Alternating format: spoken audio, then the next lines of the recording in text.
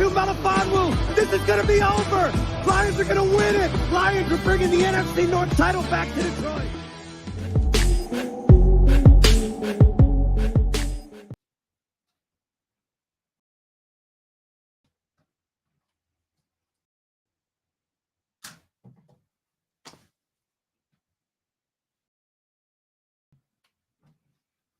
All right. What's happening, people?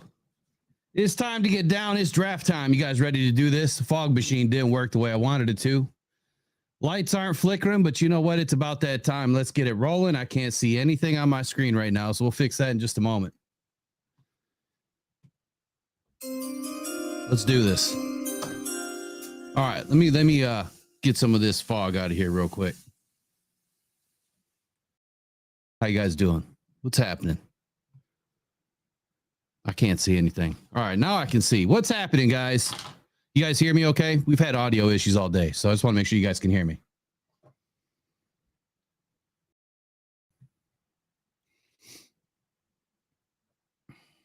I'm going to get started here in just a moment. Burning down the studio. That's right.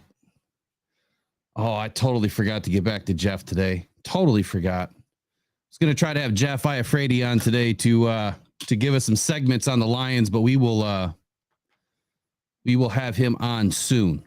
Damn it. I totally forgot to get back to him.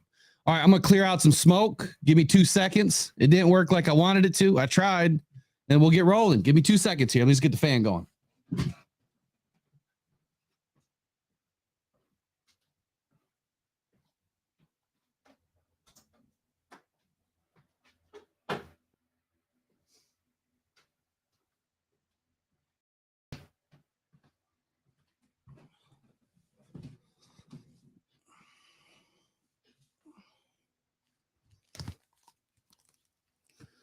All right. Looks like we got a light crew right now. It's early. It is early. The dark blue look, you like it? Yeah, so my face looks all like I look like I'm in a cloud, I guess. But all right. So anyway, we got some breaking news today. A couple of times Lions have stood by their word. And I think that's what we're going to start with. Man, I can't believe it. $152 million in guaranteed money goes out today. $152 million goes out in guaranteed money today in one day. And I'm just waiting for the last shoe to drop. I'm waiting to hear that it's closer to like 260 some odd million when Jared Goff gets his deal done.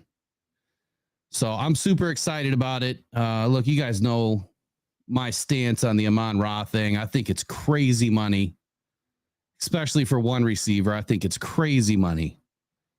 But he's worth every penny. He's proven it. He's proven it since day one. Well, more like week 9, but you get what I'm saying. He's been a stud ever since. He deserves it. I'm glad that he's going to be around for the next at least 4 or 5 seasons now. And same thing with Penei Sewell. So keeping these guys in lockstep. Here's the biggest takeaway for me. The biggest takeaway for me is this. Those were the first draft picks Brad Holmes and Dan Campbell put together. Penei Sewell was the first draft pick. First draft. You've already re-signed your guys to long-term contracts. So what this draft should do for people, the guys that are waiting to get selected, is that they should know that when you come to Detroit, Brad is going to stick to his word. That Dan Campbell is going to stick to his word. They planned on winning the NFC Championship by year 3. They really wanted it year 2. And they almost went to the Super Bowl. Literally 1 half away. So trust in them. So for any of you guys that probably won't listen to this podcast tonight, but if you do, just trust in them. We've been watching them for 3 seasons. Do what they do best, and that is be honest about it. They're real. They're as real as they're going to get. They're not going to BS you. If they tell you that they're going to do something, they're going to do it. So, all right. Appreciate everyone coming in tonight. Let me get the chat popped open. I got to tell you, I've been writing for 3 days, and I might have come up just a little bit short. So at the very end of the first round, I'm going to have to finagle just a little bit because it is a lot of writing. It's a lot of talking. You guys are going to hear a lot of talking tonight. There's not going to be a ton of interaction. I mean, you guys in the chat, obviously, you're going to have a ton of interaction. But for me to get all of this out by myself, I'll have to take a few breaks, let the voice rest, but just stick with me. It's going to be a long night. We got a lot to get through. It's going to be exciting. And we'll do the jersey giveaways every so often. And we'll have some fun with it. So, all right, let me get the chat open here.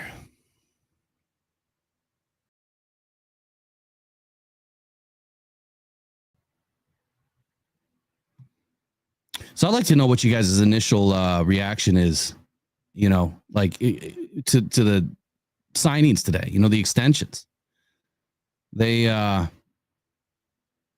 shocked a lot of people today. A lot.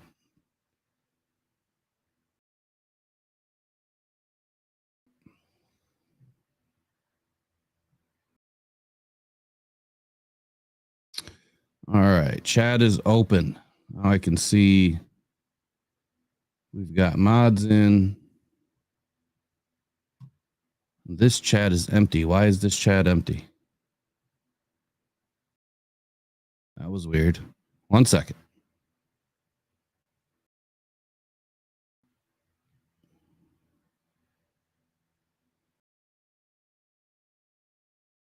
The smoke does not help. I might have to open up the studio door.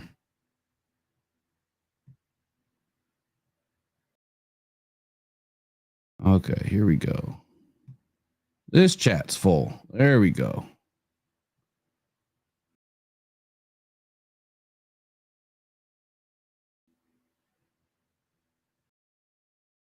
All right, you guys ready to get going?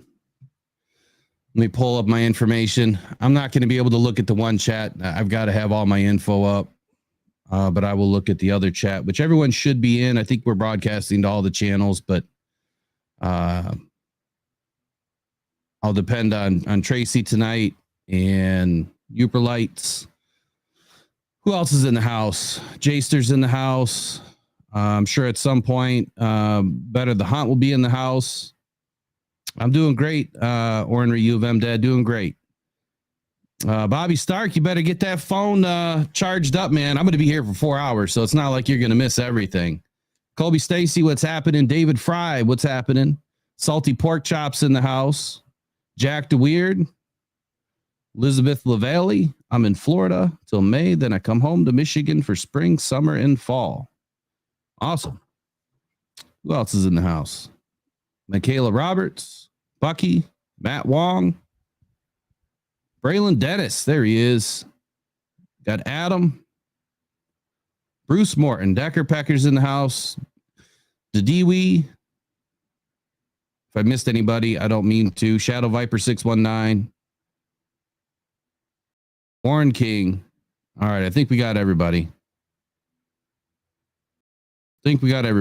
All right, so let's do this. I'm going to get started with pick number 1, which is obviously the Chicago Bears. I have written a ton of information about every team. I wanted to walk through the entire first round with what I see that kind of sets the stage for all of the draft. And I gotta be honest here. I mean, there's some areas in here. Once I start, I got some bombshells. I got some big trades. I'm beginning to get a little worried as to why my information's not right here. Hold on.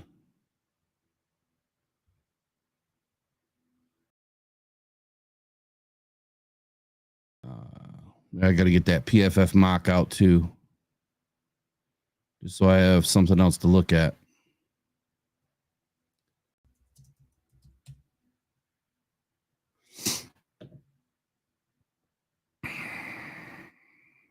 All right, here we go.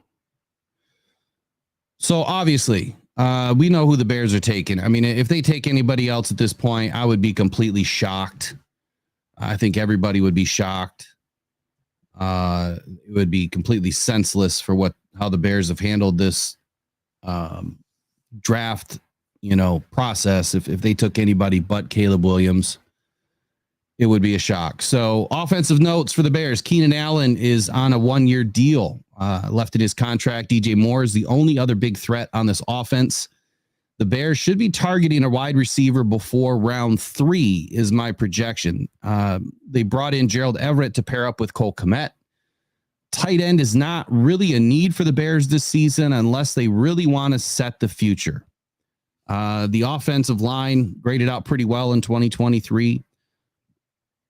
Left tackle Braxton Jones, right tackle Darnell White, or right center Ryan Bates, all graded out above average. Bates is the only quasi-elite offensive lineman on this team. I could see an upgrade at right tackle if the Bears were to opt for a tackle in the first round. The right guard, Nate Davis, sticks out like a sore thumb here, though. And this is who I would replace early in the draft on day 2. If they were to take a guard there, if they were to, go guard for guard and tackle for tackle, I do see quite a few offensive tackles in this draft that should project to guard, more than likely because of the arm length, but also because the tackle positions might be, firm. But if there is a need for those tackle positions to be filled, you're going to hear a lot about that in this draft. Tackles to guards that are ready to play tackle again at some point.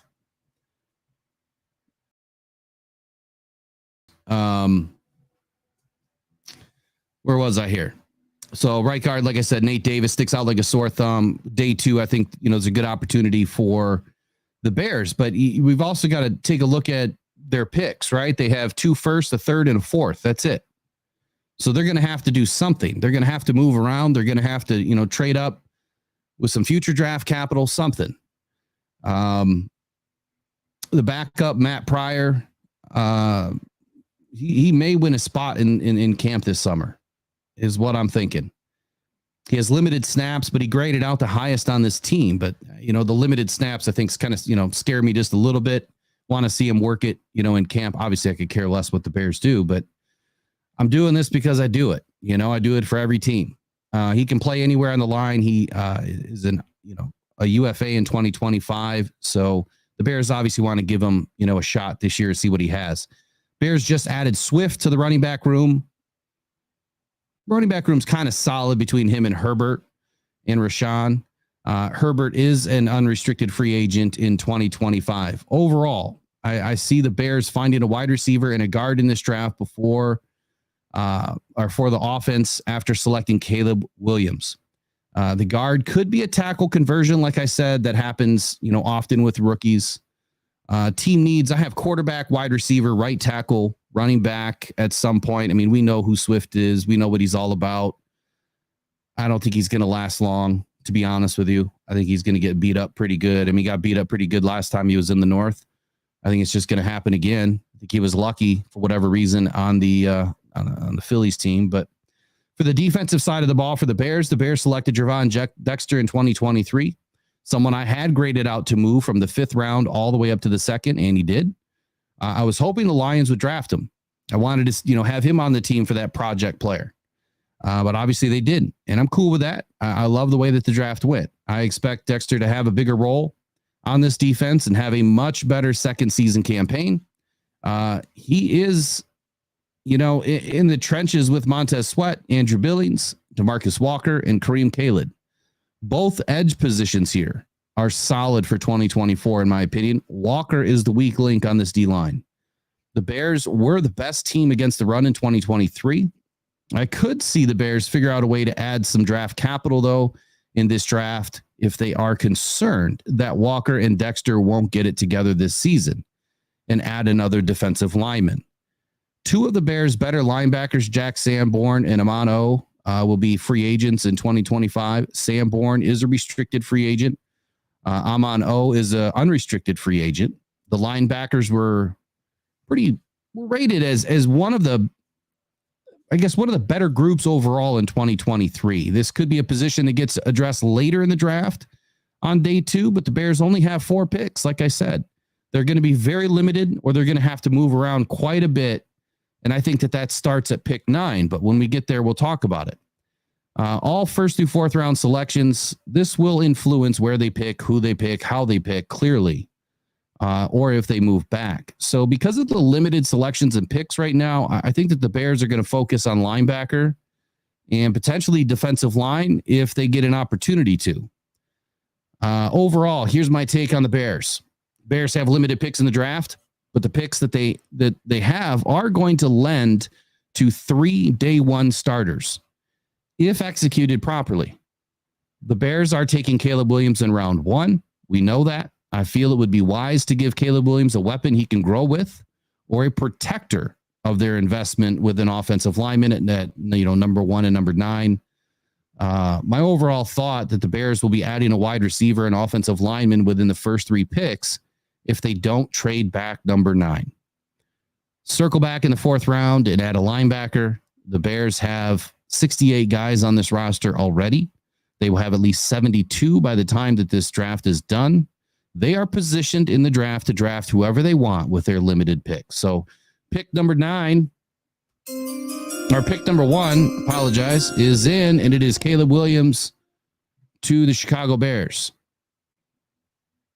Any thoughts on the Chicago Bears? Anything you guys think, that I said there that makes any sense to you? I mean, I know we don't really care about the Bears, but I'm doing this from the perspective of trying to give all of the information out there, all of the things that I've researched.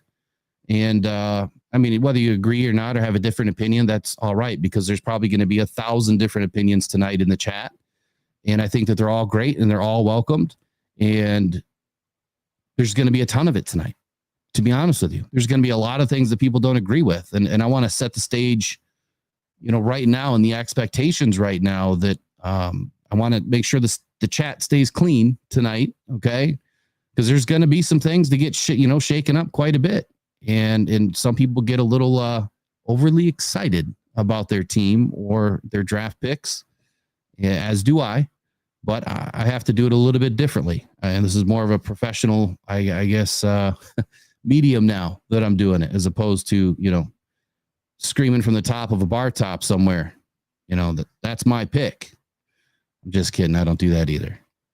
All right, so let's move on to pick 2, Washington Commanders.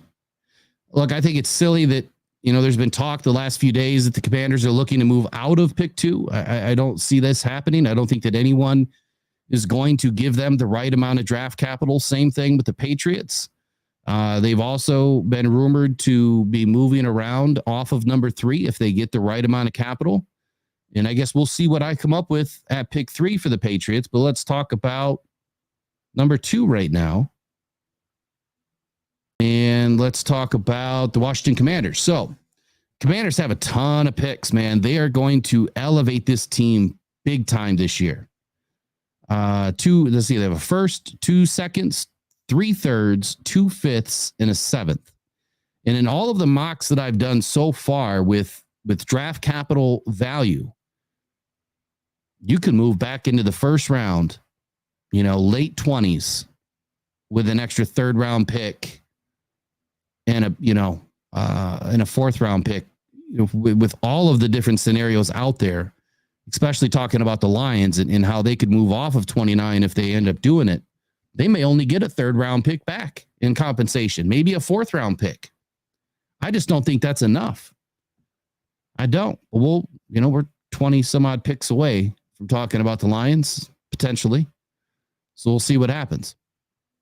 All right. The Commanders added some key pieces in free agency, expecting to draft a quarterback. Adding Tyler Biadasz was a start. They backed that up with left guard Nick Allegretti. They also added some really good backup quarterbacks in Marcus Mariota and Jeff Driscoll. Adding tight end Zach Ertz and running back Austin Eckler brings veteran leadership to the offense, and now you have a winning formula starting to come together for a rookie quarterback. The Commanders have a lot of holes in 2025 with impending free agency. With a fresh rebuild in Washington underway, I expect the Commanders to think future first. Number 1, they could still use a tight end and a wide receiver to grow with the quarterback that they select. Jamison Crowder, Curtis Samuel, and Curtis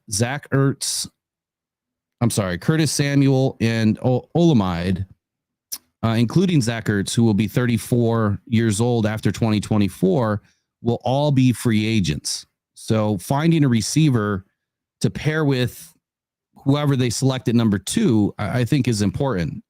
Finding a running back early in the draft is necessary, as Austin Eckler will also be a free agent in 2025. Now, you're going to hear that a lot from me tonight, talking about the free agents. It doesn't mean that there's not a potential that they don't come back to the team. It doesn't mean that at all. But when I look at drafting a player, you have to look ahead, right? What's coming down the pike? Do I need to replace this player because of age, because of money? Where are we at in the process of turning over the roster? So that's why you'll hear it a lot from me tonight, but it doesn't mean that those players can't come back. Thirdly, here on the offensive line, the Commanders will have holes that they just filled. Both additions this season will be free agents. Center Tyler Biadasz and guard Allegretti. They just filled those holes, and they're both going to be free agents. With 7 picks in the top 139 and 6 in the top 100, I expect the Commanders to add at least 1 wide receiver, 1 tight end, 1 running back, obviously a quarterback, and 1 offensive lineman on the offensive side of the ball. Clearly, it's a lot. I think that they're going to go heavy offense. We'll see what happens. Now, when we talk about the defense, the Commanders dealt Sweat and Young in 2023 at the deadline.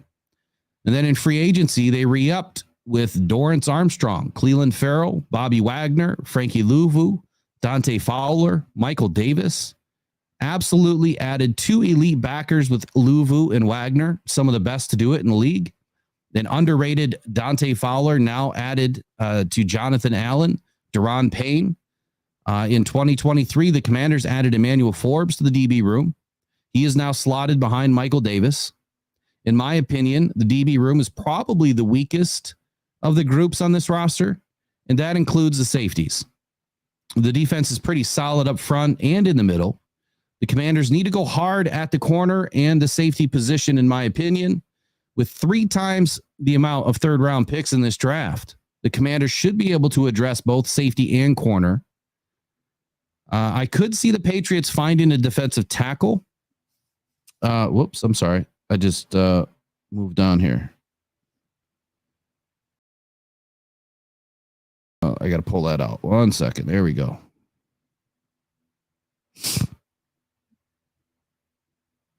All right, there we go. That last line there somehow got added into that box.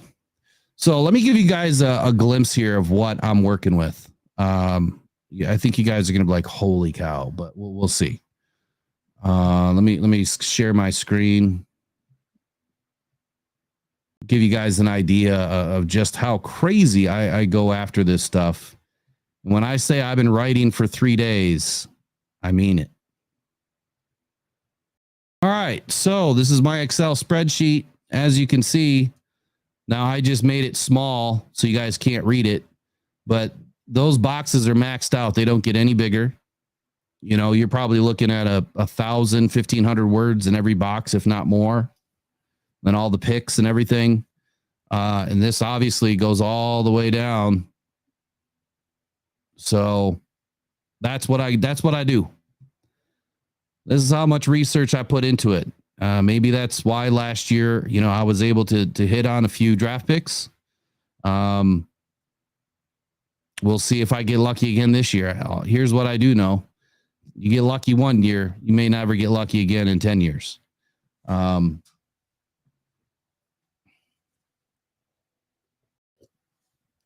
Looks like we just had a bunch of people join the stream. Appreciate you guys joining in. So we're right now I'm on Washington's defense. We're getting to pick number 2. First pick obviously was Caleb Williams, so you didn't miss much. Who else did we just get in here? Ertz is a Lions legend. The guy lasted like a whole week, Decker. That's funny, right?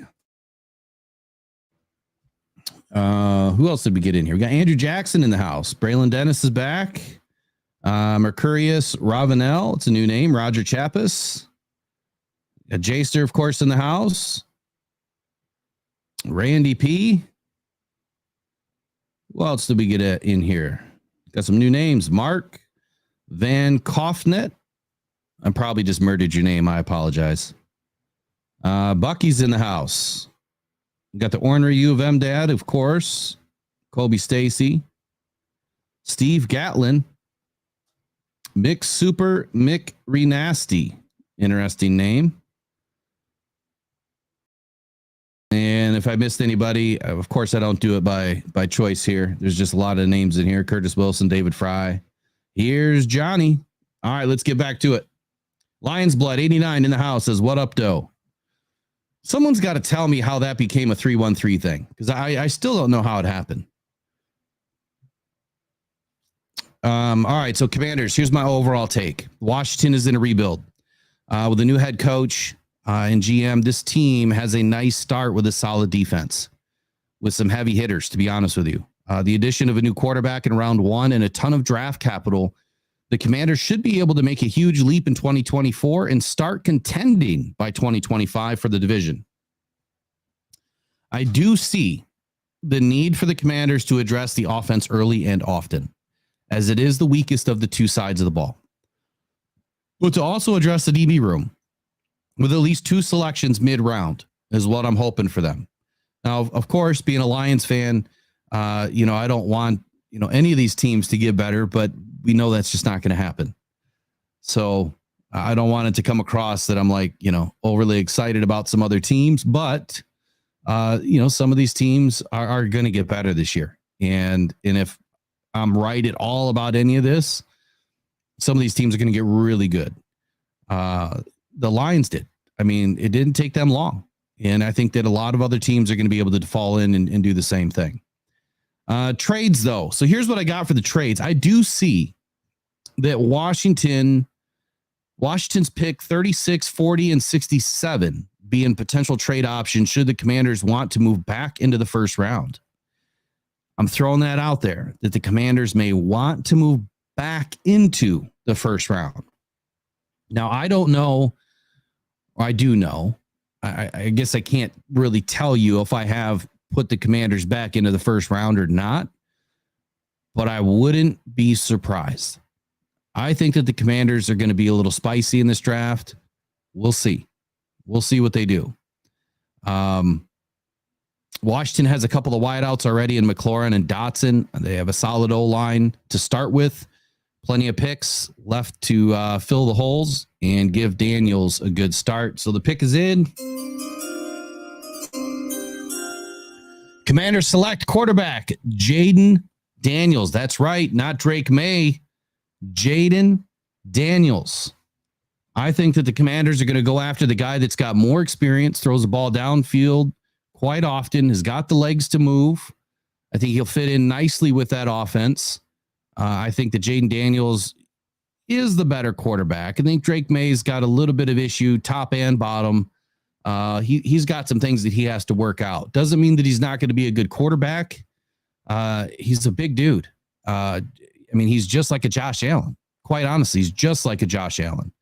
I just don't think he's as nimble as a Josh Allen, and I think he's a little herky-jerky up top and below, that he's going to have to work on it before a team feels comfortable to put him out there. And number 2, Washington Commanders just don't feel comfortable right now. And that's why they take quarterback Jaden Daniels. You know what? I forgot to pull up. The other information. I was going to go into a lot of information about each player. Maybe we'll circle back to that, because it's a lot of words already. I mean, I'm only to pick 2 already, and it's already 7:00. So, of course, we started late. Patriots, number 3. Patriots offense. We'll start on the offensive side of the ball. So what do you guys think so far? We've got obviously the easiest picks in the world. Jaden Daniels may not go number 2, but we got Caleb Williams number 1, Jaden Daniels number 2. Shadow Viper says, I want to trade with the Commanders. I think that they will want to move up past Baltimore and the Chiefs to get probably the last first or second tier tackles. So Shadow Viper, are you thinking that at pick 29? Is that what you're thinking? The Lions move out of pick 29 with the Washington Commanders? And Steve Wild says 36 and 100 for 29. So, Steve, I wouldn't be disappointed if we only move back to 36. But I think if we go beyond 36, I think we're in trouble, to be honest with you. I think it would be a bad idea. I really do. Trigger, appreciate you jumping in tonight.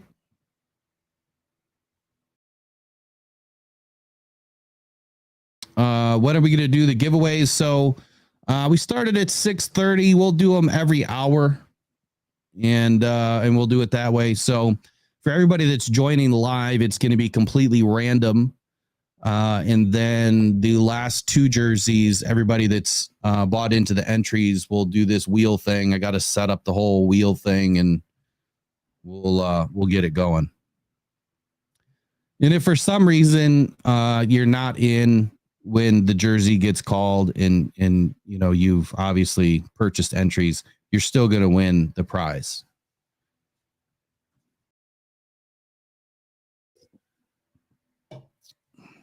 Any news on Jared Goff yet? Because you know I'm not going to see it being live.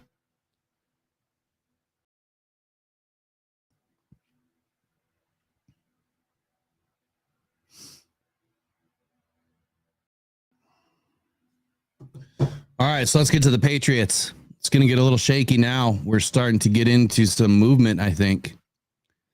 So Patriots offense is the Achilles heel of this roster, and I firmly believe that. Jacoby Brissett is not the answer long term. However, the Patriots may be more inclined to address other positions of need by trading back, as they don't possess any extra picks, and focusing on building the roster out with more draft capital. The wide receiver room, it's not bad. It's horrendous, in my opinion. With a fairly deep combination of veterans, you got Demario Douglas, KJ Osborne, who's actually pretty decent, maybe the best in the bunch. But right now, the team is lacking that true star number one wide receiver. I could see the Pats going wide receiver as their first pick, as Osborne is a UFA in 2025. The O-line is suspect at best. No elite operators exist on this line by any means. Led by right tackle Michael Onwenu, or Owenu, or however you pronounce his last name. He's probably the best in the bunch. He could be considered elite by some, but I'm not so sure, because I'm blessed with the likes of Penei Sewell and Taylor Decker and Frank Ragnow on Sundays. I just don't think Owenu is stacking up. Doesn't compare. They could use an upgrade at center and left tackle, as 5 of the 7 tackles on the roster are free agents in 2025. That's got to be a little bit scary for any GM to know almost your entire offensive line is gone in 2025 unless you do something. So I could see an upgrade at center and left tackle. I could see an upgrade coming in the second round. I think the running back room is solid for 24 with Ramondre Stevenson and Antonio Gibson. It's actually a pretty good duo. I could see a later round running back, though, added here, maybe 3rd round, 4th round, somewhere in that neighborhood, depending on what happens with the running backs. Stevenson is a UFA, though, in 2025. So Patriots might want to do something about that now. Get him in early. Tight end is a little bit shaky. You've got Hooper, who's an unrestricted free agent in 25, and only with only 3 under contract.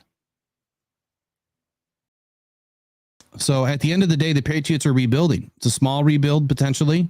Could be quick and need just about everything, though. The question is, where do they start? And how do they get to the end goal to build a solid roster? And I think that they're probably going to do something a little bit funny. And we'll get to it, though. Team needs, I have wide receiver, obviously offensive lineman, center, running back, tight end.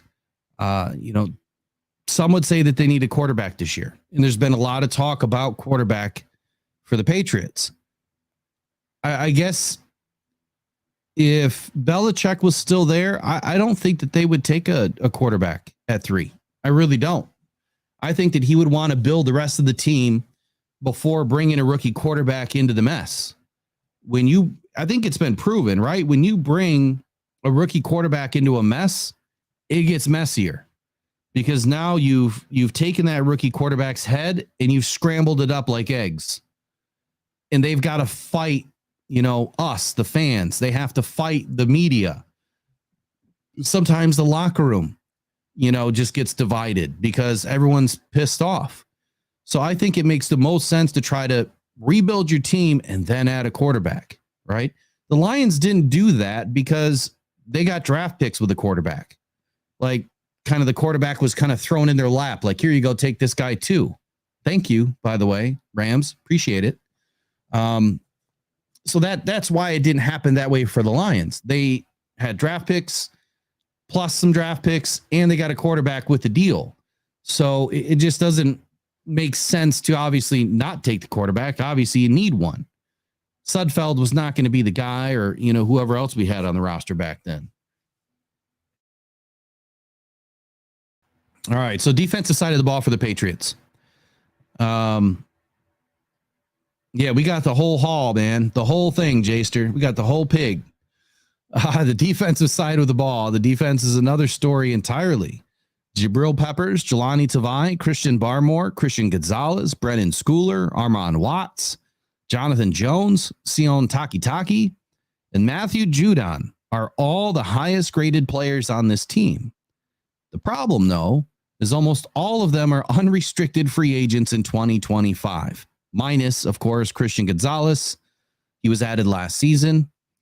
So I do see the D-line being a big need here with the pending free agency and the lack of a dominant nose tackle.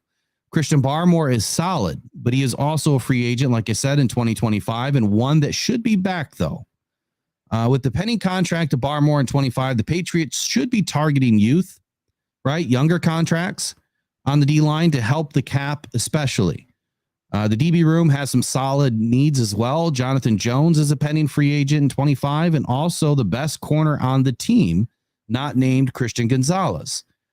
After those two, the DB room is pretty thin on talent that really needs to step up this year to kind of show what they got.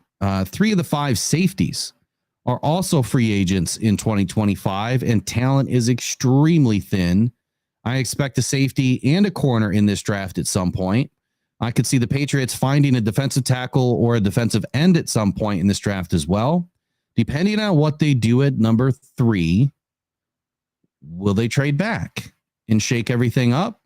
Or will they go ahead and take a quarterback at number 3? The team needs defensive tackles, corners, safeties, linebackers, wide receivers, offensive linemen, a center, running backs, tight ends. Why would you throw a quarterback into that mix?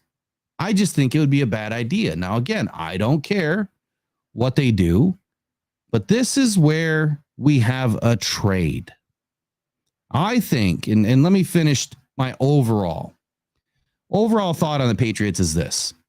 Patriots have too many needs versus picks in 2024. The offense is clearly the biggest liability.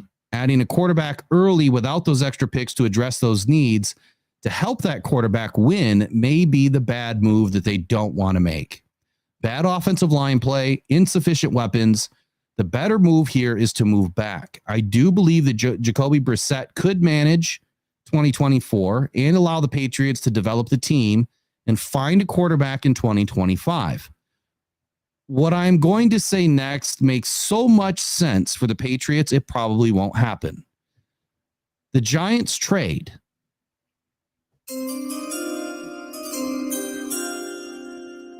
The Giants trade pick number 6 and Daniel Jones to the New England Patriots for pick number 3 and a future 4th round pick. The Giants take the deal. Jones' contract is affordable. The Patriots have plenty of cap to afford it. I would dare say that the Giants would probably pay a little bit. I mean, they're already under the cap, right? They know that money is going to Daniel Jones one way or the other. So does it matter if you pay it and then trade the guy away and then move up to number 3 to get your future? I don't think it does. But I think if they pay a little bit of Daniel Jones, salary ahead of time, it sweetens the deal a little bit for the Patriots. I think that this makes the most sense out of any of the trade scenarios that I've seen so far. And the reason why is, number one, you're getting a cold weather quarterback to go just across the pond to, or just kind of over the border, right, to New York. And he knows the Patriots well. He knows the system, right? So I think it makes perfect sense for the Patriots to bring in a veteran versus a rookie this year And then, oh, by the way, there's no guaranteed money left on Daniel Jones' contract in what, 2 seasons? So after this season, I think there's a little bit of money left on his contract, guaranteed wise anyway, next year. And then after that, you can get rid of him. So it really wouldn't cost the Patriots a ton of money. I think it's a great deal. I think it's a really great deal. Here's the deal for me, though. What do the Giants take? So the pick is in for the Giants at number 3. And the Giants select U of M arm J.J. McCarthy, a cold weather quarterback going to a cold weather city. I got to be honest with you, though. I have to be honest. I do not believe that J.J. McCarthy, Bo Nix, or Penix are deserved of the number 3 pick at all. I don't believe that. I think it's way too early. I think that J.J. McCarthy is a great young talent. I just don't think that he's shown enough of his arm talent to deserve the number 3 pick. But because the Giants are kind of quarterback hungry and they're willing to move off of Daniels with a trade to the Patriots, I think that that's where they take J.J. McCarthy. I don't think that they take a chance with Drake May if they see some of the same things that others do. And I definitely don't think that they take a Bo Nix or a Michael Penix this early. So that's my trade. That's my big shakeup to start the day at pick 3. Daniel Jones to the Patriots. J.J. McCarthy goes to the Giants. And now we're on to Arizona. The team that has like the most picks in this draft. And I've given some great takes on Arizona already. I think that they're going to be one of the best teams in 2024. Like, how do I put it? Most improved teams. So let's start off with the offense here. Cardinals will be thin at wide receiver. Well, let's see here. Let me see what you guys are saying about the trade. Hold on. Adam says, does Will know Albert Breer reported that the Lions are among the teams that have called up about trading up, that they could be looking for an edge or a quarterback at number 3, Adam? Like, it would take heaven and earth to move to 3.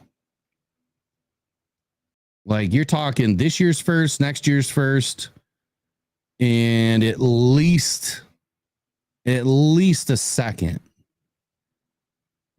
Just the trade up. Yeah, no, I firmly believe the Lions want to trade up. I really do. I just don't know where yet, or do I? Or I mean, I have my thoughts. You know what I mean? Brian Welsh says Daniel Jones will suck as bad in Foxborough as he did for the Giants. He could, but you know what, man? Sometimes, hold on, what do we got here? Sometimes people just need a new change of scenery. You know what I mean? Sometimes you just need to get out of a bad situation, put yourself in a better situation, and things just kind of change. A fresh start, you know? Yeah. Warner U of M, Dad, it would take a kidney too. That's right. To move up to 3. It would be a lot. Mark Van Kofnet says, no way the Lions are trading up to the top 10. All right. Does anybody know of another team that wants to trade into the top 10? Throw in a Ford vehicle too. Yeah. Give them Ford vehicles for life. Trade-in policy every couple years. All right, so let's get on to Arizona here. There you go. Elizabeth LaValle says rookie quarterback needs a good offensive line to have success. Absolutely. Absolutely. That's the minimum, I think. Like, you've got to come into a good offensive line play. If you don't have all the weapons yet, at least you're not getting crushed. You know, that's the part that ruins a rookie quarterback is you come into the NFL, which is twice as fast as college. Guys are twice as big, 10 times as good.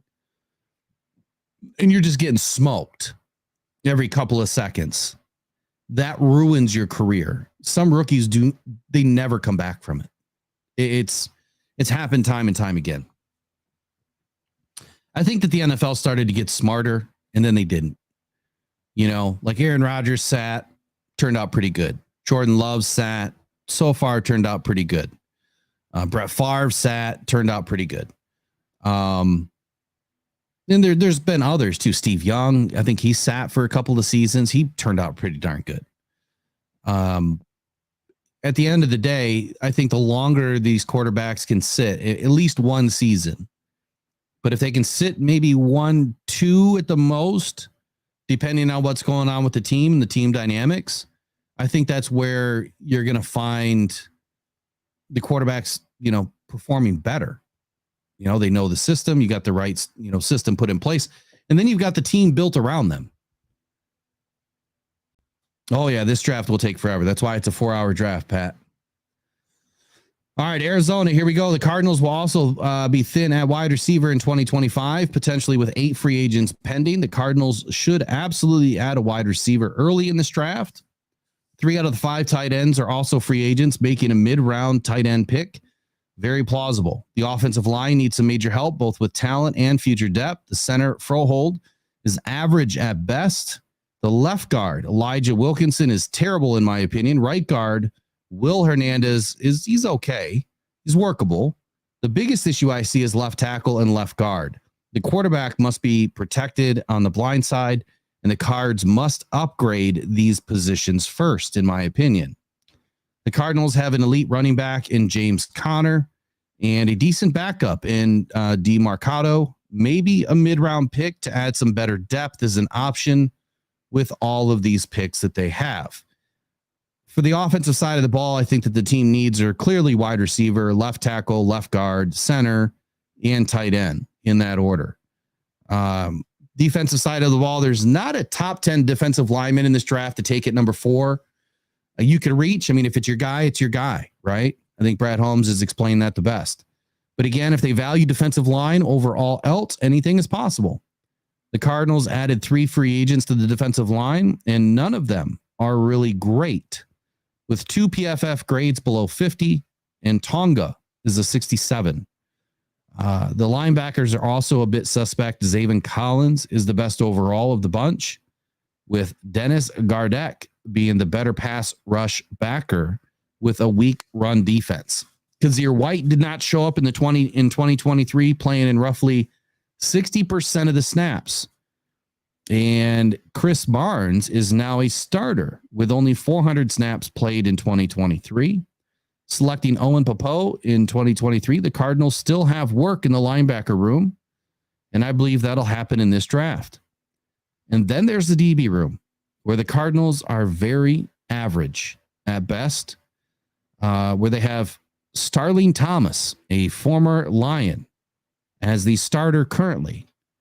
Overall, the DB room is doable for this season. I still view it as a need. And with this many picks, the Cardinals will address a ton in this draft. So overall, the team needs I have is defensive tackle, cornerback, and linebacker. The Cardinals have a unique opportunity to draft any way they want with picks 4 and 27 in the draft. But they have some options. The Cardinals would be wise to trade back from number 4 and adding another mid-first round pick and more capital for 2025. If the Cardinals value a cornerback or over a wide receiver, then the trade back makes the most sense. They can add a guard center at pick 27. The Cardinals are going to be the most improved team in 2024. My prediction is that the Cardinals will ascend just like the Texans did in 2023. The Cardinals will be the 2023 Texans in 2024. And yes, in the playoffs, and yes, win a playoff game.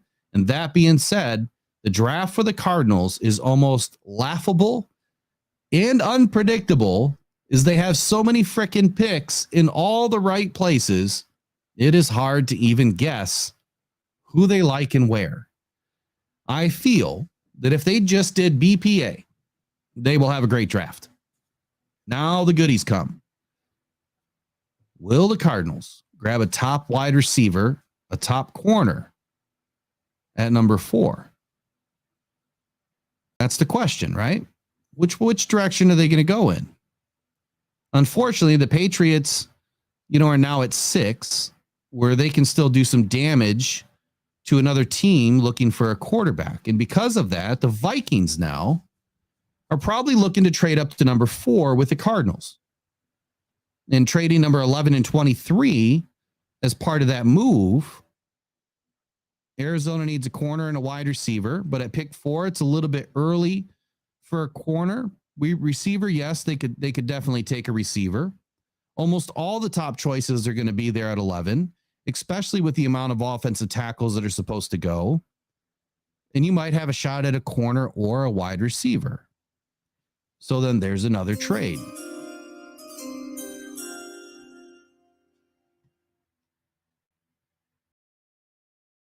So there's the other trade. So Brent Lighten, this takes a while, bud. This is a 4-hour show. So there's a trade with the Vikings, number 11 and number 23, to the Cardinals for number 4 and a third, potentially in 2024. Easily the best landing spot for a quarterback with the best wideout in the game right now, Justin Jefferson. The Vikings select quarterback Drake May, UNC. Drake May goes to the Vikings at number 4. So there you go. You have Caleb Williams, Jaden Daniels. A trade with the Patriots. J.J. McCarthy goes to the Giants. A trade with the Cardinals. Drake May goes to the Vikings. And now you're at pick number 5. And the Chargers are probably wondering what the hell just happened. All of these teams that we potentially wanted to trade with and move down with, they've just kind of screwed us a little bit. But no worry. The Chargers have plenty of picks, right? They got 2 extra 4ths and they got 2 7ths. So they'll be fine. So next up is the Chargers. Chargers are solid at quarterback, but wide receiver is a big need. Aside from Johnston and Palmer, the depth is minimal and below average, with 2 of the 4 on the roster being free agents in 2025.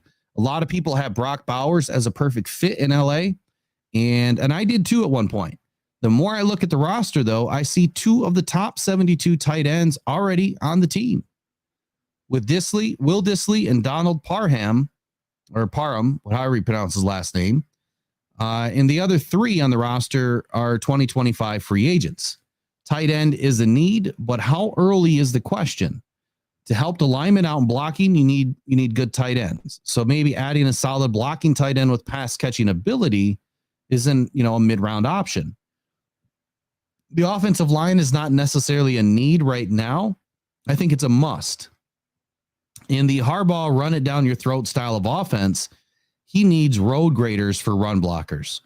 I see a solid center in Bozeman with 1 good, maybe 1 average tackle already on this team. Left tackle Rashawn Slater is the better of the 2.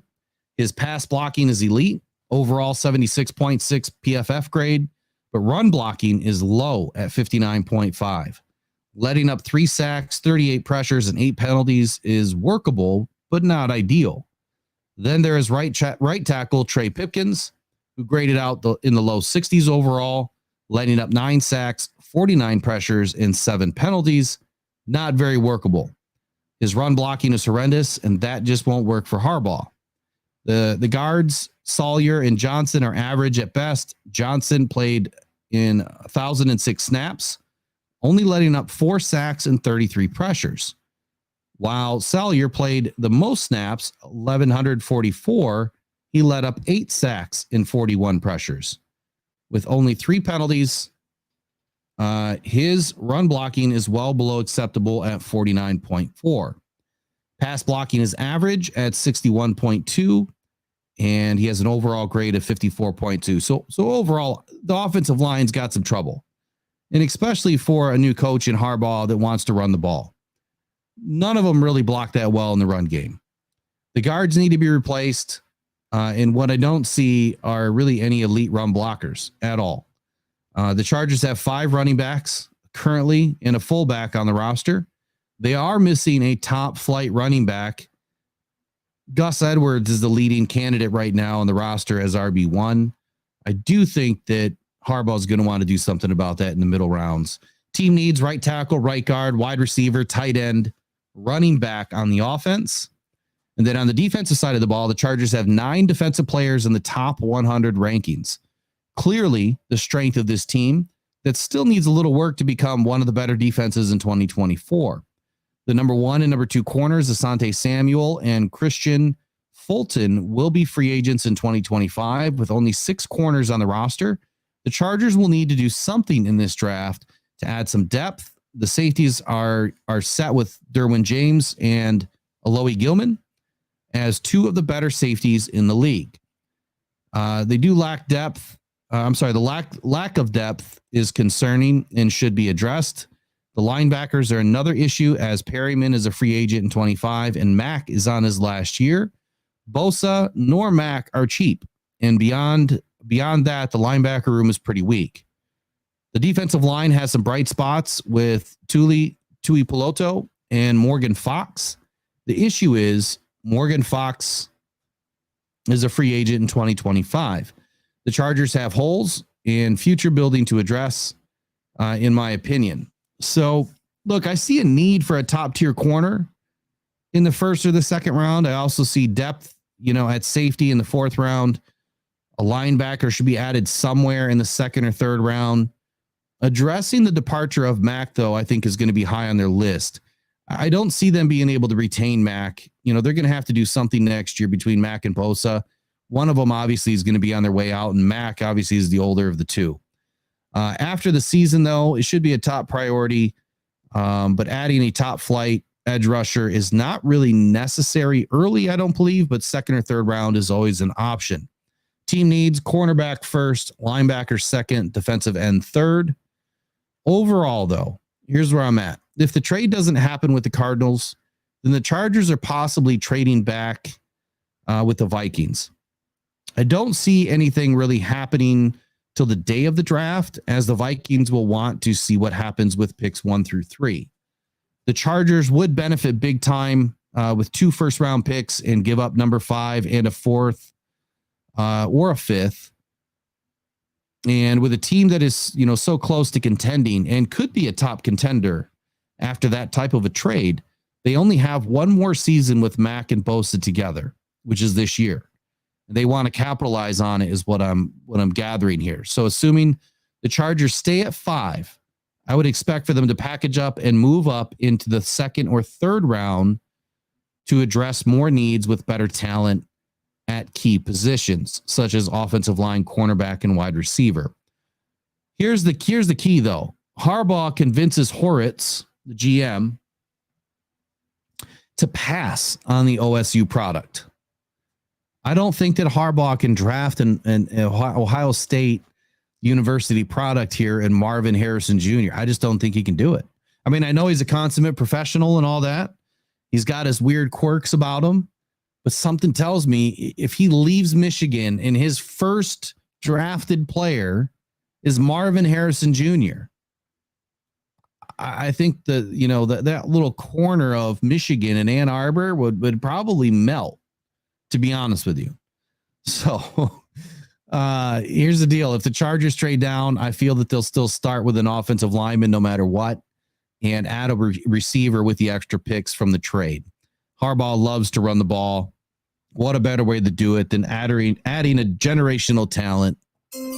Pick 5 is in, and the Chargers select offensive tackle Joe Alt, Notre Dame. Huge pick. I think it sets the tone early for what they want to do. And look, Brock Bowers, I think, is just too early at 5. I think if the Chargers, if they trade back, there's some good opportunity there. So how are we doing so far? So we're through 5 picks. We've been on for an hour. Obviously, the first 20, 30 minutes was some news, so not too bad. 5 picks in about 40 minutes, about 8 minutes a pick. We have, 27 more to go, roughly. And that puts us right around 3.6 hours. So not bad. Like I said, it's a 4-hour show for a reason. We'll have a couple of, breaks, moved in here so we can, take a breath and so I can rest my voice. But what do you guys think of the pick so far? I mean, do you think this is totally crazy? The things that I'm putting together here, is any of it even realistic? I think it's realistic. Put a lot of work into this, but the trades are what's hard. And I've never really put trades in. I've speculated trades, but I've never put trades into, like last year, I didn't put trades into it. I speculated the trades. And I, like I said, if Devon Witherspoon went at 5, that the Lions would trade off a 6. And they did. And I said they would trade with Arizona at 12. And they did. Then I said that they would take Jahmyr Gibbs. And they did. But I didn't put that into my mock. I just speculated what would happen if this happened, that would happen. And that's what happened. So, all right, let's take a 60-second break here. I got to rest my voice for just a second. Let it kind of catch up. I'll be right back. And we'll get into pick 6. And then how about the 8 o'clock hour? We'll fire off the first jersey. How about that? 8 o'clock, we'll fire off the first jersey. And then 8:45, we'll fire off the second. 9:30, 9:45, fire off the third and get the last jersey out by 10:30, so it's not too late. And I know some of you guys are on the West Coast. Let's start with that. So 8 o'clock, we'll fire off the first jersey. I'll be back in just a minute. I'm just going to play this thing while I'm gone. Which, of course, I forgot to load one up today, so we'll just play this cheap little thing.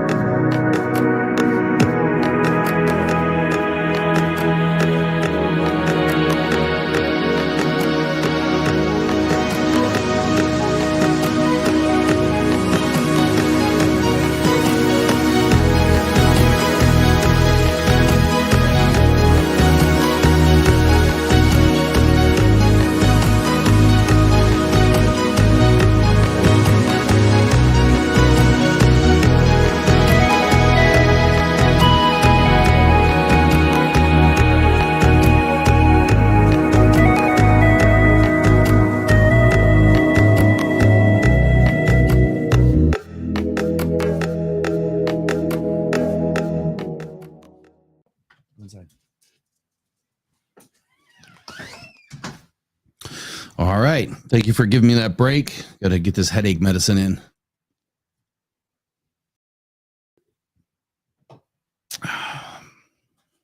Okay. All right. Chargers take Joe Alt at 5. Now we're back to the Giants pick, which clearly was traded to the Patriots. So I'm not going to go ahead and read what the Giants do since they've already picked. I'll just set them right there. So since the Giants have already picked, we'll go ahead and move on to the Patriots, which we've already spoken about what they were missing, which is team needs on the defense. I think it's defensive tackle, corner, safety, offensive side, wide receiver, offensive line, center, running back, tight end. Overall, I mean, they've already gotten their quarterback, right? So they've gotten Daniel Jones in this mock.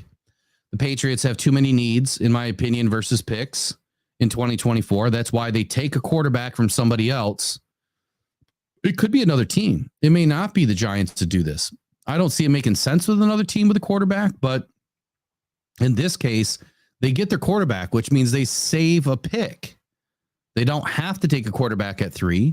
So now what do? Now they go and grab that talent that they need on the offense, which is, they're pretty thin at wide receiver, right? So at pick number 6, the Patriots added a vet quarterback in a trade with the Giants. Now they add a top tier wide receiver. I wouldn't be surprised though, if the Patriots, if Joe Alt for some reason slipped past the Chargers, that they would, address, offensive line. Clearly, I mean, Joe Alt would be the guy to take, and there's plenty of other offensive linemen out there. It just makes more sense to me that the Patriots now have moved back to 6, and they select Ohio State University product wide receiver Marvin Harrison Jr. Now, I will say this. I've been going back and forth on Marvin Harrison and Rome Odunze. Back and forth. I think that Rome Odunze is going to end up being the better player. I really do. For some reason, I mean, look, I know that Marvin Harrison has the pedigree. Absolutely. I think he has the pedigree. But for some reason, I think that Odunze is going to be the better player. It's going to depend on where he lands, what team he lands with, what quarterback clearly he has. But something just tells me that Odunze is going to be the better player. All right, so let's move on to pick number 7 here. Titans. Titans, another team that has a ton of picks in this draft. They have, 3 7th-round picks. They are missing a third, though. So we'll talk about the offensive side of the ball. And King SJ's in the house from Toronto. How you doing, man? J-Rod's in the house. Jayster, Big Walt, what's up?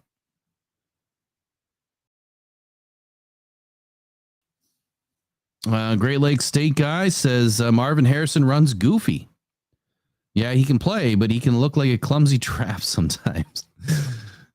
Oh man, I called Jared Goff a giraffe because he's so clunky sometimes when he runs. A lot of quarterbacks are, but especially when they're under pressure. All right, so pick 7, Titans. Look, they drafted Peter Skoronski in 2023, and with 5 tackles pending free agency in 2025, including 2 of the starters, the Titans should be looking to address the other side of the offensive line and rebuild it as well. With a loaded wide receiver room, adding Ridley in the offseason to Treylon Burks and DeAndre Hopkins, it wouldn't appear to make a ton of sense to add a top-tier wide receiver this early. However, with an aging Hopkins in the last year of his contract, the Titans may want to add some insurance to this room, but at some point, not so sure that it's going to be the first round. The Titans added Tony Pollard in the offseason, huge pickup. But there's not much behind him for insurance either. I could see a later round pickup of a running back, potentially 4th round. I think it's a little too early in the second. Depending on what happens after the draft and, cuts, there could be some players available as well. But I could see, like I said, a later round pick of a running back headed, to Tennessee if they don't address tight end. Lastly, the tight end room is not really secure with a top flight playmaker. They need a better blocking tight end to help out the offensive line in the run game as well. I could see a late round asset spent on this position, maybe packaging up some picks to move up into the 4th round to find one. Remember, they have 3 7th-round picks. And I think that, you could see that happen for sure. 3 7s could potentially get you into the 5th. I don't have the draft calculator up, so I really don't know. I'd have to plug it in. But I do see more assets being spent on the offensive side of the ball in this draft. The O-line led up to 5th most sacks in 23. They averaged only 17.9 points per game, 289 yards per game.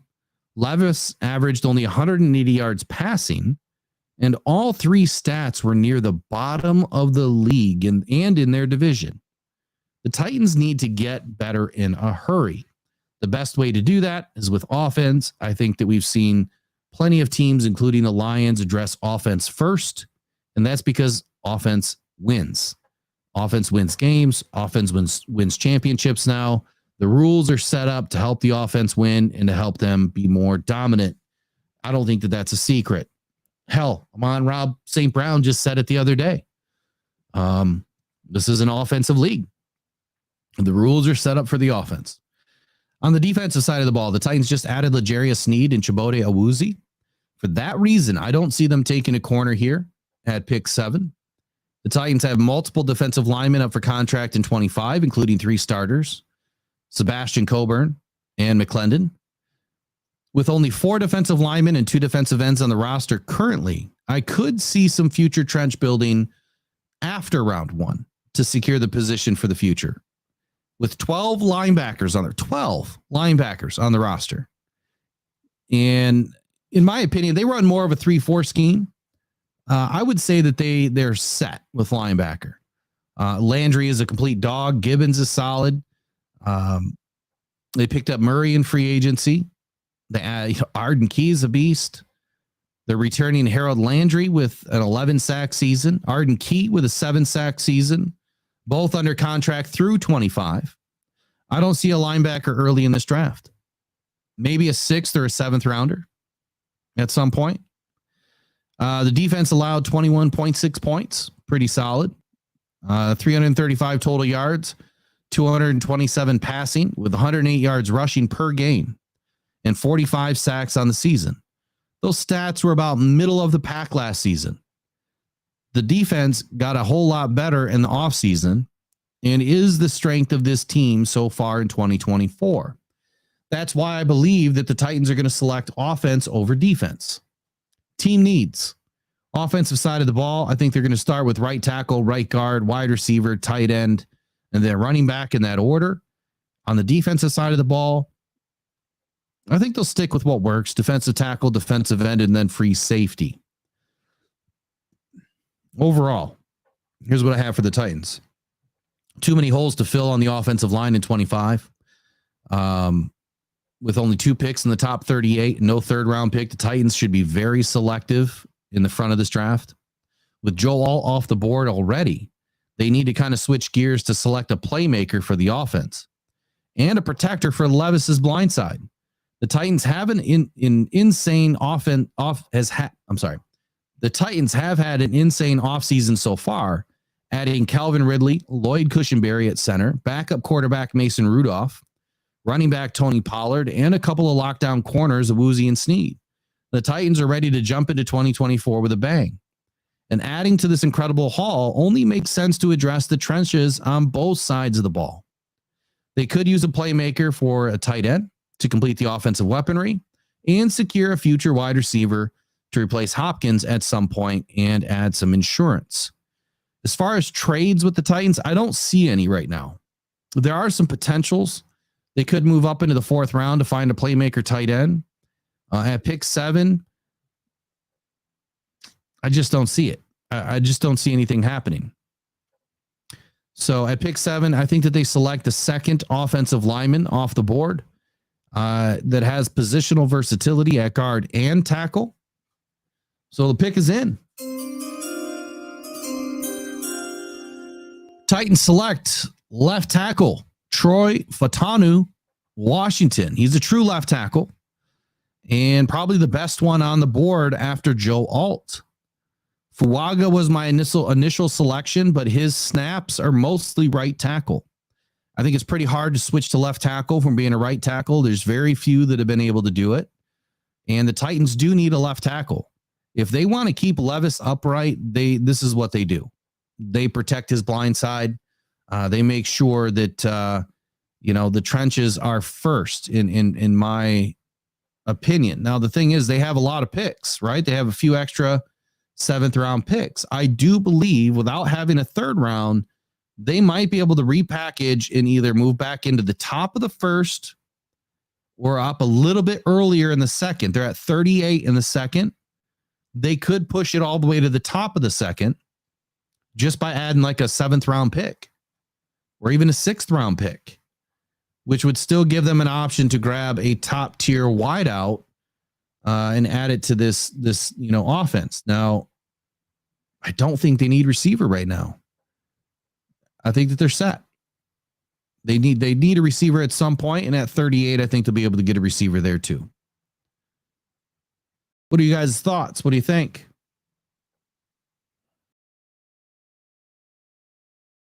It's a good point there. They should trade down.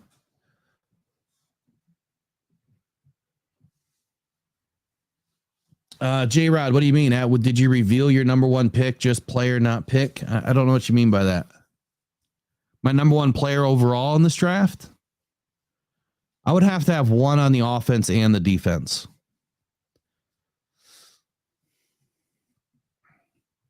Yeah, I think the Titans would love to trade down. I just don't know, with all the quarterbacks pretty much set, I just don't know if anyone is going to be willing to move up. It just all depends on what happens in those top 3 picks. I think that if Drake May goes at number 2, I think we have chaos. I think some things get pretty spicy. Well, let's move on to what could be the spiciest or one of the spiciest teams in this draft, the Falcons. They got 2/3 and 2/6, and every other round in this draft. Already making moves. So Atlanta, we'll talk about offense first. Atlanta's offense has a new play caller, Zach Robinson, the former Los Angeles Rams quarterback coach, who will install a Sean McVay-inspired attack offense in 2024. So the Falcons' offensive line continuity, in my opinion, should help them overcome any processing issues as they work within this new scheme. The Falcons have the 4th-ranked offensive line heading into 2024, but Lidstrom is their only superstar. Nothing pressing for 2025 free agency with the offensive line, but I do see a potential to add a little bit to this room at some point. Left guard would be the primary target to upgrade right away. The offense is missing a true number 1 receiver. After adding some solid rotational pieces in Rondell Moore and Darnell Mooney, Drake London is the best pass catcher on this roster. Kirk Cousins is going to miss Justin Jefferson. And I feel that this is a top priority for the Falcons in 2024. They want to give Kirk a real weapon he can work with. The running back room is pretty solid. The tight end room added a free agent, Charlie Werner. And with Kyle Pitts entering his last season, I do see the Falcons finding an upgrade over the number 2 tight end and a potential replacement for Kyle Pitts should a deal not happen in the future. Hold on one second. I got something making some noise over there.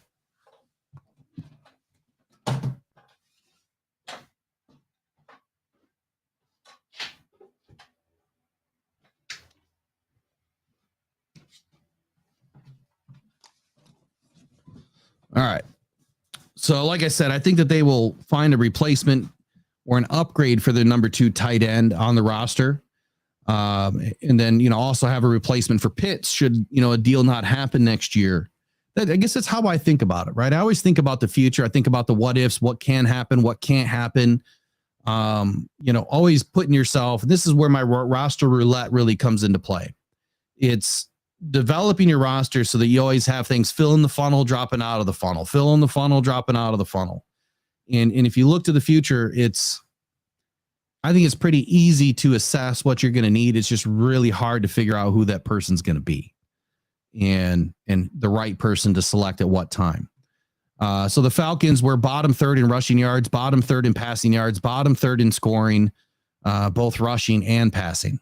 I think team needs is wide receiver, 1st or 2nd round, left guard, 1st or 2nd round, tight end somewhere in the 4th round, maybe package up and move forward a little bit, find a better tight end. I love Theo Johnson. I think that Theo could be the best tight end in this draft. He's not ranked as such. I think between him and Brock Bowers, it could be a dogfight. I think Brock is going to have the early lead. I think he's going to jump out, kind of like what I was saying the other day about initial ceiling of Jared Verse, how Jared Verse is like, the old man in the room. He's going to go in, he's going to do it. But Turner's probably going to end up the better defensive end overall. Just Verse is going to do it quicker. Turner's going to catch up. I see the same thing kind of happening here. I think Theo just needs a little bit of development. And he to me, projects just like Sam Laporta. But Sam was like ready to go. But you wouldn't have thought by his numbers. All right, defensive side of the ball for the Falcons. The Falcons were good in the pass defense in 23, ranked in the top 10 for yards allowed. I do see a need to upgrade the nickel corner, Mike Hughes. Obviously, he's a former Lion expat. He's still the same Hughes he's always been. Terrible. Also, left corner, Clark Phillips, potentially could be upgrade worthy if you have a luxury pick available, which I do believe the Falcons do have. At least an upgrade, or at least upgrade his backup, maybe in the 4th round. AJ Terrell, in my opinion, is pretty solid. Strong safety, DeMarco Halams is good. And free safety, Jesse Bates is elite as they come in this league. So they do have some key spots on the defense that are already set. The Falcons run more of a 3-4 defensive scheme with 4 linebacker positions. Nate Landman and Lorenzo Carter are entering their final season under contract. Left inside linebacker Caden Ellis leads the linebackers in this group. Right inside linebacker Nate Landman is a run stuffing machine. Right outside linebacker Lorenzo Carter is good to above average. And the weak link, in my opinion, is the left inside linebacker Arnold Ebiketie. Ebiketie is the only one who I would consider upgrading through the draft and possibly adding one to cover potential losses in 2025. So I wouldn't say you get rid of, Ebiketie, just add another corner or add another linebacker to compete. And then you also have one in case you have some losses in 25 because free agency is a problem for them. The last group here is the defensive line. Falcons are returning defensive tackle Jared Grady, nose tackle David Onimata, and edge rusher Zach Harrison as the starters. Grady and Onimata are really solid, really good, in my opinion. With 8 defensive linemen, mostly backups on the roster currently, are also all 2025 free agency. So I expect some movement here for the Falcons, ranking middle of the pack in sacks and rush yards per game, near the bottom in interceptions. Team needs on the defensive side of the ball: cornerback first or third, defensive end first or second, linebacker somewhere early, but I say the third round, to be honest with you. Maybe package and move up if you have to. Overall, the Falcons will need to upgrade to push off. We'll need to upgrade the push off the defensive line or add a top tier corner in this draft, with the potential to lose 2 of their better linebackers next season. And hold on a second here. And having 2 third-round picks currently, I could see the needs for the Falcons to add a linebacker in the 3rd round. I could see Dallas Turner being the first defensive player off the board here to bolster the defensive line with the hopes of generating more sacks. Corner is also a need, and it will be a tough decision for the Falcons to pass on one or both of the best corners and defensive ends in this draft, depending on what happens with the tampering investigation. So this is the big what if, and I haven't heard if anything's happened today. Depending on what happens in this tampering investigation, if they lose a later round pick, I don't think it affects their first round, obviously. But it could affect what's going to happen later, and that could also affect what they take early because they may not have the ability to grab that player later. The question is whether they feel the offense or defense is further away from success. I would say the offense was worse and unknown. Now with Kirk Cousins, you just don't know what you're going to get. The defense has a better foundation. I think the offense could add a wide receiver in the 2nd round easily at pick 43. But the pick is in. Look, depending, again, tampering outcome, I think that messes with their later round picks. I don't think it messes with pick 8. And here we go. I think the pick is in for the Atlanta Falcons. They stay at 8. They select the first defensive end off the board. My number 1 guy, Dallas Turner, Alabama, becomes a Falcon. Pick 9. It's 8 o'clock.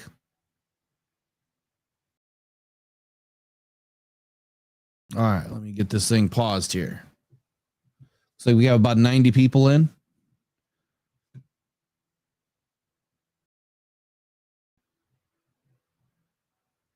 Jake Bates. Let's see. Here we go. J-Rod says, I think that Hooker gets traded before Goff. Ooh. And we draft younger for, say, Joe Milton. I like Joe Milton.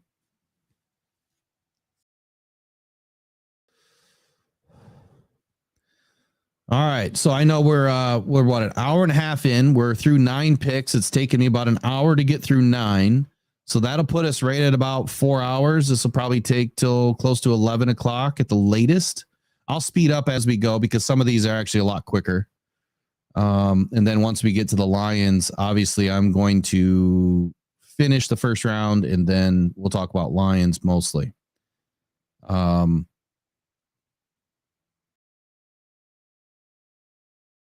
right. So first jersey giveaway. Let's do it. Let's give a jersey away. How many people we got in? 86 people. So for the first jerseys, you got to be live to win. For the jerseys that have entries, you don't have to be live to win. Give me 1 second here. And if this goes way too long or something, I might just have to regroup and do some more tomorrow. Meaning the draft. So I'm on my own, so it's kind of tough. Like my voice could just end up giving out. Who knows? All right. Got the wheel of names here. Would have been easier if I added. All right, so do me a favor, everybody in the chat, starting in 1 minute, just start putting your name in the chat. Just your name on your YouTube or Facebook or Twitter, whatever it is. Just put your name in the chat one time and then wait until after this is done. So I'm going to start with Colby Stacy. Colby Stacy is the last person.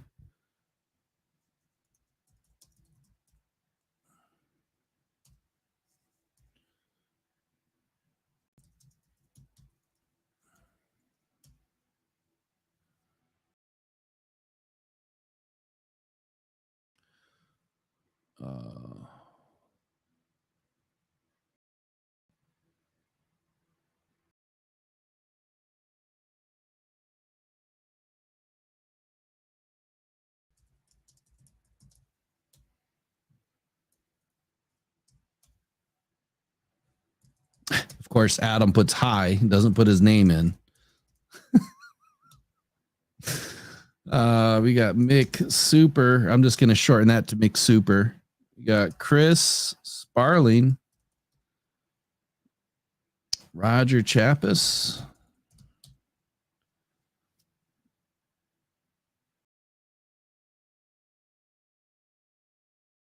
Got U of M guy.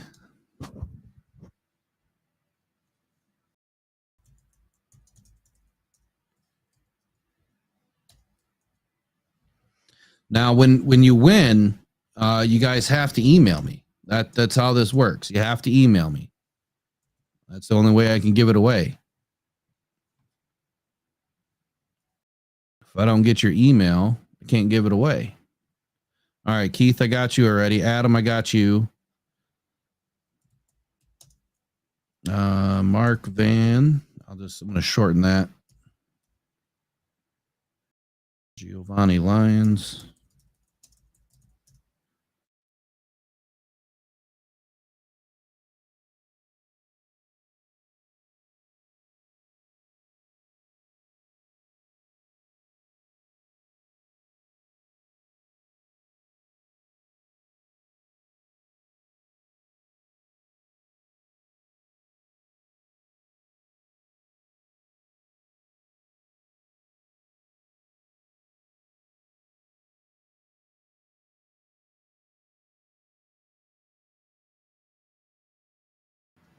All right, I'm just putting all the names in, then we're going to roll it.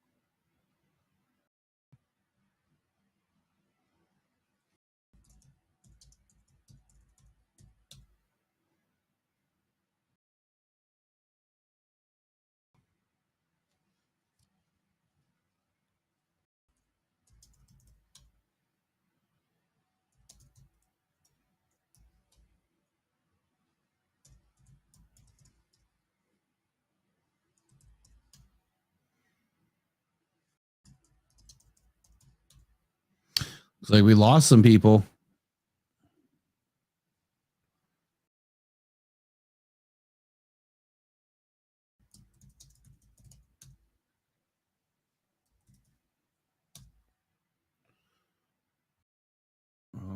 Let's see, we got J-Rod. People are jumping off at the wrong time. Unless we've got ads running or something crazy. Got Steve K in the house. Got Jster.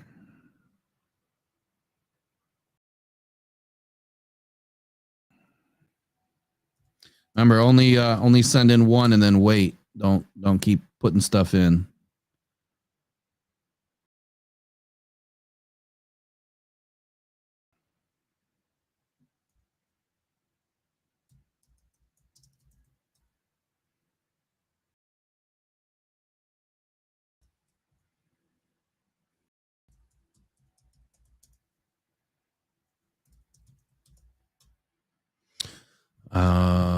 What's this?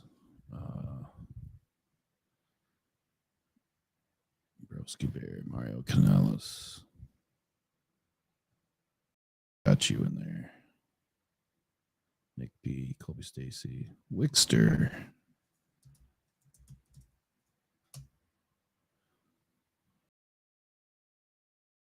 Brent Lighton. Got you. Dr. Packer, Colby Stacy. So I've only got 39 entries and 74 people watching.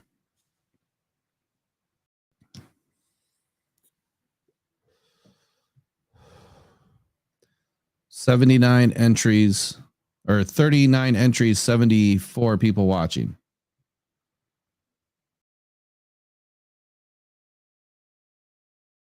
Oh, Inside the Den's on? Shit. We should watch it together, huh?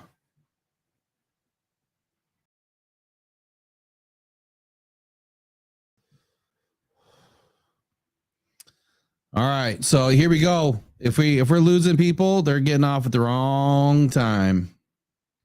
Jack DeWeird, I think I got you in here. Yep, I do. All right, let me share this screen.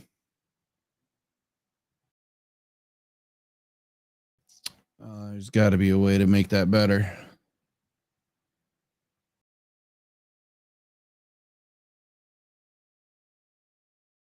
Really? Come on.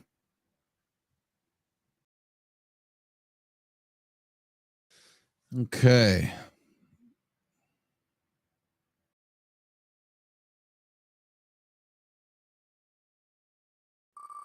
Here we go. What it lands on, we're not doing elimination.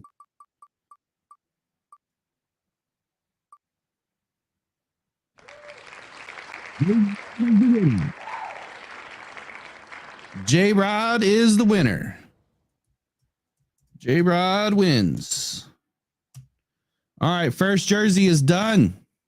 Still got 3 more to go. Hey, how's the audio? Does this sound okay right now? It's not all messed up. All right, so I'm going to leave all of those names in there, and then we'll get it ready for the second one here in a little bit. All right, so we're up to pick number 9. So J-Rod, you should have my email, but I'm going to put it in this chat. I don't know why it's doing all of mine. Here we go. info@rockdownpodcastnetwork.com.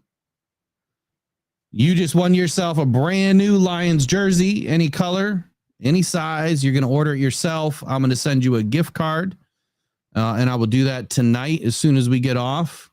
I will send you your email. So as long as you email me tonight, you'll get it tonight. If you email me tomorrow, you get it tomorrow. Yeah, I'm sure it sounded muffled when I did the wheel a little bit. All right, so let's just go. Let's get it going. Let's pick it up a notch. The Bears, they're at 9. So Keenan Allen, he's on a 1-year deal left in his contract. Obviously, DJ Moore is the only other big threat on this offense. Bears should be targeting a wide receiver before round 3. They brought in Gerald Everett to pair up with Cole Kmet. Tight end is not a need for the Bears this season unless they really want to set the future. The offensive line graded out pretty well in 2023. Left tackle Braxton Jones, right tackle Darnell Wright, and center Ryan Bates all graded out average to above average. Bates is the only quasi elite lineman on this team, kind of like what I said in the very beginning. But what happens here with the Bears? That's the biggest question. Do the Bears need a weapon to grow with Williams, but not protecting him? You know, which one makes more sense? Do you add the offensive lineman, or do you add the wide receiver? If it were me, knowing what I already had in the wide receiver room, I would roll the dice with the wide receivers I have, and I would make sure I get a protector for Caleb Williams. But at the end of the day, the Bears are short on picks. Remember, they only have the 2 first. First, they got 1 and 9, and then pick 75 in the 3rd round and pick 122 in the 4th. And there is a team that needs a player badly, absolutely badly, and they want to win. Their quarterback is just about done. He's almost ready to hang it up. And that team is the Los Angeles Rams. Trade up to number 9 with the Chicago Bears, and they give away pick 19 and a 3rd round pick in 2024, and maybe a 1st round pick, or I'm sorry, a 6th round pick in 2025, or vice versa. They do a 6th round pick this year and a 3rd round pick in 2025. But I think the Bears want the pick this year, to be honest with you. I think that they're trying to add more picks that they can then package and do whatever they want, or just pick wherever they get. But why the Rams? Why the Rams at 9? Why do they want to move up? Well, they lost Aaron Donald. In the way that this draft is going so far, I think that they're starting to realize my guy may not be there. And my guy is Byron Murphy at number 9. Rams select Byron Murphy at number 9. So now the Bears own the 19th pick, which what does that do for them? They can still get a wide receiver. They can still get an offensive tackle. They can get just about anybody, to be honest with you. There could be a corner there. There could be anybody there. There could be an edge rusher still there. So I think that it makes perfect sense that the Bears trade out of this pick, that they add some draft capital for 2024, and the Rams move up and make it rain early. So this obviously screws the Jets, right? I mean, the Jets are probably thinking that they're a team that someone's going to want to trade up with. And the Jets are now on the clock at pick 10. The Jets just traded away Zach Wilson, and they have Tyrod Taylor still on the roster as the backup. I don't see the Jets selecting a quarterback replacement. Clearly, Aaron Rodgers is still here. Aaron Rodgers said he can play 4 more years. I doubt it. But I think that they're in win now mode. I think that that's where the Jets are. I view this season as an all-in season as much as possible. Both tackle positions are solid on the O-line, but Tyron Smith is on an expiring deal. Joe Tippmann, who was added in 2023, which I love Joe Tippmann last year, was added 23 at center and should make a very large leap in 2024. He didn't have a great season last year. I mean, the whole team really kind of folded a little bit. The deficiencies I see are pretty simple. It's at both guard positions for the offensive line. The Jets are missing a 2nd round pick. Potentially adding one in the 3rd would be an option. But it could be too little too late to really help this offense in 2024. The tight end position is one that doesn't contain a top tier player right now for the Jets. Aaron Rodgers he absolutely loves to target tight ends early and often. Now, Tyler Conklin's pretty good, but he's also in the last year of his contract. There will be some later options in the 3rd and 4th round. Theo Johnson is one, obviously, that comes to mind. You got Jatavian Sanders, probably in the 2nd round, maybe end of the 1st. I doubt, but 2nd round. But only one is ranked in the top 50, in my opinion. And adding one at 10 is intriguing. And then, you got Breece Hall and Nick Bawden that will obviously be holding down the running game. Without a viable backup to Hall, I do see the Jets finding a mid-round running back with one of their fourth-round picks, or packaging up their fourth-round picks to move up to grab somebody, depending on what happens with the running back, or with the running backs here in this draft. So team needs I have for the Jets on the offense: right guard, left tackle, wide receiver, tight end, running back. Their offensive line's trash. I don't believe in their offensive line at all. And I think that if Aaron Rodgers wants any sort of a chance to win, I think that they should have went out in free agency and grabbed some offensive linemen that know how to play. Clearly, it's a big problem for the Jets in their offensive line. But on the defensive side of the ball, it's a different story. The defense is the team's strength. Yeah, Quinnen Williams, Franklin Myers, Will McDonald, who I loved last year, Jermaine Johnson. You combine all that to make a formidable defensive line. Recently, adding Hassan Reddick to the defense now incorporates one of the scarier D lines in the league. Reddick, Foku, and Kinlaw are all on 1 year or expiring deals at the moment, which could prompt the Jets to find an outside linebacker, defensive end, defensive tackle replacement for the future. Now, the linebacker room may also be one of the best in the league. Quincy Williams, CJ Mosley, both played over 1,000 snaps in 2023, registering elite grades in coverage and overall defensive grades rated in the top 10 for both players. Backups Chaz Surratt and Jamian Sherwood are also rated very high, but had minimal snaps, which worries me a little bit, right? The Jets defense is fairly loaded with corners as well. Obviously, Sauce Gardner is one of the best in the league, currently rated top 3. Isaiah Oliver, top 50. DJ Reed, top 16. Michael Carter, top 12. Obviously, I don't see a need at corner this year, but 3 of the top 5 corners are on expiring deals in 2025. So it kind of shakes everything up. You know, I can see why being a GM in the NFL is stressful, because you have all of these things that you need to balance that are very difficult to balance. Here we go. Team needs defensive tackle, cornerback, defensive end, offensive linebacker for the defense. Overall, here's where I'm at with the Jets. The Jets do have a full slate of picks in 2025 with an extra 7th. I could see them packaging some picks to move up in a mid-round. I don't see D-line as an immediate need, as there are 14 defensive linemen and edge listed on the roster currently. The issue is some are expiring deals after the season, and 7 of them are not highly rated. So maybe there is an outside chance the Jets add on to this strength at some point.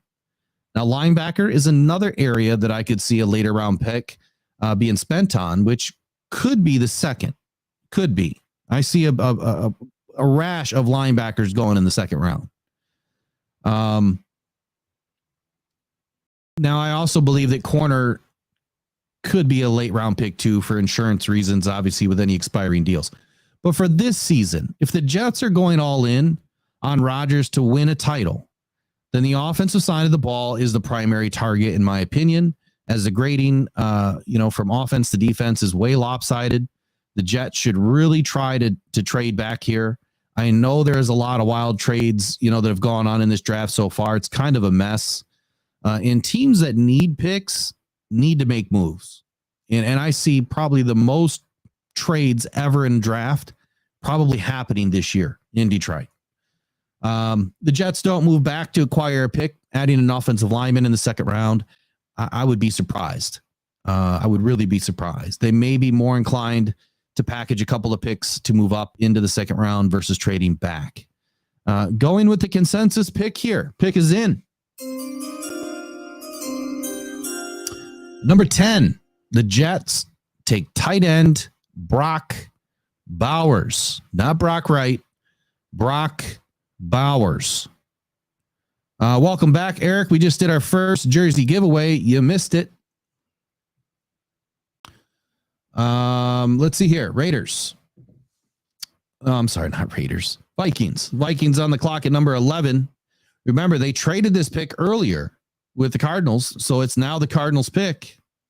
Let me read what the Cardinals need just a little bit. We'll recap it.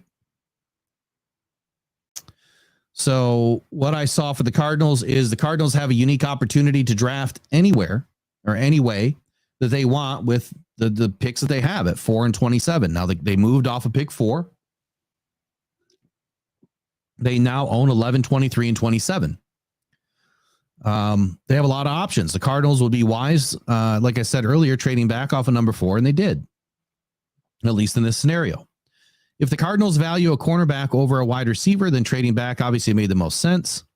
But right now, I think that, given the fact that the Cardinals still have some big moves to make, they need a wide receiver. They need an offensive lineman. They need a center, a running back, a tight end. No, I'm sorry. I'm reading the wrong one. They need a wide receiver, a left tackle, a left guard, a center, and a tight end. Just about everybody in this draft needs a tight end. On the defensive side of the ball, they need defensive tackle, cornerback, and linebacker. So they could really do anything at pick 11. They could trade out of pick 11 again. They could trade back if they don't feel like where they're at is going to hinder them by moving back. Now, I will tell you this. The Cardinals, when they trade back, they're still going to end up with an elite wide receiver at pick 11, right? Or they'll end up with an elite corner at pick 11 or an elite defensive end at pick 11. They literally have the pick of the litter at pick 11. I think the pick 11 is probably a perfect place to pick in this draft because you're going to be able to get just about anybody you want. And if you're able to trade back with the Vikings, you are the draft's winner, in my opinion. Look, having 3 first-round picks is insane. This is why I think that the Cardinals, if this really goes down for them, they are going to be the team of 2024. They will be. My original pick for the Cardinals here, believe it or not, was Terrion Arnold. Terrion Arnold at pick 11. But the pick is in. And they take my favorite wide receiver in the draft at pick 11. The Cardinals take wide receiver Rome Odunze, Washington. Rome Odunze, Washington. I think this is huge for them. Their first pick being a wide receiver. They don't need to feel threatened at all that they're not going to be able to add a corner or an offensive lineman in this draft. They still have 23 and 27. They could trade up again if they wanted to. But even picking at 23 and 27, they're still going to have options to add an offensive guard, an offensive tackle, a corner, just about anybody they want, they're going to be able to get. The thing that I'm worried about is if this does happen, if this trade does happen, I would say that the Cardinals could potentially take the Lions pick. If let's just say the Lions want Kool-Aid. I mean, they just signed Amon-Ra St. Brown and Penei Sewell. So we know that those 2 positions are probably not in the first round. Not that it matters. But if they wanted Kool-Aid could go at 23 or 27 now. Because that's where Arizona would be picking. That means the Lions are going to have to jump up if Kool-Aid is who they want. Because Kool-Aid is not going to make it till 29. I can guarantee it. If this trade happens. So pick 12, here we go. We're talking about the Broncos. Broncos have a slurry of picks as well. They just don't have a second round pick, but they've got 3 5s and 2 6s in this draft. The Broncos were quarterback needy prior to the draft. Now they have a quarterback they can at least start the season with while rebuilding their team. They are in cap purgatory, as I like to call it. They're in trouble. Trading away Russell Wilson has put them in a kind of a big problem cap-wise for the next few seasons. With the top-ranked receiver in Cortland Sutton, Marvin Mims as a solid number 3, and the addition of Josh Reynolds now moving into the number 2 spot, the Broncos don't necessarily have to jump for a wide receiver at number 12. All 3 are under contract for at least 2 seasons. Reynolds brings in a veteran presence and someone that can help the younger guys understand really what's coming next during this rebuilding phase. However, They could package some picks and move into the second round to find another wide receiver. The offensive line, led by Garrett Bowles and Mike McGlinchey, are a great start, in my opinion. The center, Sam Mustipher, is above average, but the left guard, in my opinion, needs some help big time. The Broncos do not have a big tight end on this roster or a good tight end on this roster.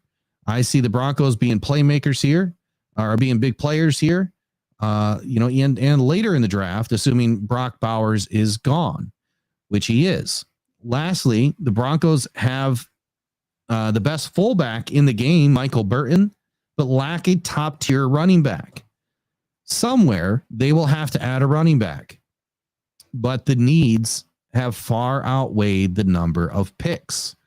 In my opinion, their team needs were quarterback. It was quarterback. It really is quarterback. But now that they have a quarterback, do they really need to waste pick 12 and reach for Nix or Penix? I don't think so. But we're going to leave quarterback as a need. Then you got left tackle that would potentially turn into a guard, wide receiver, tight end, running back. On the defensive side of the ball, every player on the defensive side of the ball is rated below 75. Like, that's just terrible. Not one elite player exists on this roster other than Patrick Surtain's coverage ability. And even he is only rated as a 69 overall. I see a corner in this draft early to help out Surtain right away to potentially replace Surtain in 2025. There's been a lot of talk about Surtain being traded. It's just talk. It's just BS. People just, saying stuff to say it. I don't think it's ever even been a thought in the Broncos' mind. But anyway, as he's on his final season, it does make sense to bring somebody in that could potentially either play alongside of him or replace him. The safety room has 8 bodies in it right now. Let me say that again. The safety room has 8 bodies in it right now. And that tells me the Broncos are fishing. PJ Locke and Brandon Jones haven't been terrible, but the stats speak otherwise for the DB room as a whole. I expect a safety to be added to this team in 2024. The edge position is the second worst group on this team. Baron Browning is the best of the bunch, with Jonathan Cooper running a close second. Cooper is on his last season under contract, and the Broncos could certainly use a bigger push on this defensive line. The D-line is average, with Malcolm Roach, DJ Jones, and Zach Allen leading the way. None of these guys really bounce off the page at you, but they are workable for another season. Lastly, the linebackers by far are the worst group in this squad. With only 4 under contract, I expect a linebacker to be taken somewhere in the 4th round at least. But to be honest with you, I think that these Broncos are going to have to package and move up if they want to make this team better. With this many holes, it's going to, in later round picks, it's going to be tough for the Broncos to do much of anything if they don't get moving.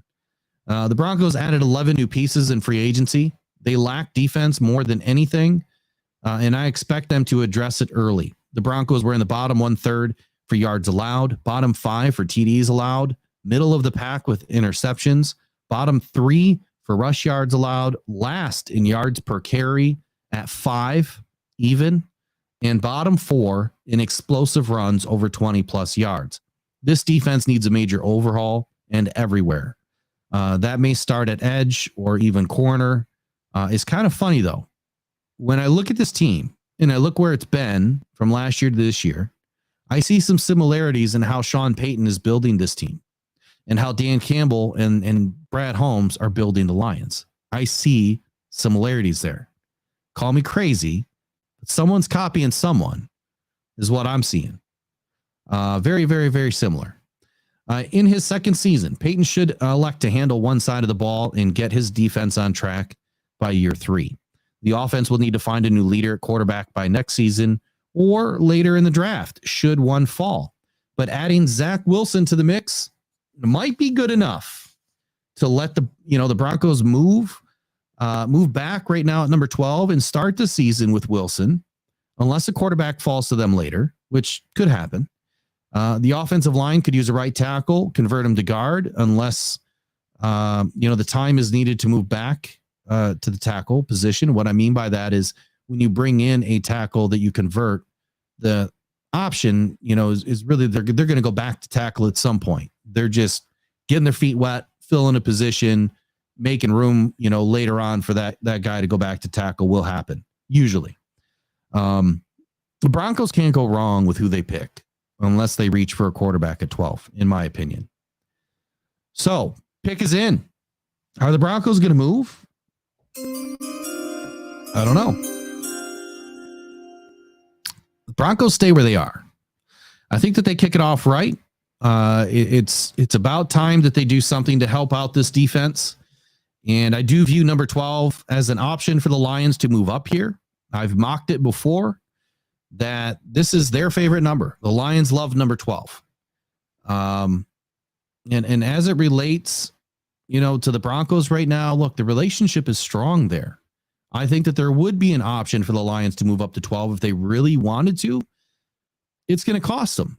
But I think that the Broncos, not having a full slate of picks and missing a second round pick, they wouldn't get one from the Lions. I think you'd have a pick swap there, probably, a third round pick at most to be able to move up to 12. And that's worth it to me. I just would want to see a third round pick this year come off the board.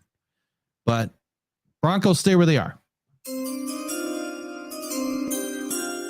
Pick 12, Broncos select cornerback Quinyon Mitchell. Denver adds a corner with the 12th pick, looking to improve the DB room, ranked 30th in yards per play. We know this can also be done by elevating the defensive line. That could be an option here with Jared Verse. But they take Quinyon Mitchell, number 12.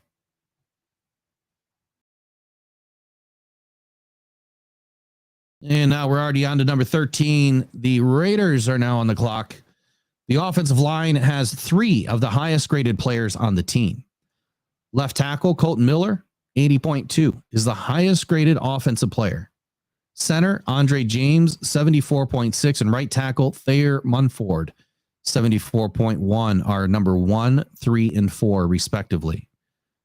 I don't think that your offensive line should be the highest graded players on your team unless you've got other players that are kind of right there with them, like a quarterback or a wide receiver or a running back or something like that.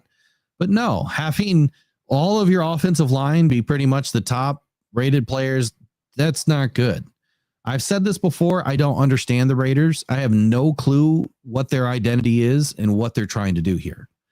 I think it speaks volumes for the offense, right? I mean, they're just pathetic.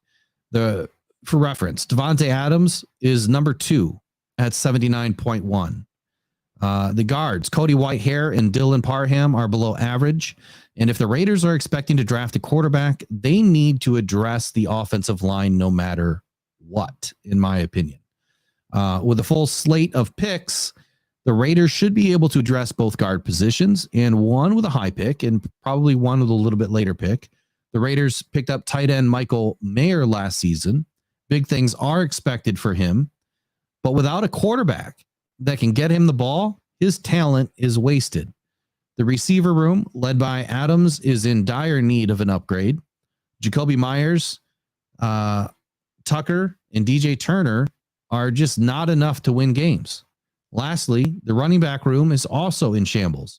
Zamir White and Alexander Madison will battle it out for the lead back role this summer.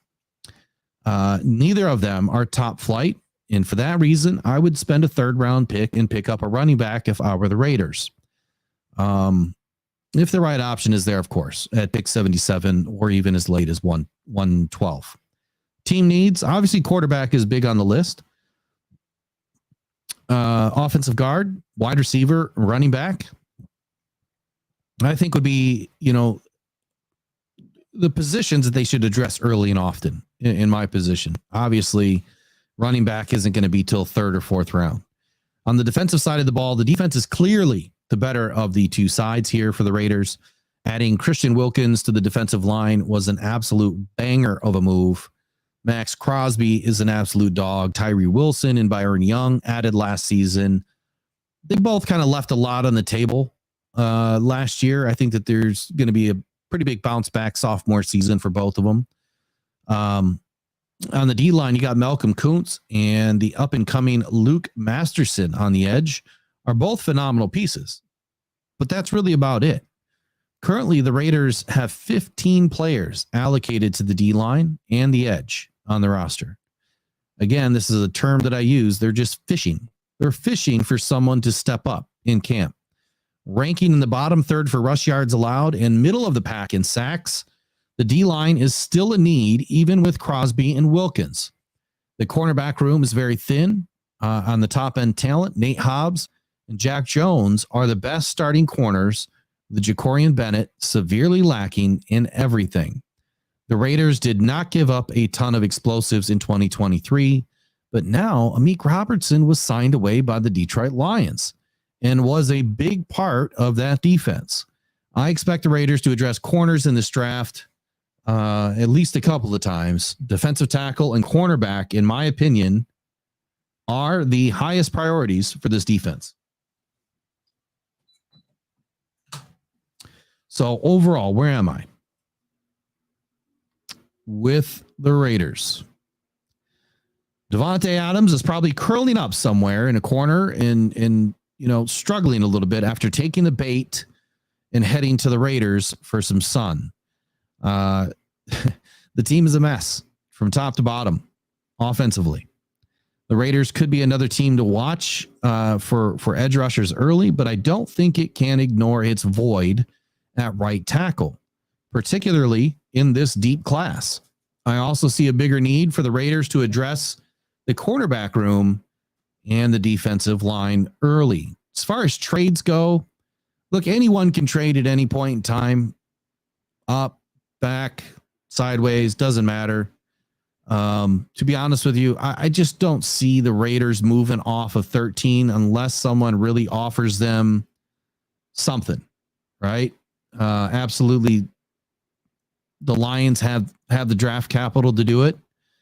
Could they be trade partners at 13? Well, let's think about it. Quinion Mitchell just came off the board. Rome Odunze came off the board. Brock Bowers, they wouldn't go for. Byron Murphy came off the board. I don't think they'd go for him. Dallas Turner came off the board. And then 2 tackles came off the board. Marvin Harrison came off the board. And then a bunch of quarterbacks. So I still think the Lions are in good shape. I think that even at pick 13, when the Raiders take who they're going to take, I think the Lions are still in good shape knowing that their guy is still there. Where is he? I don't really know. We won't know until hopefully tomorrow night. But the pick is in for the Raiders.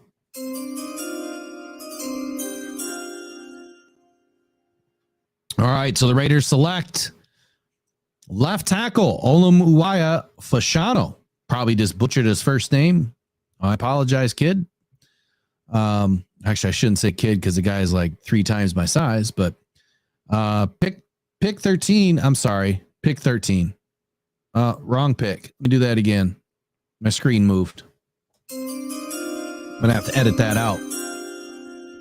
All right, pick 13. The Raiders select right tackle Talis Fuaga, Oregon State. Primarily played right tackle. I have him stepping in at the guard position to start and available later as the tackle when needed. And now we'll move on to the next pick, which would be the Saints, pick 14.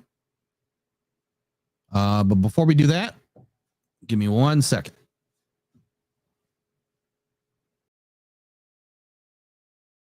Small break.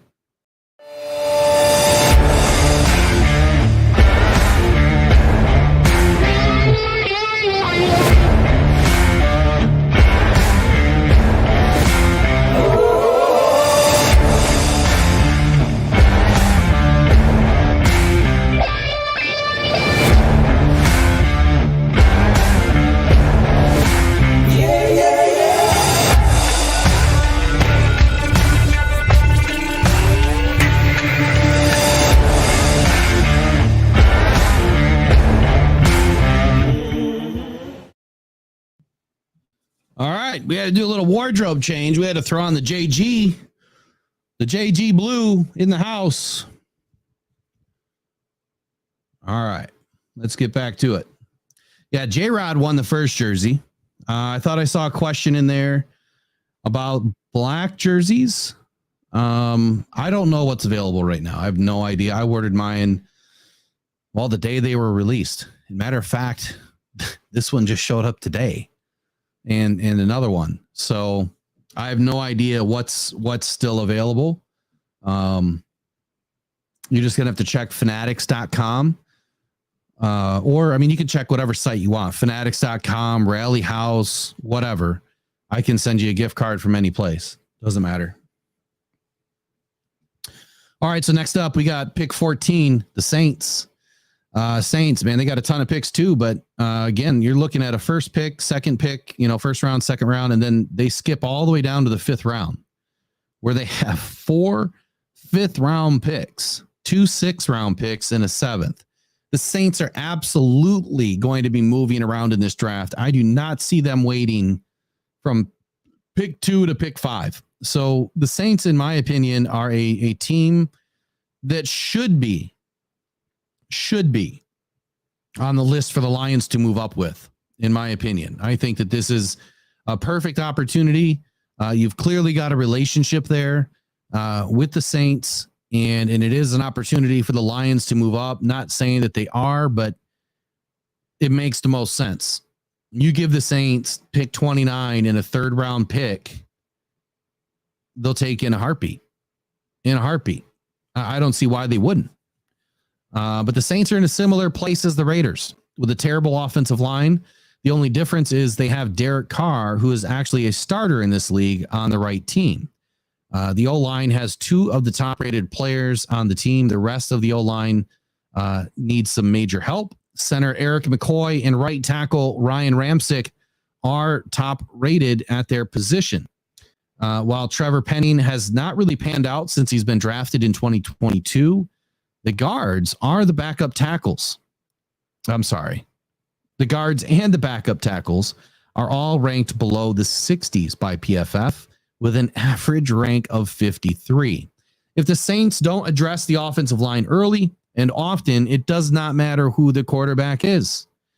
The tight end situation is not great. Foster Moreau and Juwan Johnson, even Taysom Hill, are not the answer for Carr. I do like Taysom Hill. I think he's still an amazing talent. To be honest with you, he's probably the best one, in my opinion, on this roster. And worth keeping around. Potentially, add a tight end in the 4th round or 5th round should be a reality for the Saints. The running back room should be good for 2024, but with all these 5th round picks, there's an outside chance the running back gets added, depending on what the Saints do. If for some reason they're not able to move around and they get stuck with all these 5th round picks, you almost have to take a running back at some point. Lastly, though, I have the wide receiver room pretty bleak. Chris Olave leads the room. Shaheed is pretty good, but everyone else is pretty much average at best. This is not a huge need, though, in 24. Not with all the other holes that the Raiders should be addressing first. Team needs, I have the Saints, right guard, tight end, left guard, wide receiver, running back. On the defensive side of the ball, Saints will be needing a strong safety at some point soon. But at number 14, I don't know if I really see a safety off the board just yet. Cooper DeJean is the only one that would project to transition to safety that early. Cameron Jordan, Chase Young, and Carl Granderson make up a pretty solid edge rushing package. With Chase Young on a 1-year deal, adding an edge rusher at 14 probably makes the most sense. Or an outside linebacker, maybe later in the second round or third rounder, if they can get one, would also make sense for future security. The defensive line led by Kalen Saunders, Tano, I don't even know how to say his last name. Tano K, and last year's addition, Brian Bresee, are all pretty solid. Adding another defensive tackle doesn't seem to fit here. With the other holes and limited picks early, linebackers are fairly solid as well, in my opinion. You've got Willie Gay, Pete Werner, Demario Davis leading the way. And the Saints have 7. Let's see. The Saints have 7 right now that they need to weed through in the linebacker room. Safety room could use, an extra backup somewhere, maybe some competition for camp. They only have 4 on the roster currently, which is kind of light before you get to camp. And the corners led by Marshawn Lattimore really could use an upgrade, if not 2.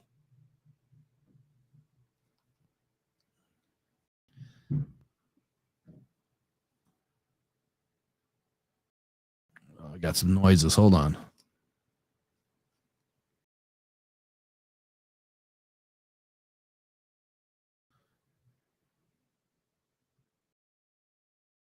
I don't know where it's coming from.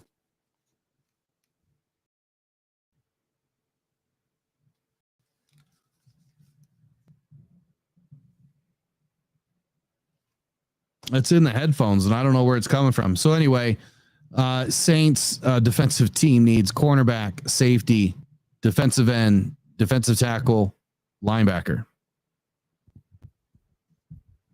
Hopefully it's not this new cable. All right, so overall, I have these Saints. Look, they have too many holes. Too many holes on the offensive line to kind of let this class of offensive linemen pass them by.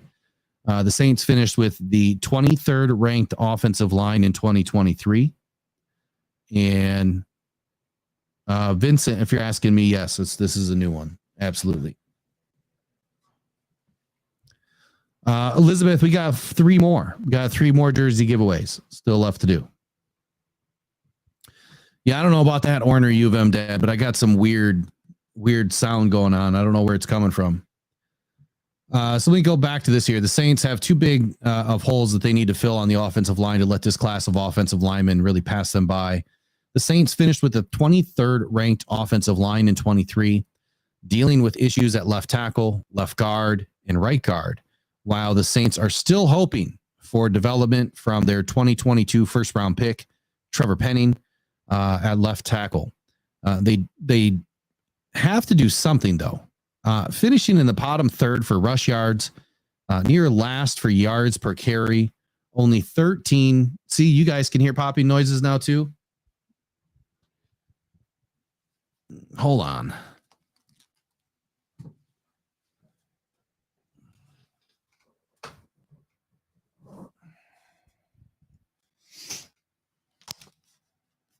Yeah, I don't know what it is.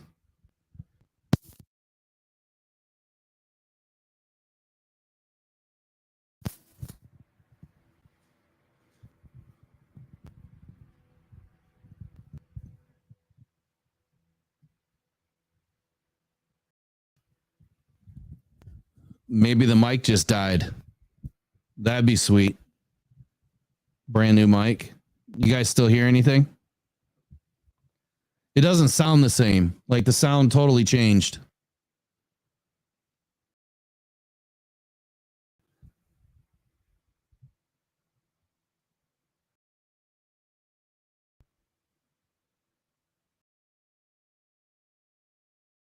So are we good? We got good volume or what? We got good volume?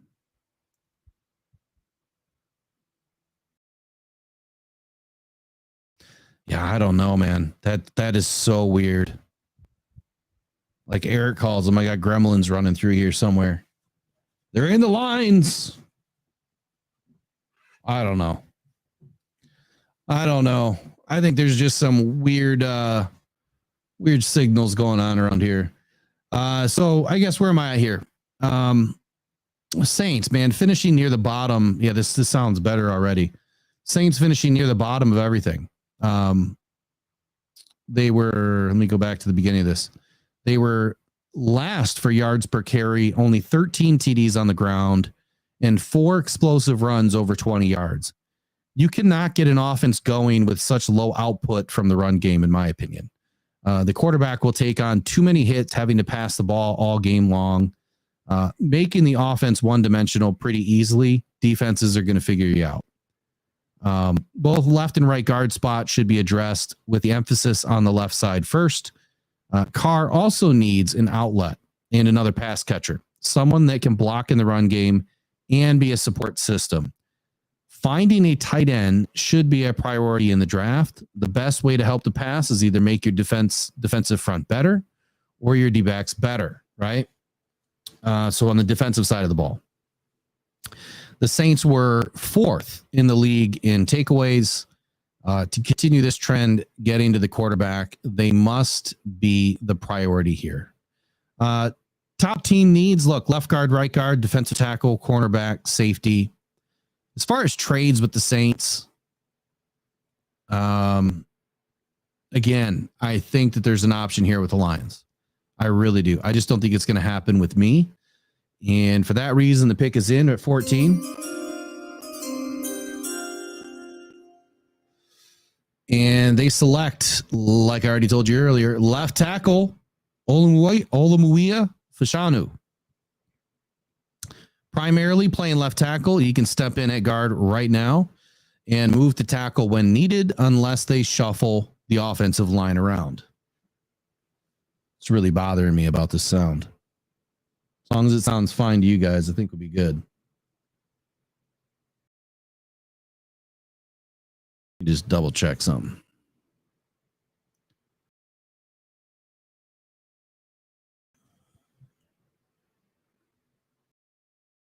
Ooh, mic volume is really low. There we go. You guys can probably hear me a lot better now. Hopefully it's not too loud. And it just went down all on its own. All right, now we're back. Okay, I think we're better now. I don't know what's going on here with this mic, but all right, let me get on to the Colts. So Colts have been projected to be movers and shakers in this draft, big time. I'm not sure when it's going to happen. If it's going to happen, I'm not sure that I did anything with it. But the Colts on the offensive side of the ball certainly did not do a whole bunch in this offseason. They signed 2 offensive players, including Joe Flacco, and 1 defensive player, defensive tackle Raekwon Davis. When you look at their entire roster, I'm hearing that noise again.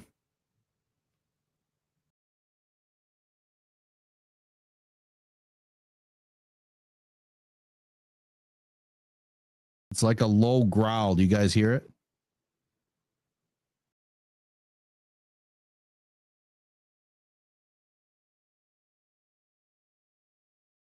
I don't know. If it cuts out, just let me know. So when you look at their entire roster, they're pretty deep. Like, they didn't make any moves at all, just the 2. And that's super impressive. Like, I haven't seen that in a long time where you get through an entire offseason and you only bring in 2 guys and you didn't really lose a ton. Like, that's I don't know. I think it's really impressive. As far as the offensive line goes, this unit rebounded in a big way in 23, led by Nelson, Kelly, and Smith. They combined to allow fewer than 20 pressures and 2 sacks in 2023. I mean, that's insanely good. The rising star, Bernard Raymond, leads the team in PFF grade 81.6 and is now the starting left tackle. The only spot that I see as a potential is right guard Will Fries. Now, it's not often the guy's name will fail, but in this case, it's happening. So I hope he gets it together. No, I'm just kidding. Just having a little fun here. He's not playing well, right? So we'll just go with that. The receiver room I felt was better than it is at one point, but now when I look at it, I see a need to upgrade the wide receiver room in this draft to give the offense its best shot. Anthony Richardson needs some weapons. Michael Pittman is a dog, we know that. Josh Downs is a speedster, but Alec Pierce, he's a bit underwhelming to me.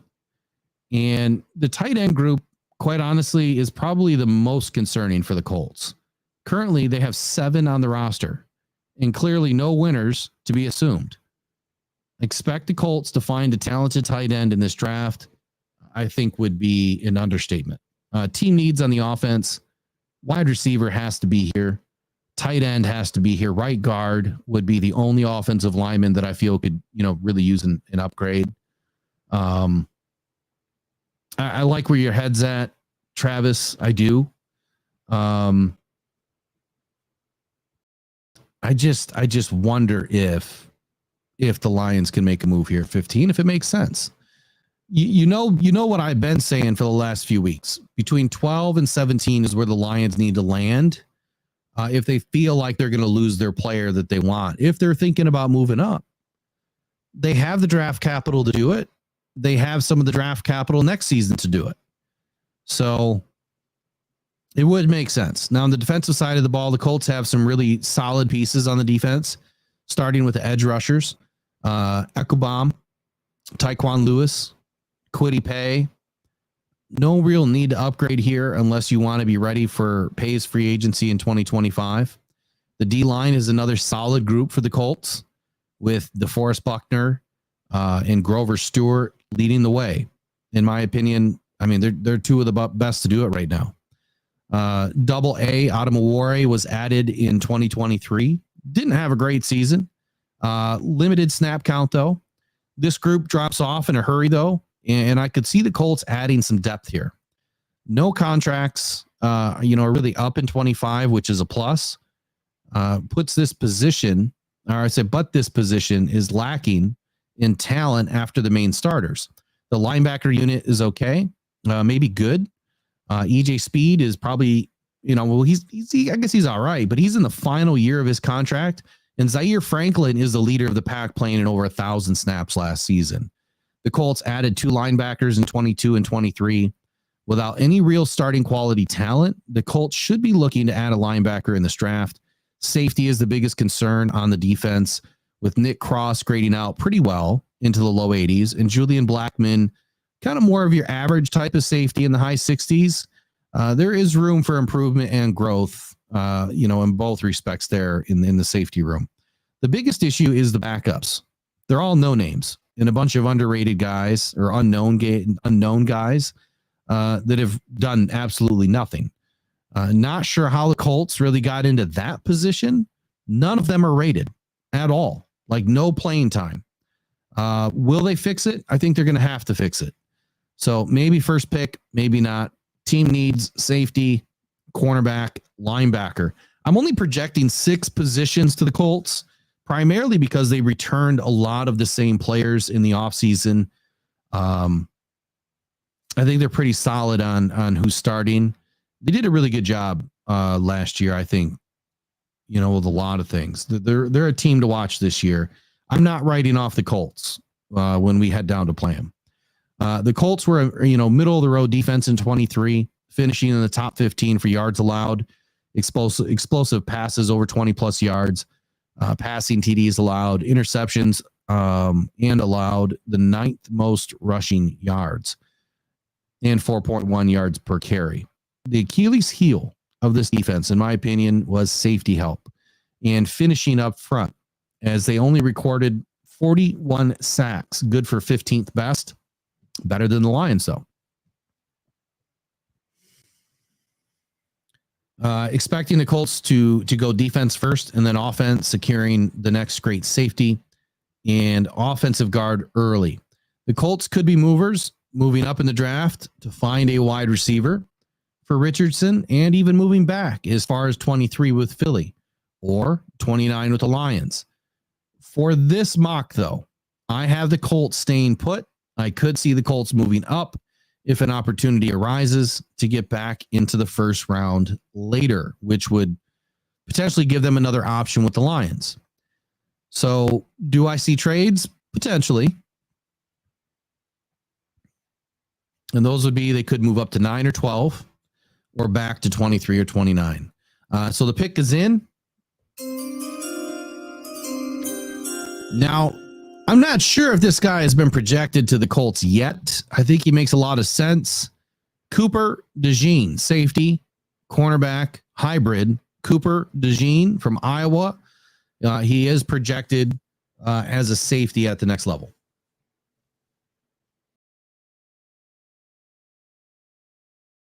All right, one more pick, and we are officially halfway through, and then we are going to do another jersey. Number 16, Seahawks. They have the first round pick, the third round pick, 2 4ths, 2 6ths, and a 7th. So little light in picks. The Hawks wide receiver room is very talented already. DK Metcalf, Tyler Lockett, JSN, and Jake Bobo are a solid core that rivals any in this league. I do not see a wide receiver early at all for the Seahawks. Kenneth Walker and Zach Charbonnet will be one of the best running back duos in the league in 2024, I promise you. They are going to have a crazy season as long as the Hawks put the O-line together. Speaking of the O-line, the Hawks O-line is in dire need of a makeover. The entire O-line is ranked under 60 by PFF, besides 2 players, George Fant at 61.8 and Charles Cross, 67.6. Hardly above average. I would scrap the entire thing if it were me. If I were the GM, I would have done something in the offseason to find better offensive linemen. It's not an easy thing to do. So why the Hawks didn't reach, for some starting quality in free agency, it's really beyond me. Tight end is another big question here, as the Hawks are without a big-time playmaker. Pharaoh Brown is good. He's not great. And the Hawks could use a 4th-round pick here, absolutely. Team needs right tackle, right guard, left guard, tight end.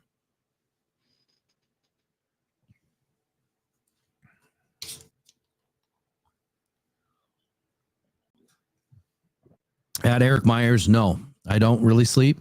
I've been writing straight for about 3 days, sleeping in between. I started this over a week ago. Well, months ago, really, but started putting it all together.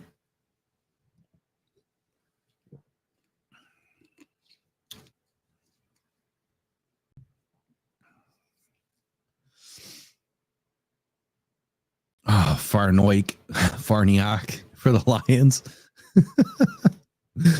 Oh, you're not going to like what I say about that guy. All right. So as far as the Seahawks go, with the addition of Devon Witherspoon in 2023 and the rise of Michael Jackson, not that one, and Tariq Woolen, the defensive backroom is pretty solid with backups Artie Burns and Trey Brown.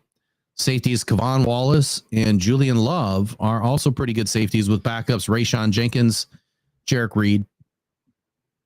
The Hawks have 3 of their top cornerbacks up for free agency in 2025.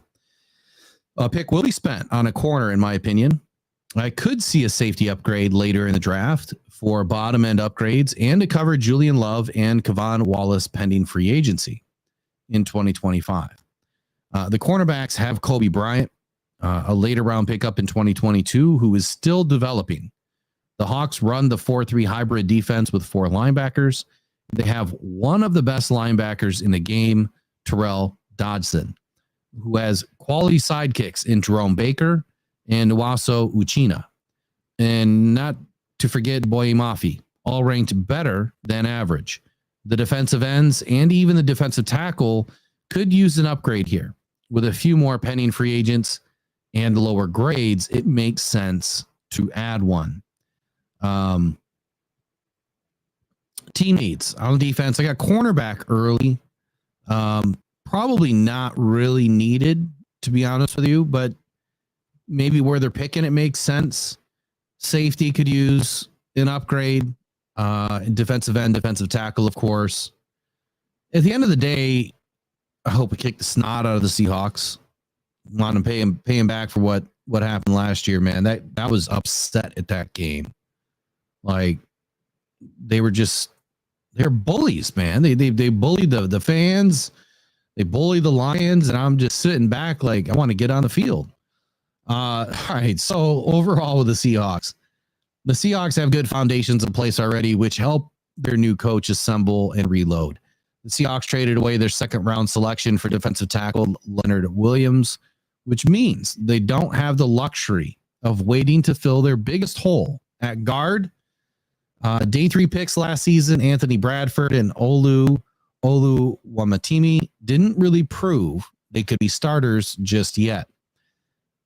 As far as picks go, or as far as trades go, look, it's tempting to move back here and add on an extra pick in the third or fourth round could really help this team add some more pieces. It's yet another team that is missing a major pick early in the draft.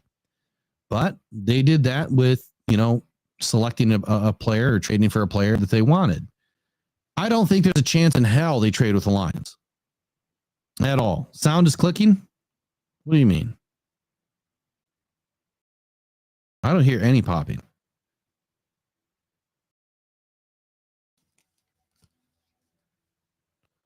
I hear nothing. Actually, I was just thinking, man, it sounded really good.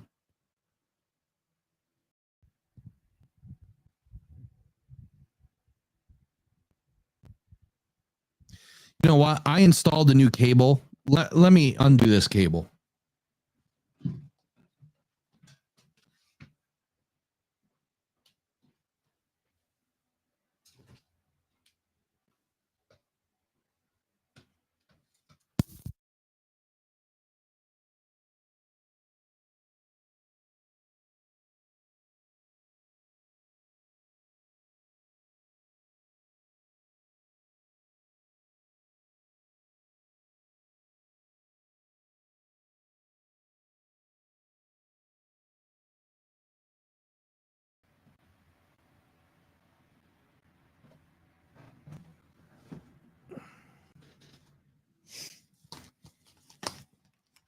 All right, still got popping noises? Man, that's much louder. Wow. Maybe there is something wrong with that cable. That's supposed to be the best cable they make, Mogami. Kind of weird.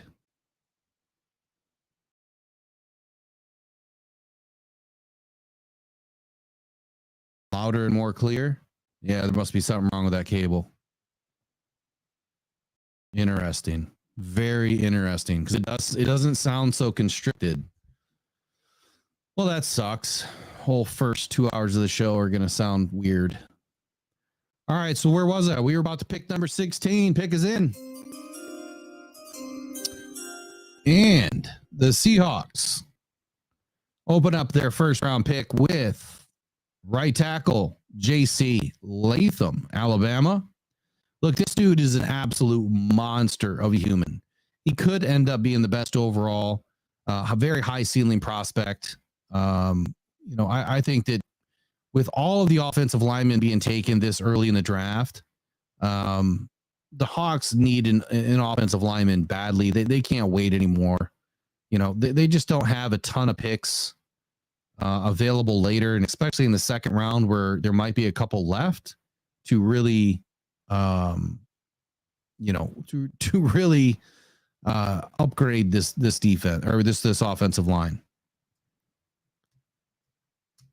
Yeah, it's crazy how clear it is now. Now the audio sounds like crystal clear. That's insane.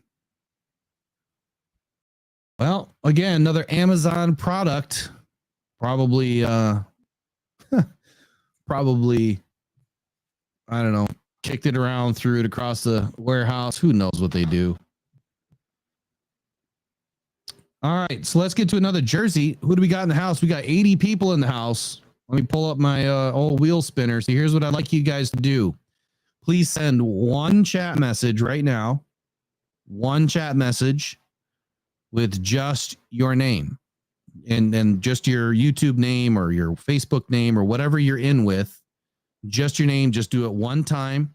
Let's get everybody entered.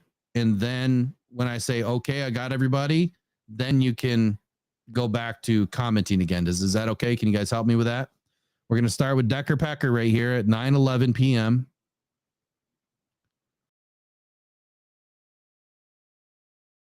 Good old Deck Peck in the house.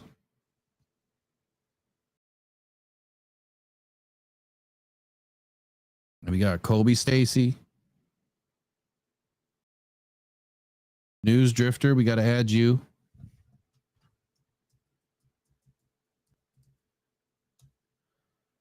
Jayster, you're in here.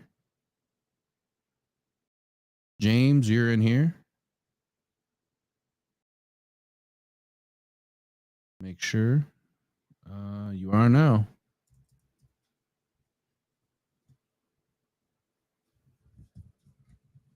Still popping. I don't know how it's still popping. Unless you guys are hearing my fan running or something.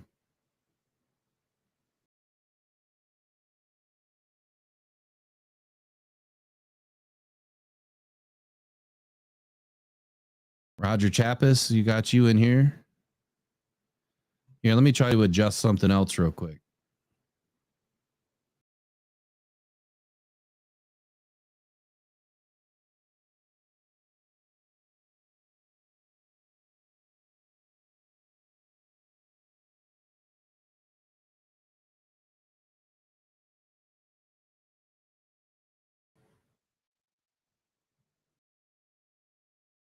Hold on a sec.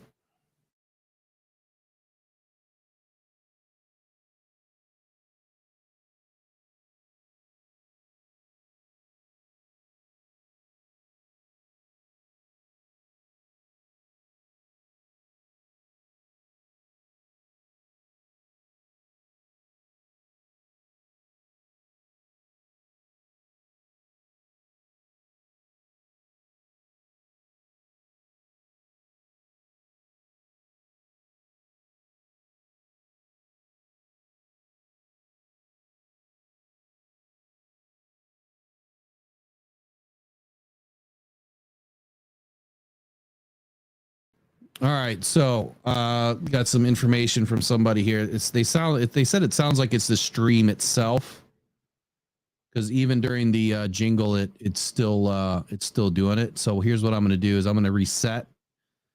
Shouldn't lose everybody. I'll be right back. I'm going to reset it.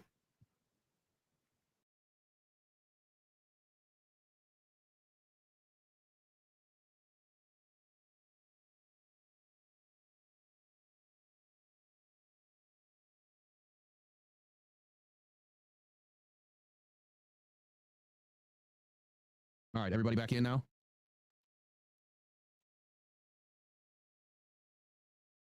Let me know if that got any better. I can hear a difference in the audio. Now I got to wind it back and get everybody else's name in here. All right, so Roger Chappis, you're in here. And let's see, Jack DeWeird, you're in there. Steve K, you're in there. Lions Blood 89, you're in there. Eric's in there.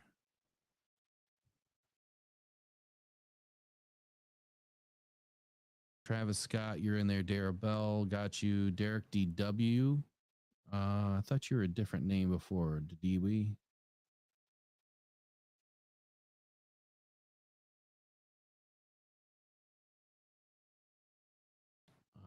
Mike P, you're in there.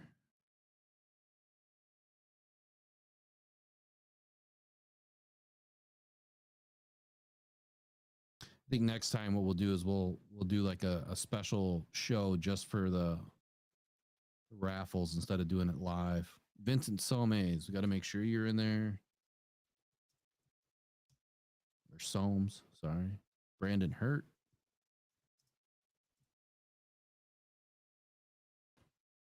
Super Mick, you're in there. Jack 2125, you're in there. Bobby Tarantino, you're in there.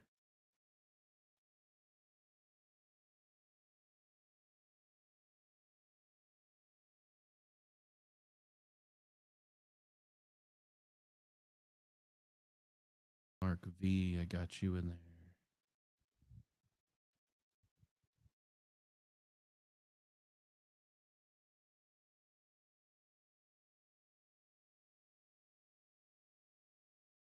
Celine 313.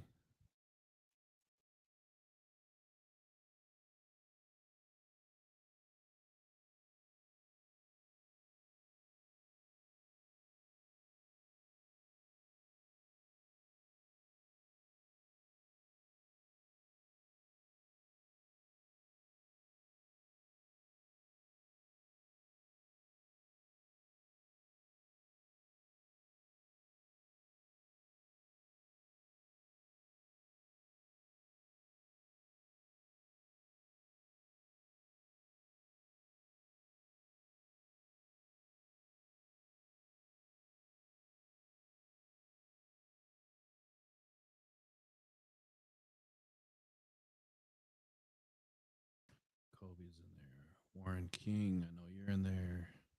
Let's see, Eric Myers. Now my mic is cutting out a little bit.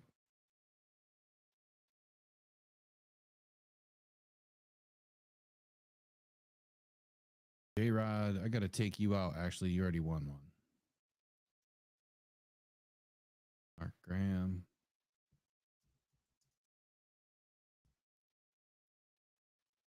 Kayla Roberts.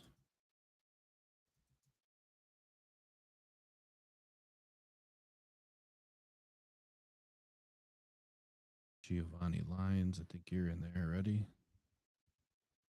Yep. Trigger's in there. Matt Wong's in there. James, Will Carter.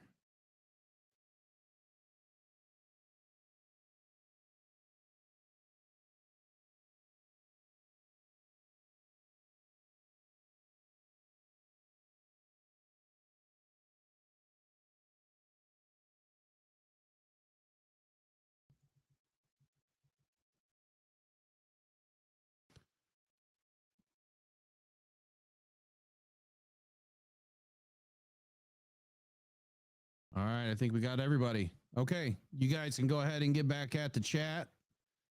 Wayne Rogers, I just want to double check and make sure I got you in.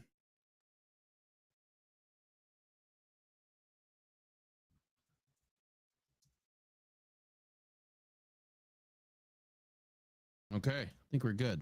Let me just get this set up. I'm gonna readjust my mic and turn down the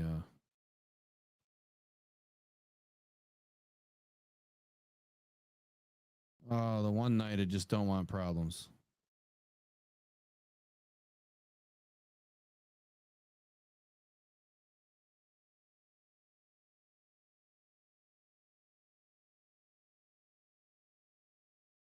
Okay.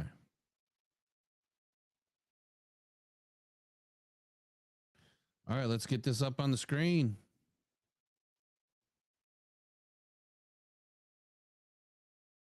Spin to win. Here we go. Volume. I can kick up the volume. I'm not really talking a whole lot right now, Mike P. All right, let's get this guy going.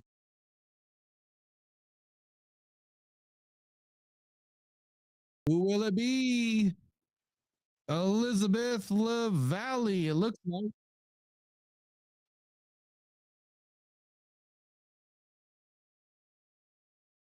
All right, so Elizabeth LaValle.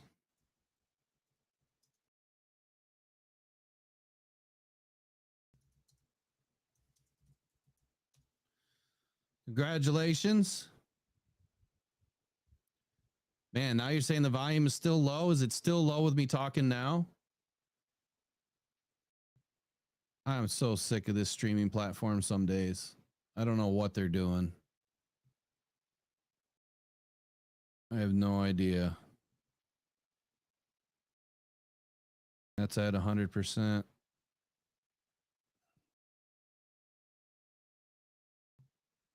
And, oh, I see. This got kicked back down. All right, now we're up to 80%. So you guys should hear me a lot better. I don't know why it got kicked down. Probably because I reset. All right, we're back. We're back at it. All right, Elizabeth LaValle, if you're still in, which you should be, send me an email, info@rockdownpodcastnetwork.com. I will put that in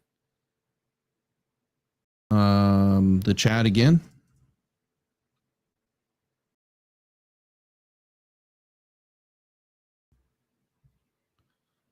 And J-Rod, just make sure that you send me an email too.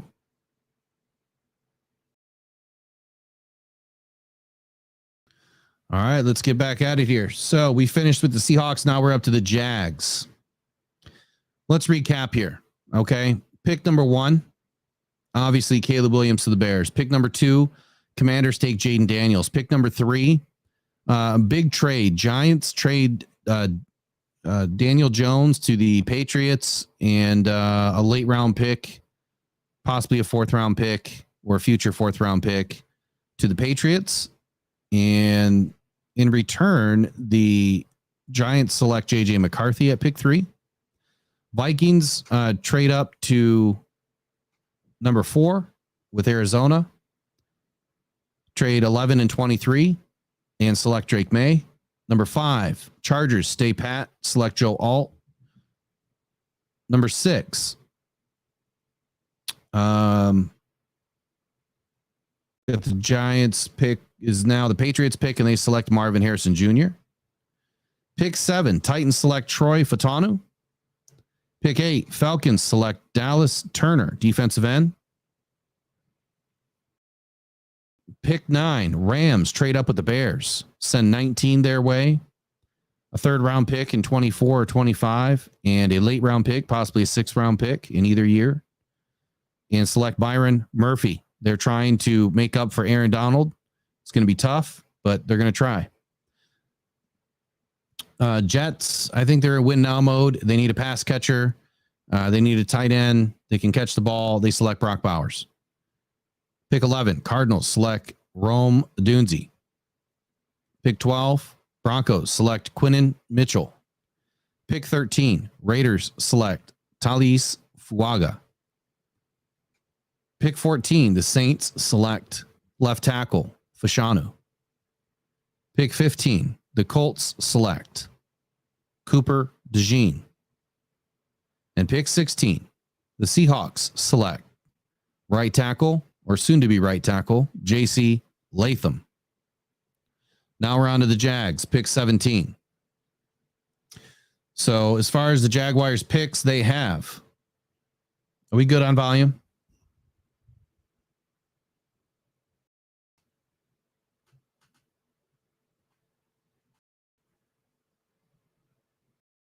All right. Perfect now. All right. Well, hopefully we keep it that way. Yeah, Elizabeth, just send me an email and then you will get your gift card sent to you. You want a volume, or you want a volume. You want a jersey. Oh, Lord. You want some volume. All right, Jaguars. They've got all of their picks, including 2 4ths and 2 6ths. Definitely a team that is probably going to be moving around in this draft to get who they want. At this point, here's where I'm thinking, the Jaguars are looking. Look, they got a lot of holes. They really do. The Jaguars are not a highly talented team on offense. Trevor Lawrence is the highest graded player at 79.7. With that, Trevor Lawrence is up for a new contract in 2025. It doesn't seem like it was that long ago that they just brought him in, with 8 wide receivers on the roster, right? Christian Kirk is the top rated, which isn't saying a whole lot. Zay Jones and Zay Jones and something are pending free agents. I don't know what I did here. Now I got to look it up.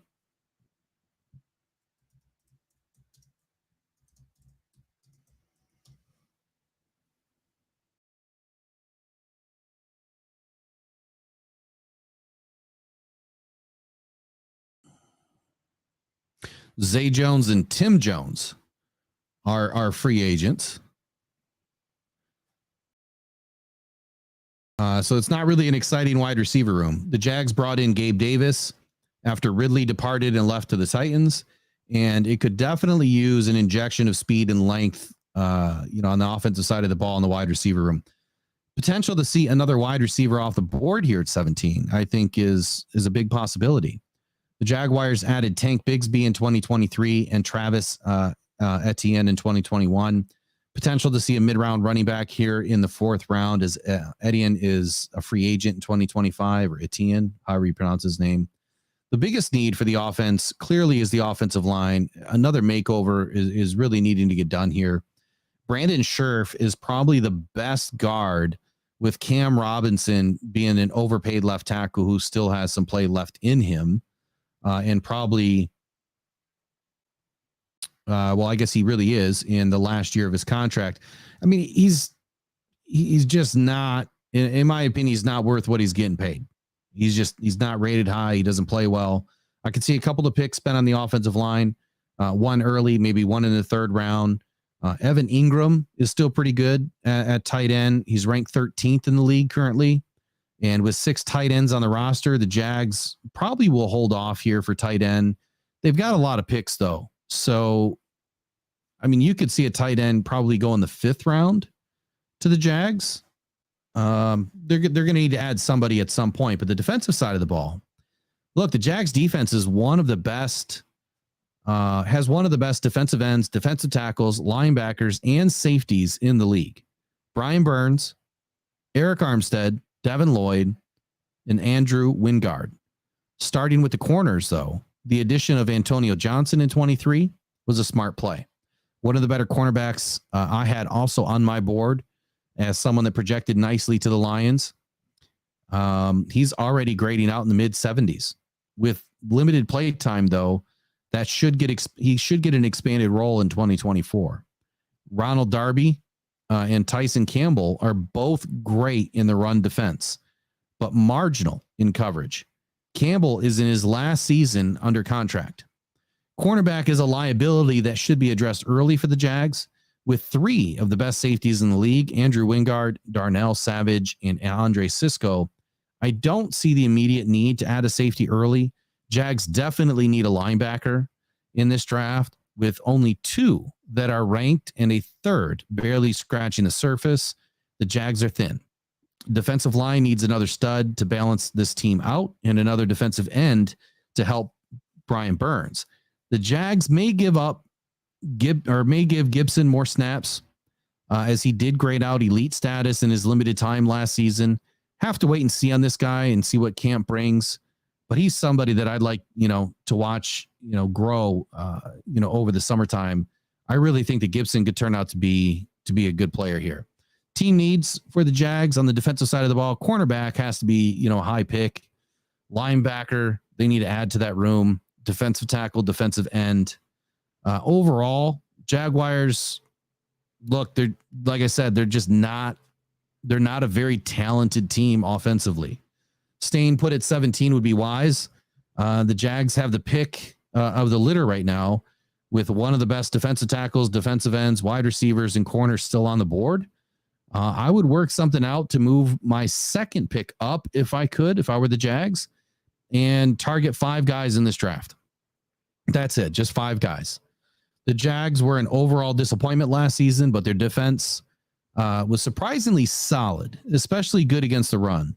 Jacksonville finished 10th in DVOA and has an emerging star in edge rusher Josh Allen. I'm sorry, what did I just write and read? Hold on. Hold the phone.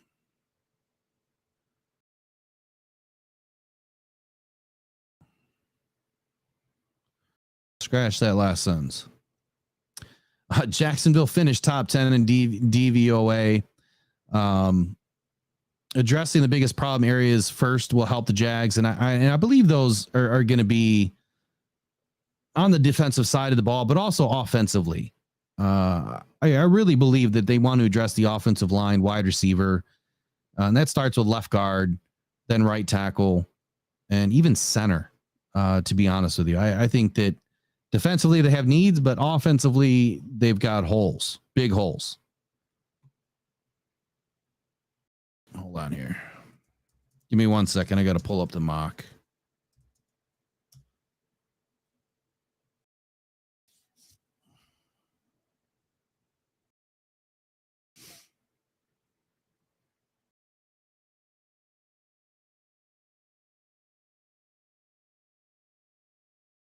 Did you guys hear that little growl? I heard a little growl too in this. Yeah, I'm wondering what's going on. Like, I know we had a couple of storms. I don't know if anything happened, but I got everything plugged into a system that is supposed to balance everything out anyway. So I don't know what the heck is going on here.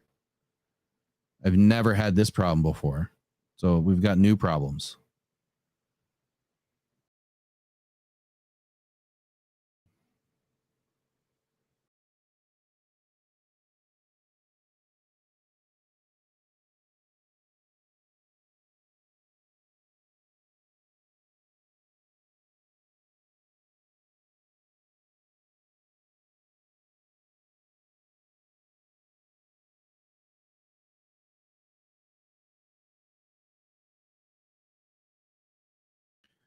All right, so I gotta do a couple of picks here real quick. I don't know what happened to my sheet, but My line is missing, so I just got to grab something real quick, and then I'll be right back at it.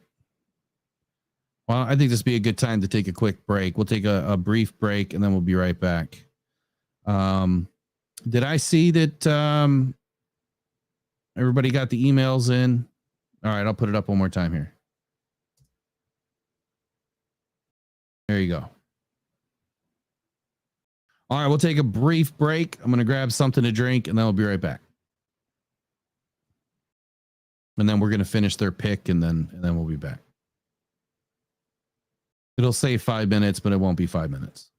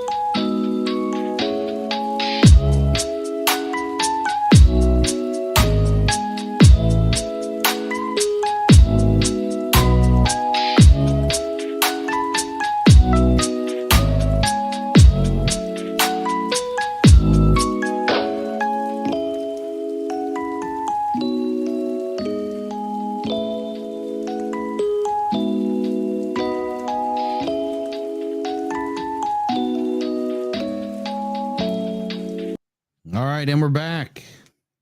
Appreciate you guys hanging out there for a few minutes.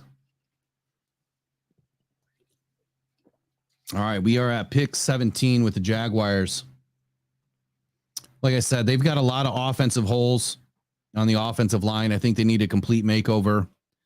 There are not a ton of options here. You know, for top tier offensive linemen, there's been a lot that have been taken already. You've got Amarius Mims, Graham Barton. Who else is still on the list here?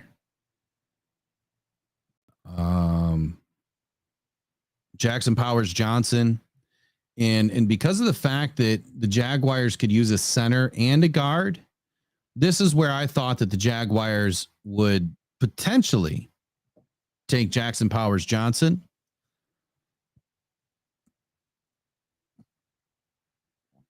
Which would be the immediate need of this team. So pick is in. I don't know what happened to my sheet, but Jackson Powers Johnson goes to the Jaguars. Let me get my chat back open here. All right, so just let me know how the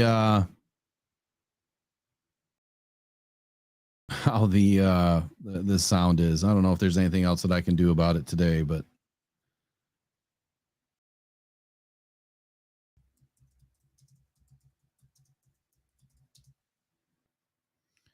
okay. Now we have the Bengals up. Bengals. We've got an unknown with the Bengals right now. The unknown of T. Higgins, and both Higgins and Chase in the final season of their deals. The Bengals could be looking to add another wideout early in this draft. Getting Joe Cool back and healthy for 2024 can only mean one thing. They want to push the pedal down and get a title shot. The only way that can happen is if Joe Burrow, one, can stay upright. The O-line needs some big-time upgrades. Trent Brown and Ted Karras and Alex Kappa lead the O-line. The issue is none of them are elite. Trent Brown is is the closest of the three, and Ted Karras is in the last season of his contract. The Bengals should want to protect Big Joe, and with 10 picks to find a way to secure 2 offensive linemen early in this draft, I think is probably the goal here. The Bengals don't really have a solid starter for running back. Zach Moss has the most experience from last season, but this group needs an upgrade. So team needs on the offense, I have offensive line, wide receiver, running back, tight end. And good point. U of M dad Hendrickson wants out. So it's no secret, right? On the defensive side of the ball, it's no secret that the Bengals lost their biggest playmaker on the interior of the defensive line, DJ Reader.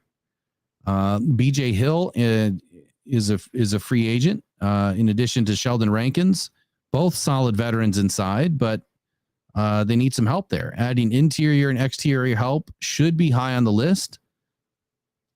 The defense ranked last in the league in both yards per play allowed, 6, and yards per pass attempt allowed, 8.1. The Bengals also lost one of their best corners, Awuzie, to the Titans. DJ Ivey, Mike Hilton, last year's draftee at safety, Jordan Battle and Geno Stone will all lead the D-backs this season. Von Bell and Cam Taylor-Britt are better than average. The Bengals may still want to add to this room for youth and length. DJ Ivey is prototypical size, but Hilton projects more as a slot corner than he does a CB2. Hilton and Von Bell are in final contract years. The linebacker room, in my opinion, is the weakest of the group on defense, but it's a little early here at 18 for the Bengals to want to grab a linebacker. Here's my overall. The Bengals with limited draft class, the Bengals are one team that I expect to spring for a running back earlier than the rest. That could happen in the 3rd round. Clearly, Burrow needs both an offensive line and a future wide receiver. It's hard to do both with elite players unless the Bengals move up. There may not be an elite tackle at 49 where they pick later, but there should be a solid defensive tackle and linebacker at 49, maybe even a corner or a receiver. So pick 118, pick 2, 49, pick 3 at 80, pick 3 at 97. They still have, 4 picks in the top 100 here. They should definitely be able to find, a couple of elite players. And if they're good at what they do, like Brad Holmes, they're going to find 4.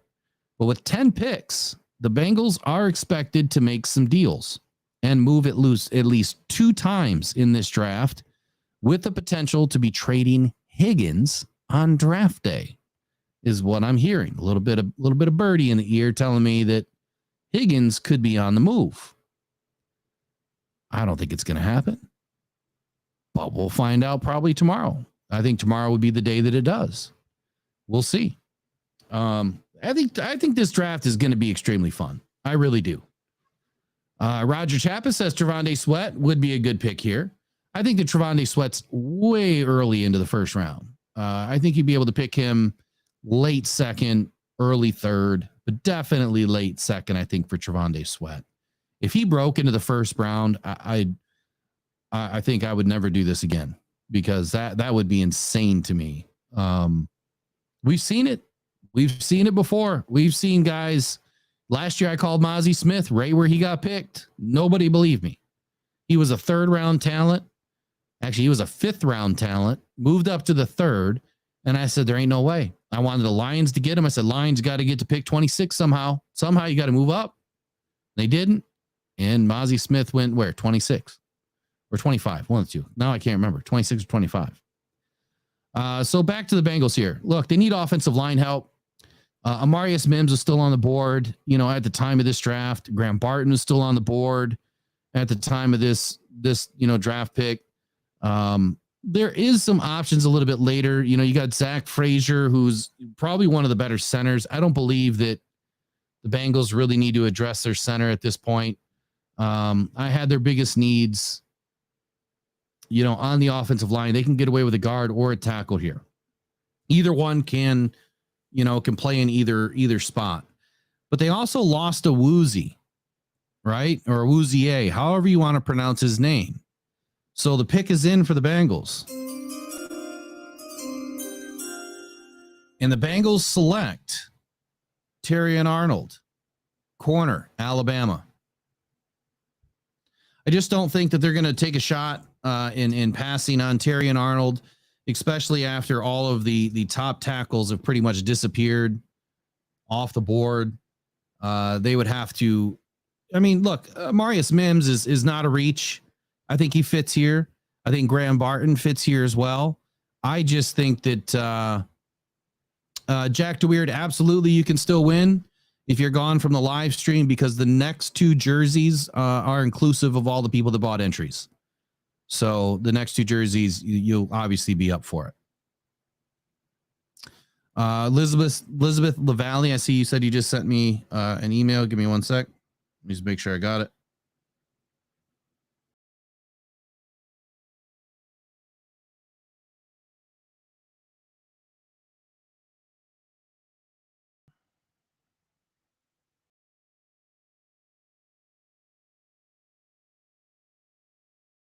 I did get it. You're all set there. I will get your stuff out to you tonight when I'm done. Okay. It'll be through Fanatics. I think that's the best spot to go through. At least right now, anyway. I think they have the most available. All right. So next up, we know that the Bears have taken over pick 19. So now the Bears are back on the clock at pick 19. Terrion Arnold goes to the Bengals. And look, that was my pick. Look, I love Terrion Arnold. I think Kool-Aid McKinstry is also an option for the Lions. So let's talk about the Lions for a moment. At this point, you still have, which is crazy to me, Brian Thomas Jr. on the board. They don't need a wide receiver. Malik Neighbors. I just don't see how or why he's still on the board. But the way that my mock is going, he's still on the board. Layatu Latu, Jerzon Newton, Jared Verse. I'm missing something here. Either I put Terrion Arnold over Jared Verse, or Jared Verse is going to go a little bit later.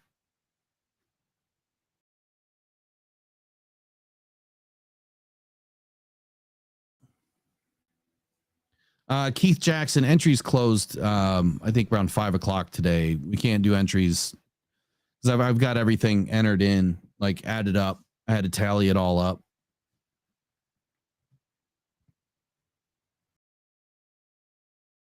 You are growling at your computer. All right, so here we go. Let's get back to it here. The Bears.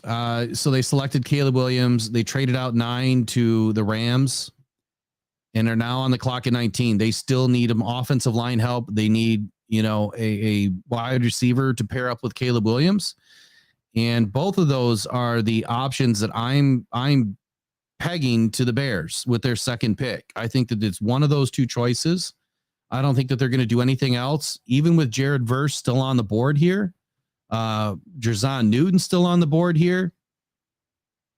They'd really have to, not like who they have on their defense right now to not want to protect Caleb Williams or give him a weapon. So, in my opinion, the pick is in. I think that it made perfect sense for them to trade back and still have an opportunity to add one of the best wide receivers in the draft. And that's going to be Malik Neighbors going to the Bears at pick 19. So Malik Neighbors didn't last too long. I mean, I think he still ended up, in the right spot. And look, there's some things here that,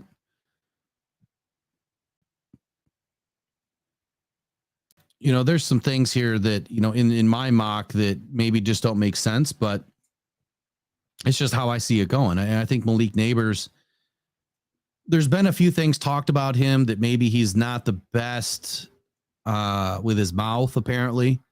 Gets in a little bit of trouble here or there. So Chicago, perfect area for him to be. They tend to take more risk on risky players, it seems like. I'm not saying that Malik's necessarily risky, but if those things that are being said about him are true, then I think that it's a perfect fit, because I don't think that there's, some teams that just won't take the risk. They just don't. So we got the Steelers on the board next at pick 20. The Steelers, this is a long one, man. I wrote a lot about the Steelers. And here's where I'm at. So Steelers offense had a major shakeup this offseason. Not one, but two veteran quarterbacks added to the team. Insane. Russell Wilson, Justin Fields cast away like bags of trash from their former teams. I'd say that the quarterback room is solid to start the season. No need to draft a quarterback here. The Steelers O-line could use some help here. Left guard Sumalo and right tackle Broderick Jones have been the best of the bunch in 2023. Center Nate Herbig is marginally good at best. Terrible pass blocking grade in the upper 40s, though. I could see an upgrade here for sure. Right guard James Daniels is also average at best. PFF grades in the low 60s. He only allowed 1 sack, though. 6 hits and 22 pressures on just under 1,000 snaps. I could see the Steelers standing down here, though. I think that they would be best, probably to upgrade their center if there was a center available. But Jackson Powers Johnson just disappeared, right? So that center's no longer there. Left tackle Dan Moore is a problem, in my opinion, allowing 8 sacks, 8 hits, and 55 pressures on 951 snaps. The clear choice would have been Jackson Powers Johnson, like I said, to upgrade at center and right guard and the right guard spots. But left tackle has to be the choice over center to start.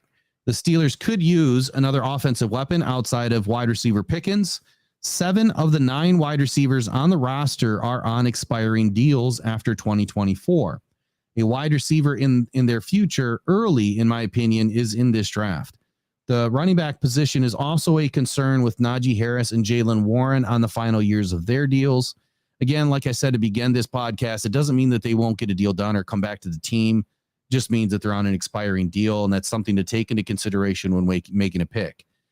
Expect a running back taken somewhere in this draft. Day 2, most likely. Lastly, the tight end room is pretty good for 24 with Darnell Washington, Connor Haywood, and Pat Freiermuth battling for the starter spots. Freiermuth is on his last year, though. And depending on pick availability, the Steelers could look to upgrading the tight end position late on day 2. Team needs for the offense: left tackle, my number 1 choice, wide receiver and center, running back and tight end. Pretty much the whole thing. On the defensive side of the ball, the Steelers were on the bottom third for interceptions, middle of the pack for yards allowed, 4th worst in passing explosives over 20, near the bottom in completion percentage allowed, which makes no sense to me at all. They drafted Joey Porter Jr. in 2023 and added Dante Jackson in free agency. Dante is not a game changer at all. He is also on a 1-year deal, but Joey can be and displayed the great playmaking ability in his rookie season. The Steelers need to add to this room on day 2 if they want a shot at making it better. I believe that's where you're going to find a good opportunity, is on day 2. The safeties are okay at this point. 2 Lions expats on the roster in strong safety Deshaun Elliott and backup Miles Killebrew. Starting safety Minka Fitzpatrick and Elliott are both playing elite football right now. Killebrew is better in run defense, not pass defense. He's terrible in coverage. And I don't see a huge need early, especially over the cornerback position at this time. Maybe a late round pick for a safety, but corner should be a day 2 option. Up front, the defensive line was middle of the pack in rush yards and yards per carry allowed. Top 3 in rush TDs allowed, top 3 in stopping explosives over 20 plus yards, but they did allow 3 big plays over 40 plus yards, which had them tied for 3rd worst. A bit kind of all over the place here. It tells me that this defense is well coached, just missing some key pieces. Cameron Hayward and Keanu Benton are both solid as starting nose and defensive tackle.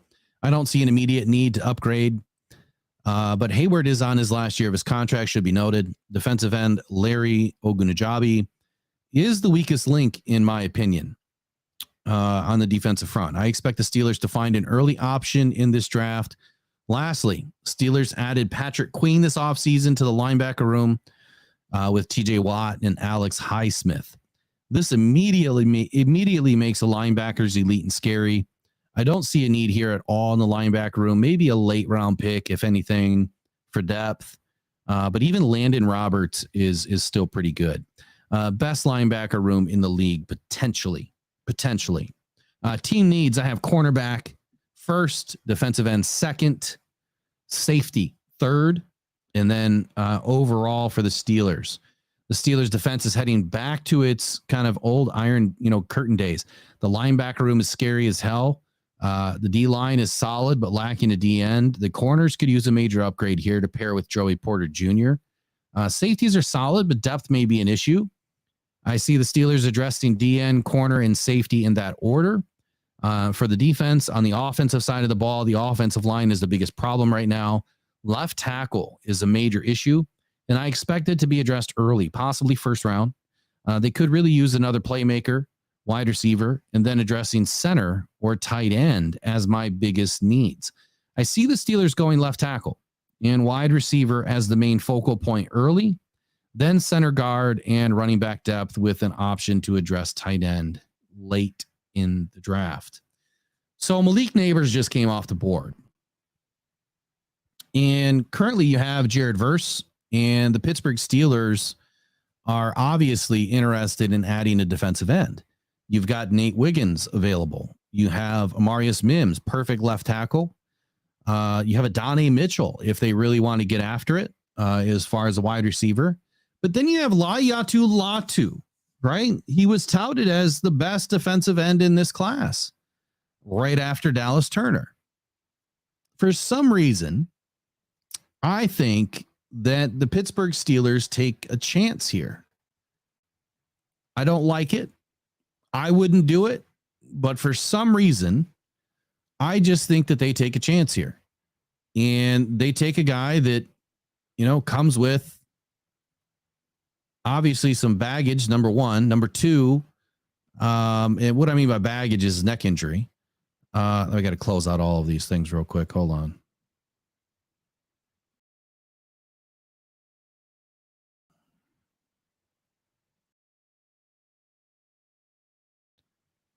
Oh, goodness. Got all these tabs open.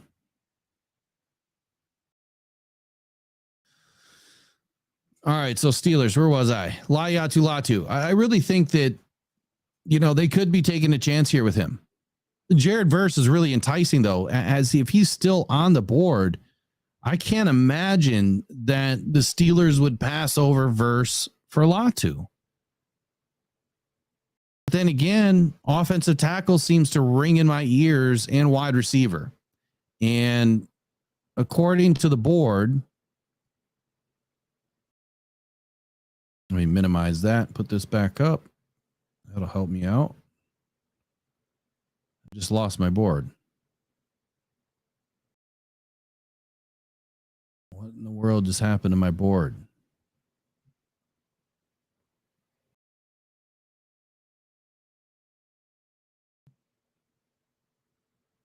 Oh, come on. Sorry, give me 1 sec. There it is. All right. So Laiatu Latu is still on the board. Jazon Newton, Jared Verse, Marius Mims, Adonai Mitchell, Graham Barton, Nate Wiggins, Brian Thomas Jr., Kool-Aid McKinstry, Troy Franklin, Peyton Wilson, Tyler Newman, Lad McConkey, Zach Frazier, Then a couple of quarterbacks, obviously. Adisa Isaac, Chop Robinson, Braden Fisk, which I've heard Braden is slipping even further now. And then Chris Jenkins. Chris Jenkins, I'm not sure that he gets an opportunity to make it into the first round. There's been some talk about it. So let's recap, where the Steelers are really looking here. Cornerback, wide receiver, center. Is that the biggest needs? Potentially.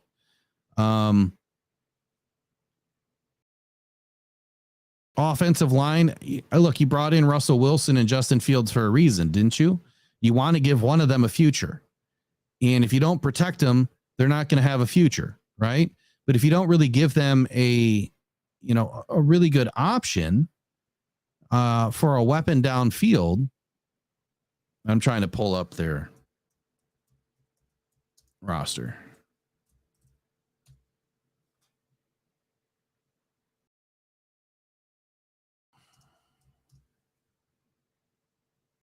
If you don't give them a good weapon downfield, I think that they're going to fail no matter what. So you got George Pickens, right? He's ranked 37th out of the top 128. Quez Watkins, Von Jefferson, and Calvin Austin.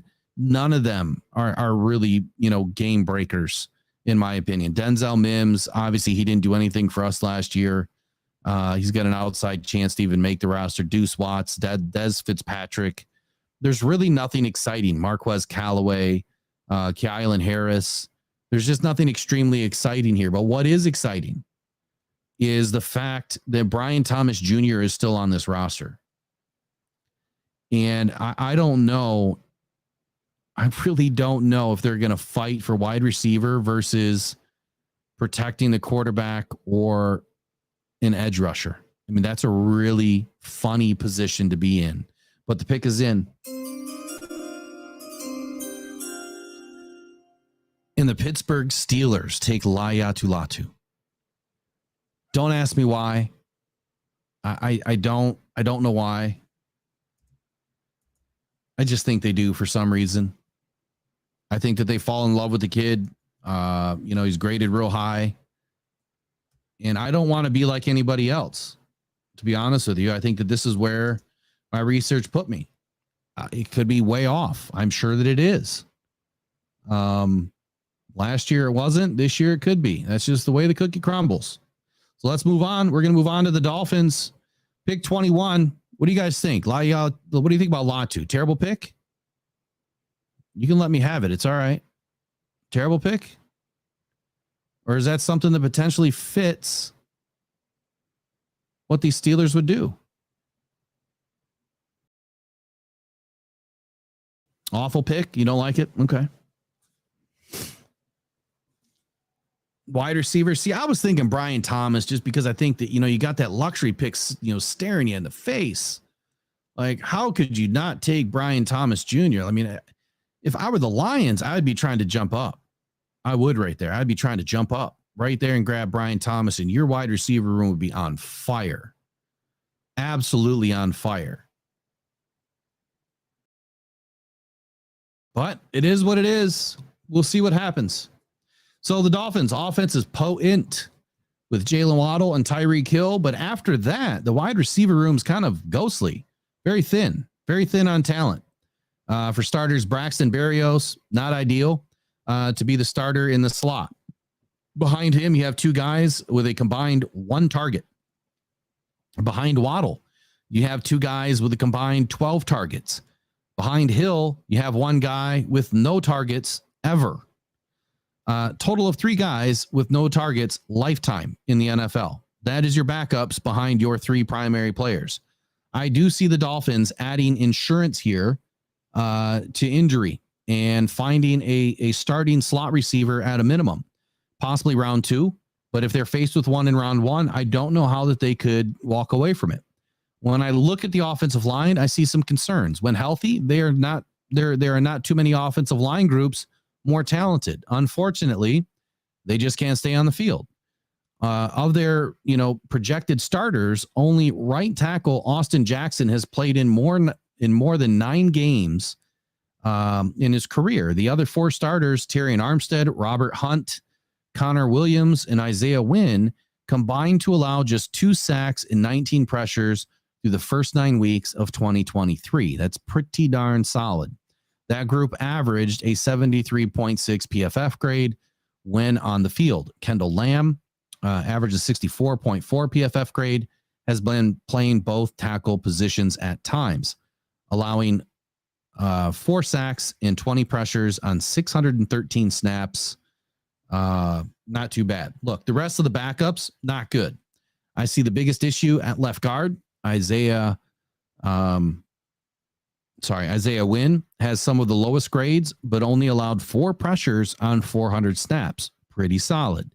The Dolphins brought in Aaron Brewer at center, who allowed 34 pressures and 6 sacks in 2023. Pass blocking, horrendous.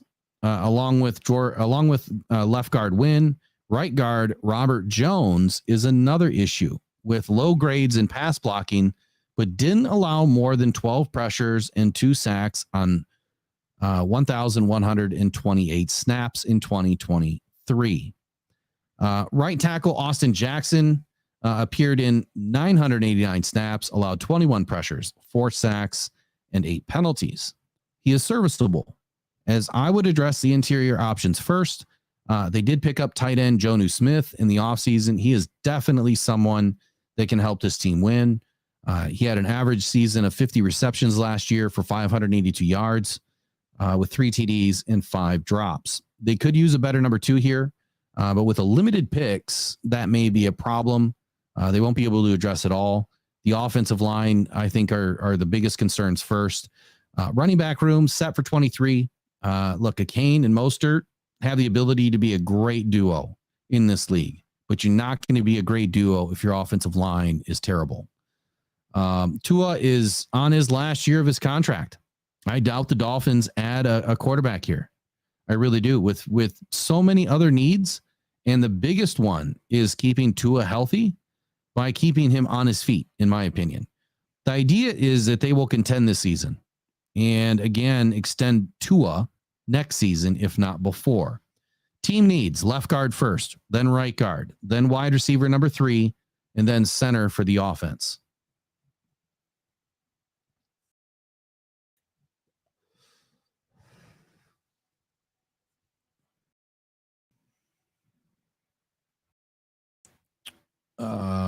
All right. So I see you guys got some questions on Latu here. So let me go over defense real quick again. On the defensive side of the ball, the Steelers were on the bottom 3rd for interceptions, middle of the pack for yards allowed, 4th worst in passing explosives over 20 plus, near the top in completion percentage allowed, which made no sense to me at all. They drafted Joey Porter Jr. in 23, added Dante Jackson in free agents. Dante is not a game changer at all. And he's on a 1-year deal, but Joey can be and has displayed great playmaking ability in his rookie season. The Steelers do need to add to that room. I do expect them to try to add a corner. It would have been a perfect opportunity for them to add a corner right there. Their safeties are good. I don't need to go over that again, but on the defensive line, up front on the defensive line, they were middle of the pack in rush yards and yards per carry allowed. Top 3 in rush yards allowed. Top 3 in stopping explosives over 20 plus yards, but they did allow 3 plays over 40 yards, which had them tied for 3rd worst. They're kind of a bit all over the place. Like I said, well-coached team, but they're just missing some pieces. Cameron Hayward and Keanu Benton are both solid at starting nose and defensive tackle. I didn't see an immediate need there, but Hayward is on his last year of his contract. Defensive end Larry Ogunjobi is the weakest link on the defensive front. I expect the Steelers to find an early option in the draft to obviously replace or compete with Ogunjobi. That's why defensive end went to the Steelers. All right, so defensive side of the ball for the Dolphins. The Dolphins were one of the best at stopping the run in 2023, largely due to Christian Wilkins' presence on the D-line. Ranked top 7 in the league for rush yards allowed and explosives over 20 plus yards and yards per carry. The biggest issue for the Dolphins was getting to the quarterback. ranked in the bottom 5 with the Lions with only 31 sacks. The Dolphins don't have Wilkins now, so that's going to be a problem. And list Benito Jones as the starting nose tackle. Another Lions expat gone back to where he came from. This is a major need for the Dolphins. Deshaun Hand, another former Lion, has been playing solid ball in Miami, but limited on snaps. Now listed as the starting right defensive end, Zach Sealer, who played alongside Wilkins, had a 9-sack season in 2023. The Dolphins bet on Sealer over Wilkins and let him walk in free agency when making cap adjustments prior to the new league year. I expect the Dolphins to address the D-tackle position early in this draft. The Dolphins also lost Andrew Van Ginkel, who had a big breakout season last year at linebacker. In total, the Dolphins added 10 free agents to the D-line and the linebacker room this offseason. Left inside linebacker David Long Jr. is a dominant inside backer with elite play. He is a downhill run stopper with 43 stops in 2023. Adding right inside linebacker Jordan Brooks from Seattle to the mix, who is another run stuffer with 42 stops last season, was a complete perfect matchup in the offseason haul here. Jalen Phillips only played in about 35% of the snaps last season, but is one of the better coverage linebackers on this roster at the left outside linebacker position. Lastly, right outside linebacker Bradley Chubb is another elite backer, 13 sacks last season and 39 stops. This may be the second best linebacker group in the league in 2024. Unfortunately, Chubbs and Phillips both coming back from Achilles and ACL injuries in 2023 may delay this unit from reaching its full potential early. The Dolphins added depth here with Shaquille Barrett, who should step in right away for Chubb and is what did I put here? And is, yes, another elite linebacker. I don't see the Dolphins adding a backer early, maybe a mid-round pick to cover some of the expiring contracts in 2025. The DB room is also pretty solid, adding Kendall Fuller to Jalen Ramsey and Nickelback, Kader Kwohu. Jordan Poyer and Javon Holland make up the safety pair, with Holland being elite as they come. Look, Holland is also, he's an absolutely really good player, like really, really good player. A lot of information on the Dolphins, a ton. Look, the Dolphins are very limited on early picks in this draft, with only a first and a second and nothing till the 5th round. I see them as trade back option at 2021. They need to add some draft capital to address the offensive line and the loss of Christian Wilkins. If they don't trade back, the Dolphins will more than likely package up some of their future picks and move up in this draft at least once. You cannot rebuild the holes on this team with 5th and 6th round picks, starting with the defense. 6 of the defensive tackles are on expiring deals. I expect the Dolphins to address this position early with a big nose tackle in the late 2nd or 3rd round. That's where I believe Trevonde Sweat could be a big option here for the Dolphins. The linebackers seem to be set even with players returning from injury. I wouldn't expect to pick early, but then again, depth at a strength is always an option. And maybe in the 3rd round, you see that happen. Again, they're going to have to package some things up and move around. I do see the potential to add to the DB room, as the nickelbacks are not as polished as the rest of the group, but picks are the problem here. On the offensive side of the ball, the Dolphins should spend the majority of their picks. In my opinion, they need an upgrade at both guard spots and even the center if one becomes available.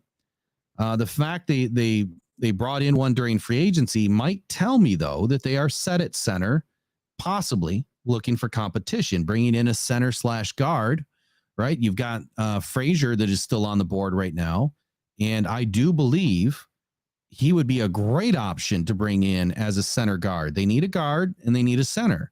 You bring someone in that can do both. The wide receiver room, very thin. The slot needs a major upgrade, and depth beyond Hill and Waddle is just not good. So what do the Dolphins do? They're kind of in a crunch here.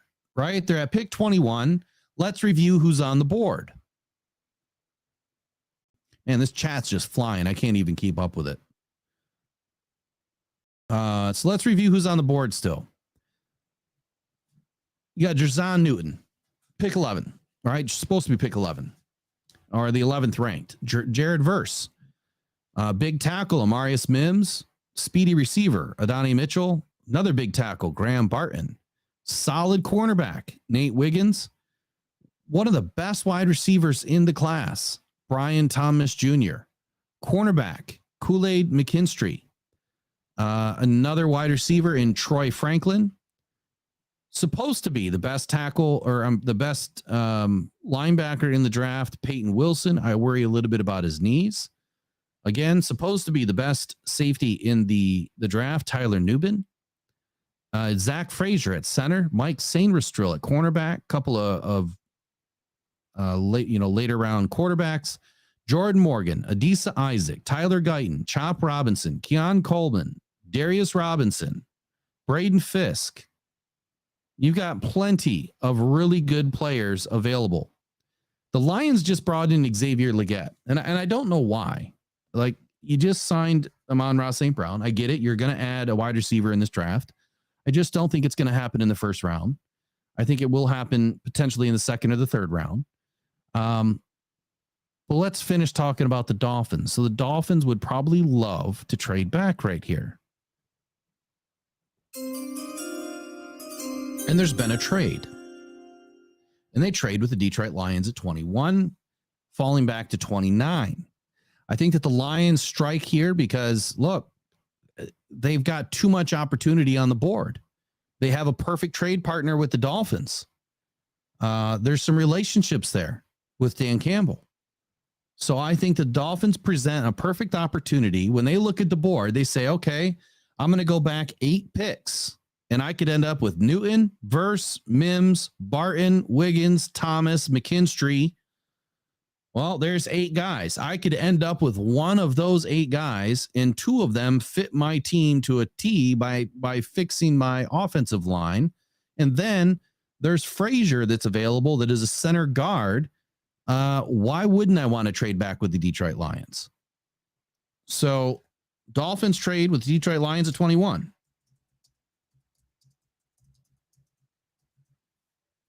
Now let's talk about the Lions for a moment. I'm sorry, I got to do it to you. What do they need? This is a long one. Lions got pick 29, which is now 21. Pick 61, 73, 164, 201, 205, 249. If I were to do the pick calculator, and again, I think that they're going to want something this year. I don't think that the Dolphins really care about future draft picks.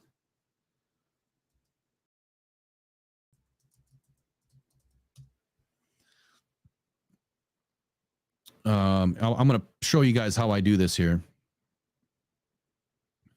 Not that it's that big of a deal, but I really like this draft calculator. If you guys are going to do any of this stuff between now or tomorrow or whatever, I highly suggest this one.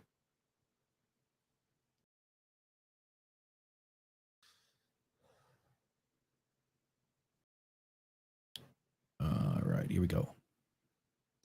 All right, so here's the draft calculator. This thing's cool, man. I love it. It's on OTC. You gotta grab your team, the Lions, and then you're going to grab the Dolphins. It tells you everything in the middle here about how much cap you're adding or losing or whatever. So we're trading 1 for 1. You've got 1,457 points for pick 21 to 1,294. And the Lions are going to be gaining probably a little over $1 million in cap, right? That's about how much they're going to gain, 1.06 million.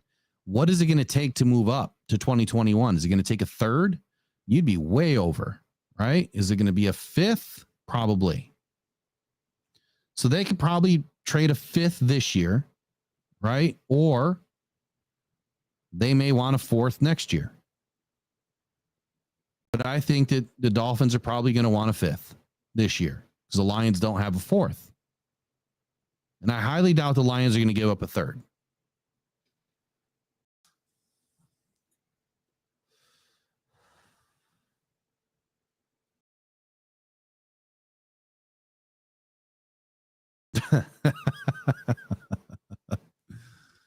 Oh, here we go.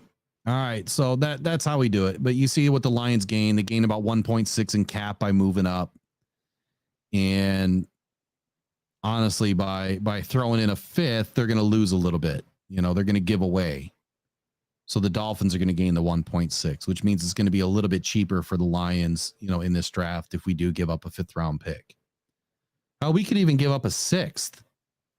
And it still works. I mean, you're still, you know, 150 points better. There could be a player trade here. I'm not real sure what's going to happen. But I think that there is the possibility here for the Lions to make this trade. I really do. I think that they're going to want to move up in this draft. I think it makes sense to move up in this draft, especially if the draft falls the way that I see it, you know, falling right now.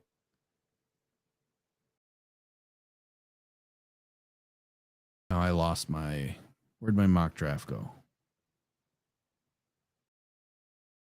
All right. So let me force the trade here so that I can have this in front of me. You've got the Lions trading out 29 for pick 21. And I'm going to throw in a future fourth. And maybe the Dolphins can then repackage and do something with it.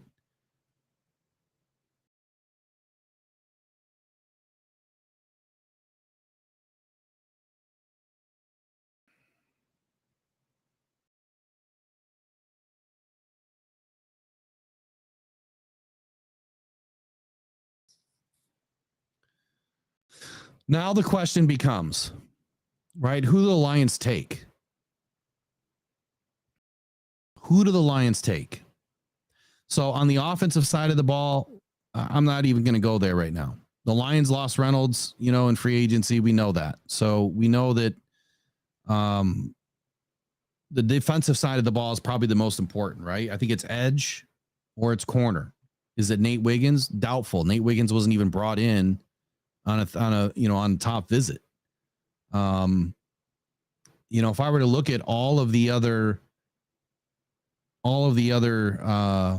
mock drafts, which I don't do when I do mine, they have like Adonai Mitchell going to the Lions.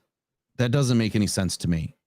I've seen the Lions trading with the Colts, which means the Lions would have picked at 15, taking Quinn and Mitchell. That does make sense to me. I think that that's a great possibility. Other mock drafts clearly have the Dolphins not trading out at all. Who else has a mock draft here? I don't know. There's plenty of options, but for me, look, I think it's Jared Verse.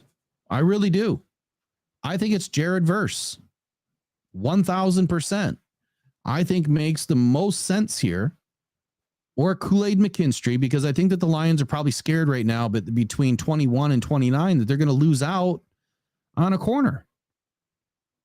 But what makes the most sense? You got Brian Thomas Jr. I mean, someone that you could pair up with, Amon-Ra St. Brown for the next 4 or 5 years.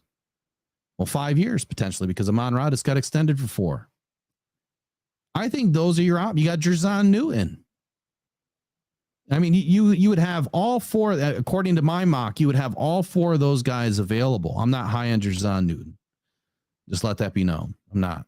You got Chop Robinson sitting there.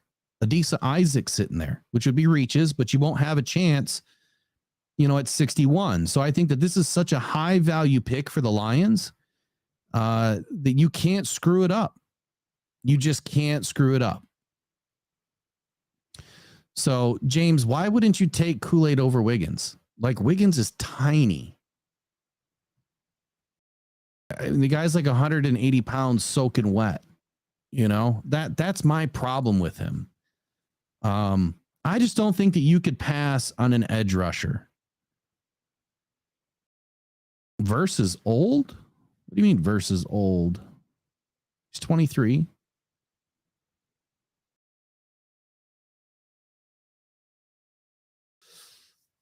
Chop's interesting. He's very, I would not take Verse, or I would not take Chop over Verse any day of the week. I wouldn't. But that's the first time I've heard someone saying Verse is old. I mean, I guess he's a little older at 23, but he's also played all of his years in school too. Matter of fact, wasn't he a fifth year? I think he was a fifth year senior.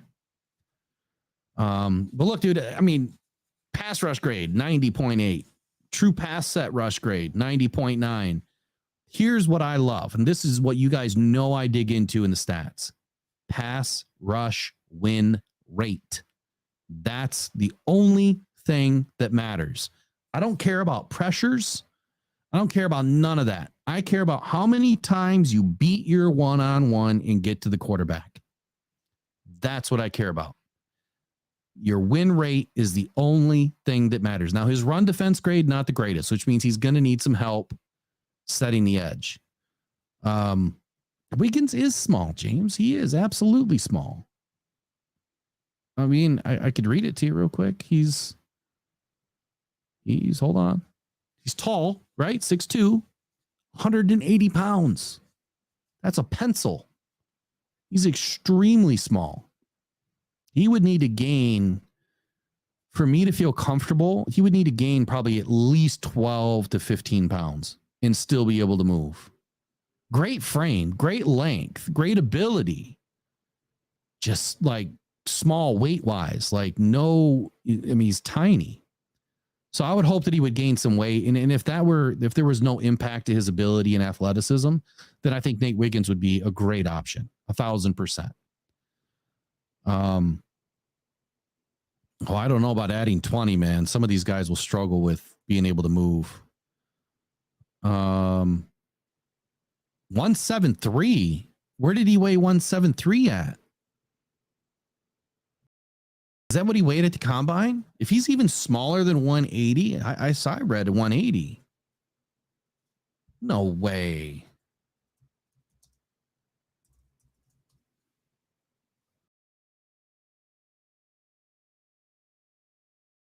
Oh my God. So he's 6'1". I'm sorry, I was reading the wrong thing. I was reading PFFs.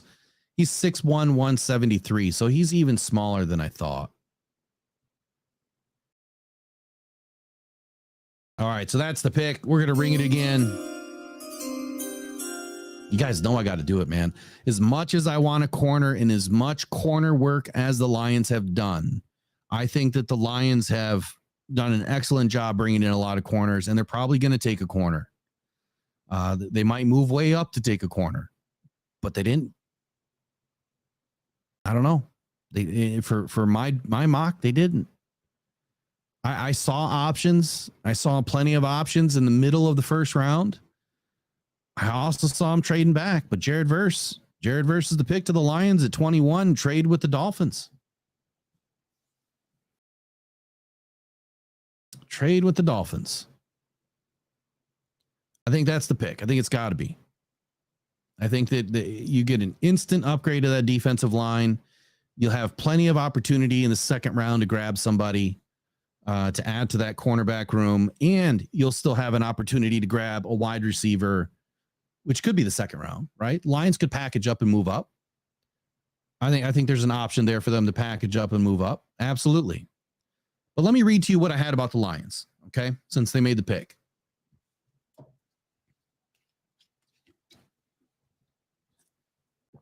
All right, so the Lions just locked up Amon-Ra St. Brown and Penei Sewell to long-term deals. Two of the best to do it. And we'll be doing it much longer in Detroit. The offensive line could use some help as the depth pieces are not that great. Penei Sewell is the highest graded offensive player for the Lions. Frank Ragnow is number 3. Taylor Decker is number 5. Graham Glasgow and Kevin Zeitler are number 11 and 12. That's elite. The issue is when these guys are not on the field, what happens?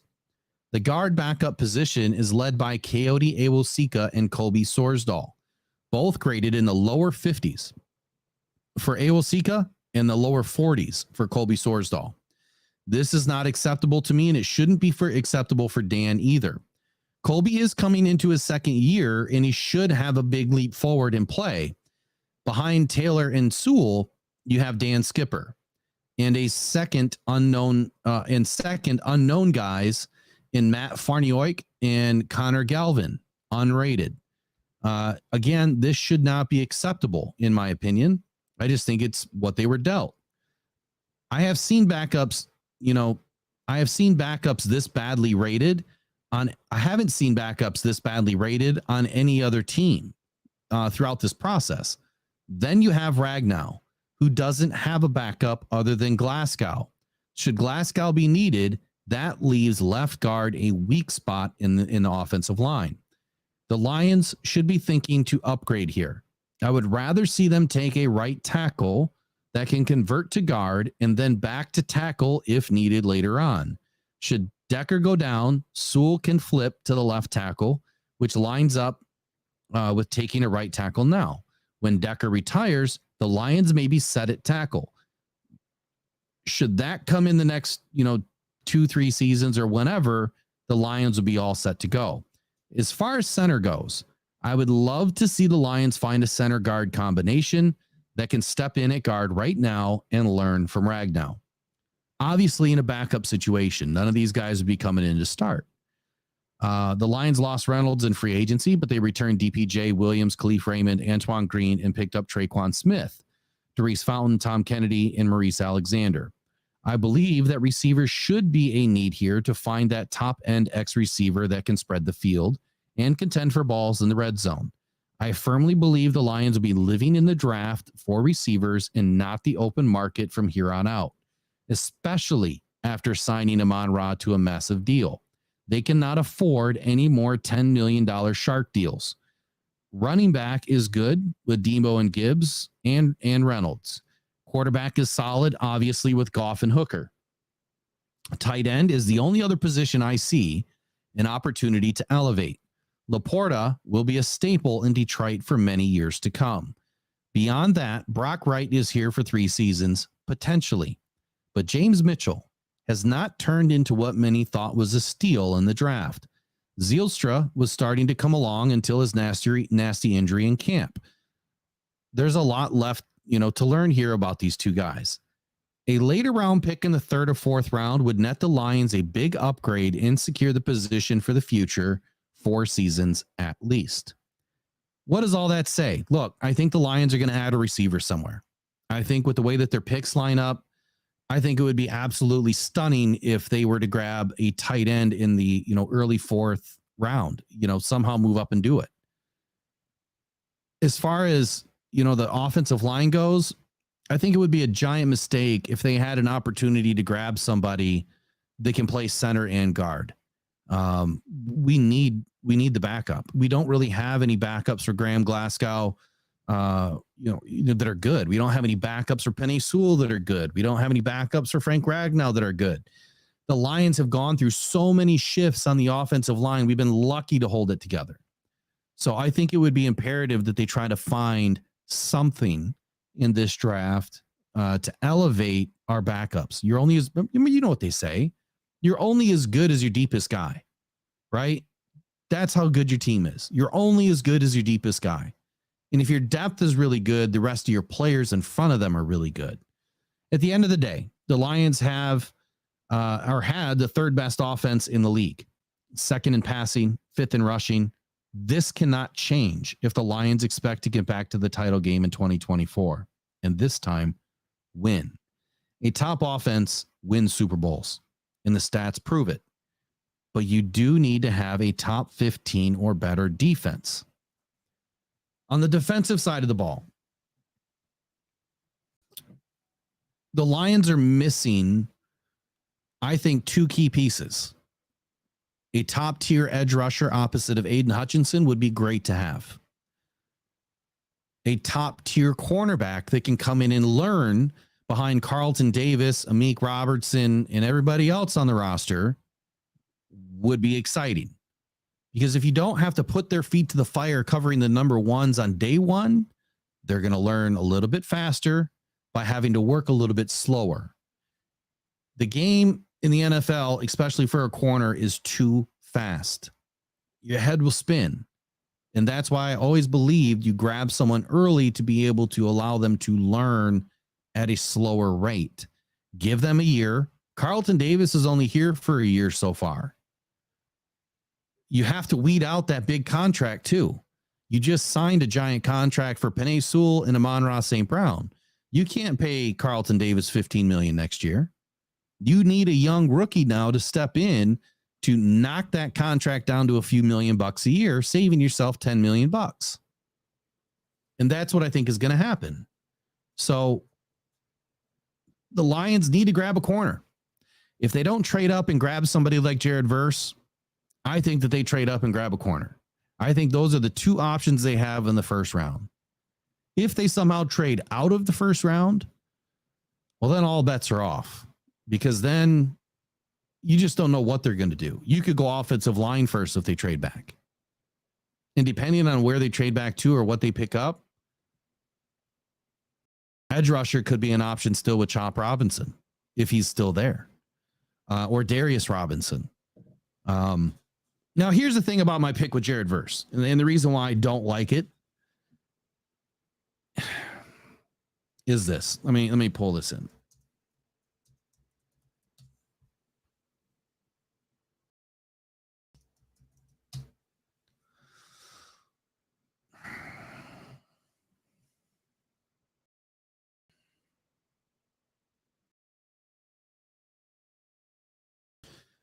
So it's very unlikely, very, very unlikely that the Lions are going to draft somebody they have not brought in on a top 30 visit or any sort of a visit. And for whatever reason, Jared Verse is not on the list. Marshawn Nealand is. Nate Lynn is. Ovi Ogufu is. Darius Robinson is. Jalen Harrell is.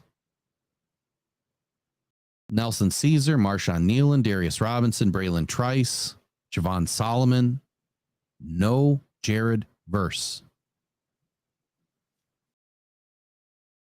So, and to your point, Adam, yeah, apparently there's some that are not reported, right? We don't know if they met. But that would kind of take a lot from the player and the coaches and everybody else to not slip up and say something. They did go to FSU Pro Day. We don't know who they met with, right? Maybe they met with them down there. Very, very possible. Very, very possible. Very, very possible. But who else was at FSU? Braden Fisk, right?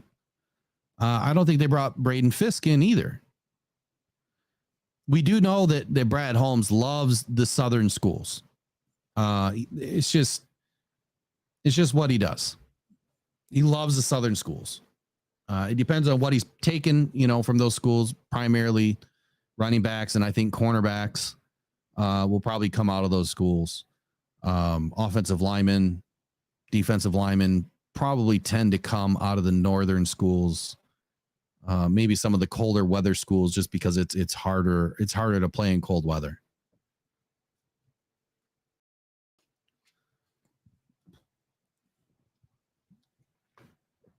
Oh, Jack Campbell was definitely in for a visit. They did a whole interview with him. It was on the inside the den. And so was Gibbs.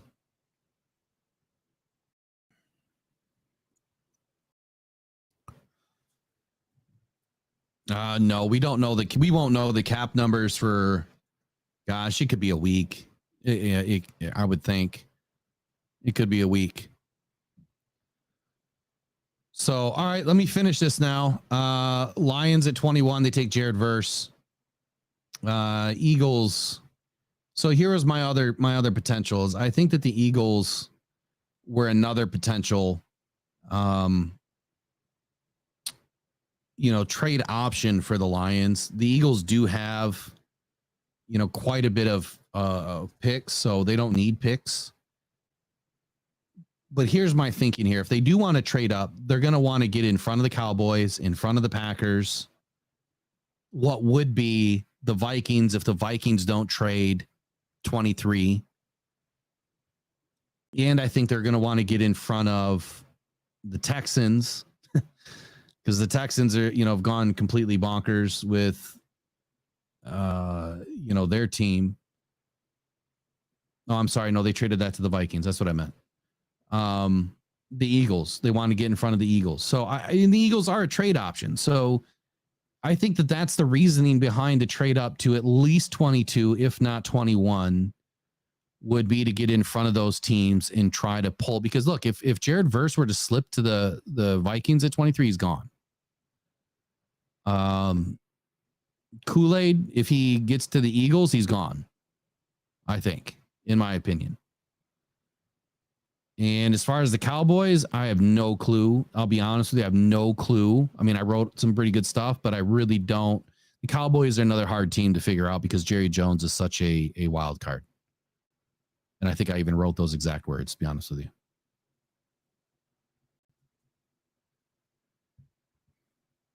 All right, so let me get into the next pick here. Eagles, here we go. And then we'll do let me get through a couple more and then we'll do another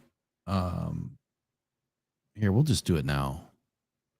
I got to pull up that wheel thing. I got to find it.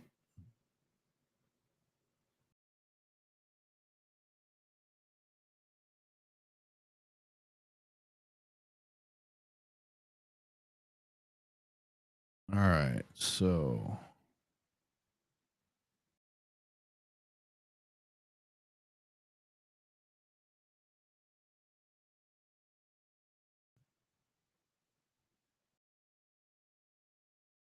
all right, so in this next drawing, we have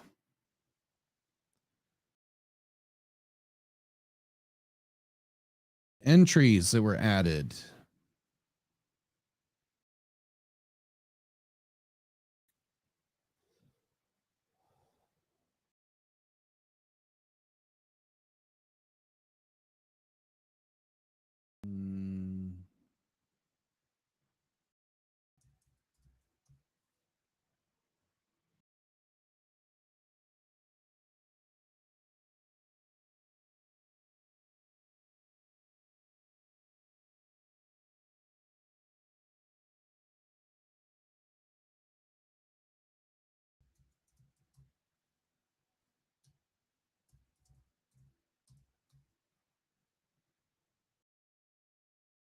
I got to find it. I don't know where my thing went.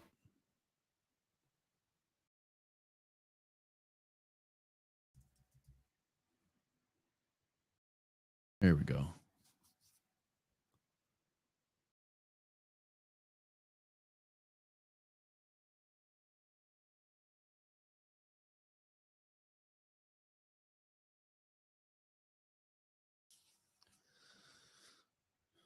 Okay.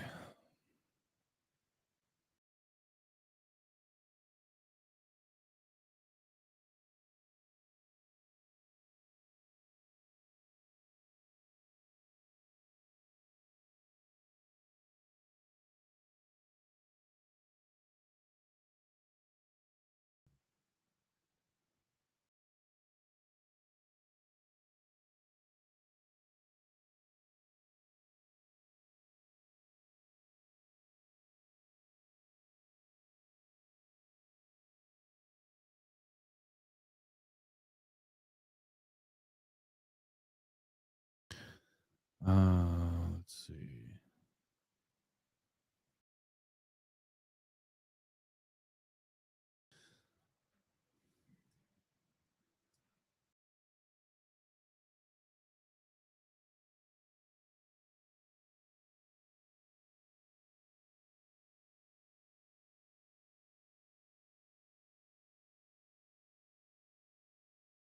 You guys got to give me just a second to get this thing filled out. So we'll take a quick break. I'll come back in 5 minutes. We'll have this thing ready to go because I got to get all these entries put into this one. Give me 5 minutes. I know it's late. better than a bunch of dead air. Be right back.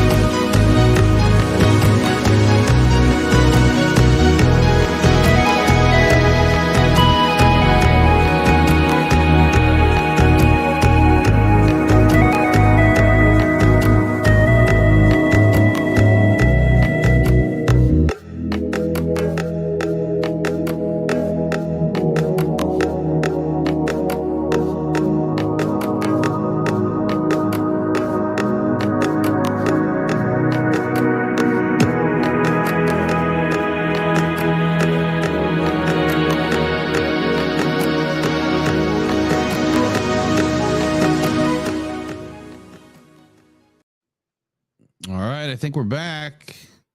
And we've got this thing about ready to roll. Just got one more thing to fix, and we'll get her up and running here.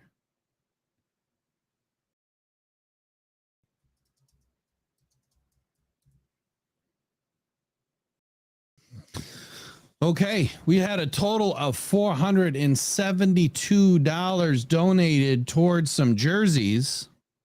Because we're all about transparency here, I will show you guys the spreadsheet so you can see who all has what for entries. And we'll run 2 in a row, and then whoever wins, obviously I got to take them out, and then we'll run it again. So here you go. Here's the spreadsheet. It shows how many people donated, how many they get, blah, blah, blah, blah, blah, blah, blah, how they donated, so on and so forth.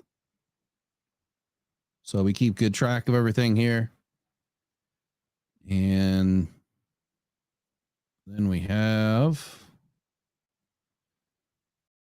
the wheel of fun. Should have put some like jersey pictures in here or something. That's what we should have done. Next time when, now that I know how to use this thing, we'll fix it up. Okay. Did I mention that there's going to be some consolation prizes tonight too? So here's what I will tell you for everybody that's in tonight. If you don't win, so after, I'll wait until we're done, and then I'll let you know. All right. So the first jersey, third jersey, third of 4. Here we go.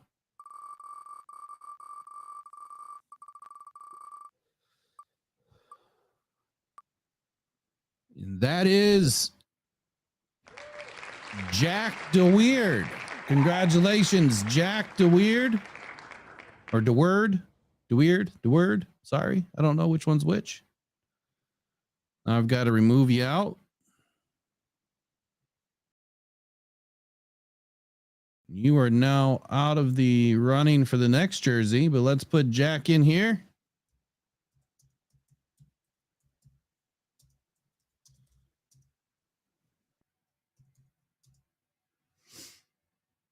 I think, isn't Jack the one that said that he had to leave or something? And he asked if he could still win. Look at that. Look how, he put it into existence. Look at that.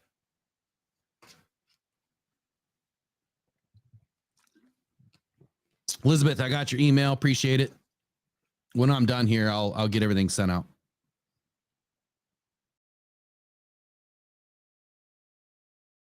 Okay. 4th and final jersey. And then I'm going to finish the mock draft, whether you guys stick around or not. I got at least got to put it in air so it's out there. Man, look at Better the Hunts. You got a big old pile. Uh-oh. Oh, a little one. Oh, we got to respin that one. J-Rod already won. I thought I took him out. Hold on. Where's he at? I swear I just deleted him.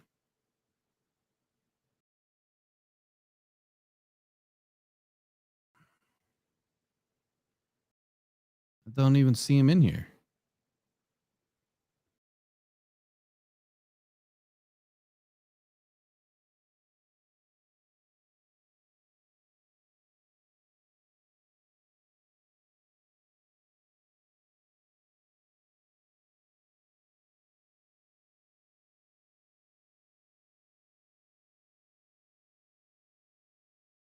Okay, that's really weird.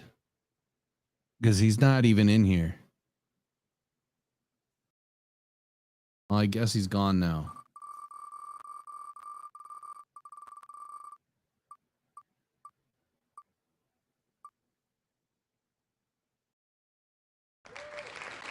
Ornery U of M dad. Yeah, he can't win twice. Can't win twice.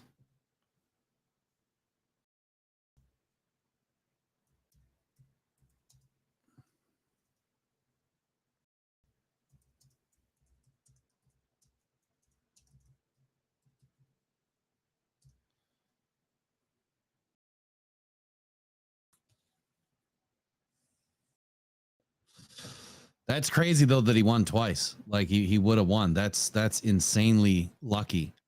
All right. So I want to do some consolation prizes, and you guys aren't going to know what they are.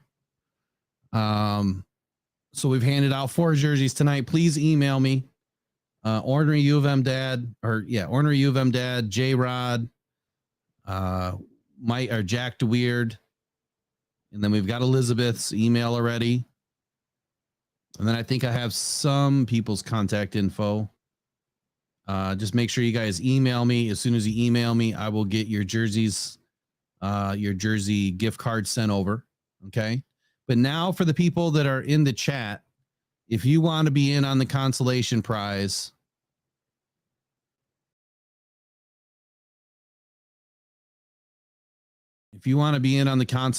prize, go ahead and drop your name. If you guys are already on this, if you've participated in buying in entries, you're already in. If your name hasn't been called, you're already in.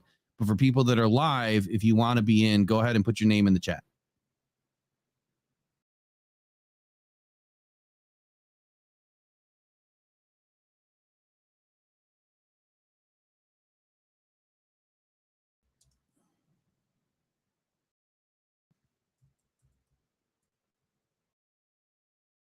We're going to do it for 2 minutes here.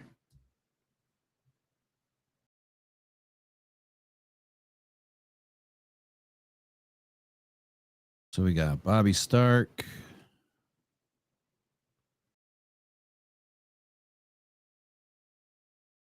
Donovan, you're already in. Kobe.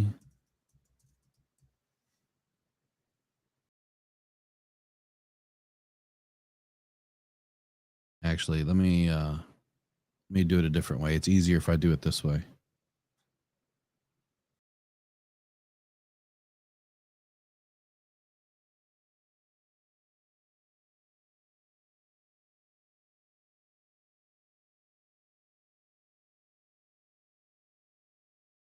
There we go. All right, Roger Chappis.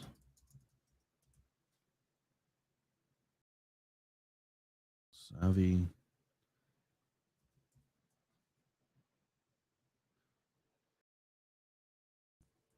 Eric. Brent.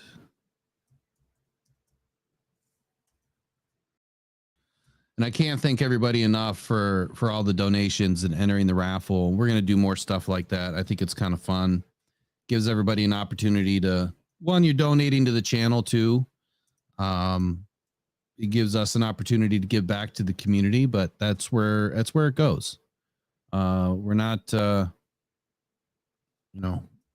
donations are good, but we want to make sure we turn it around and give it back to the fans. That's what it's all about.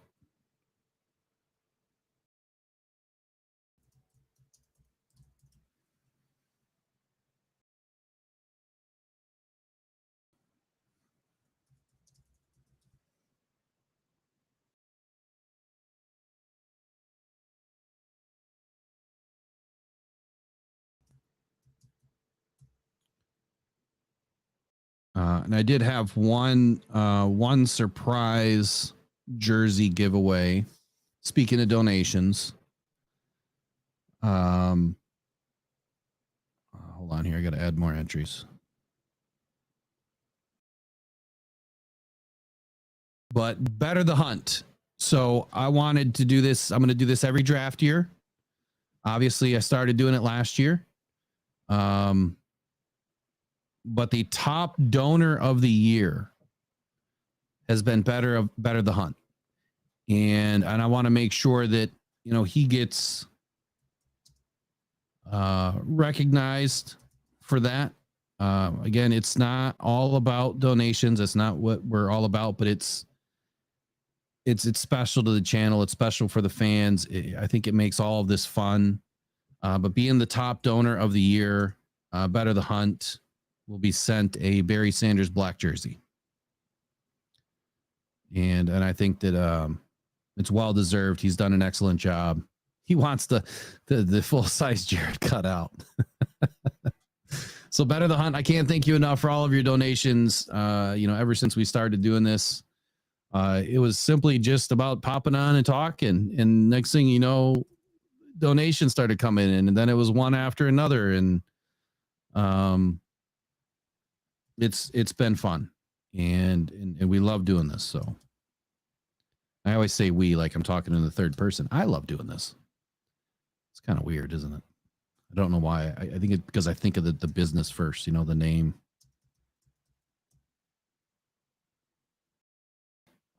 J-Stir, we'll get you in there.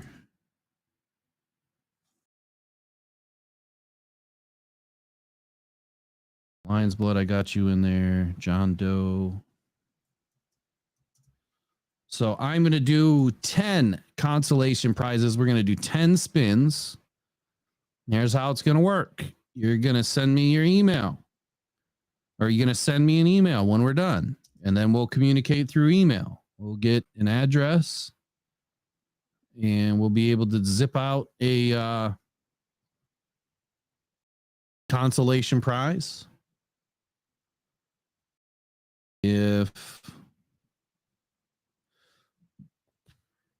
Oh, Brent, man, come on, really? That's not good. I lost all my stuff when I was a kid, man, in a basement flood. Same thing.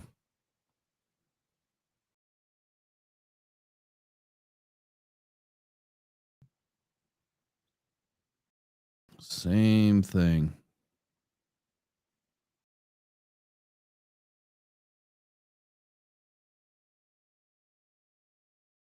Nice. 81 degrees in Florida. I'll be there in a couple weeks. I promise. I'll be there in a couple weeks. I'll be in Naples.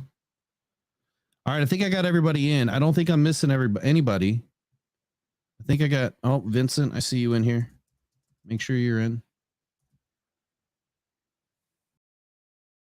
I think I got everyone.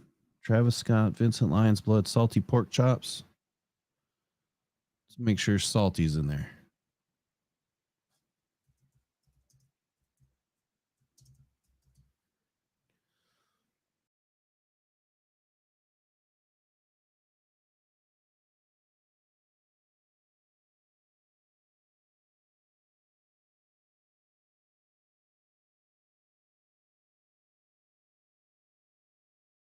All right. We got to remove Better the Hunt.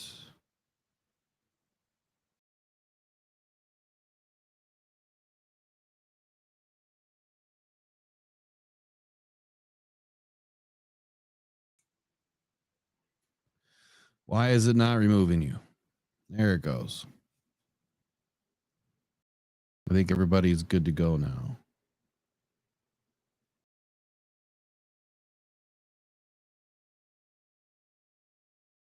Just got to figure out how to change one thing. Give me 1 sec.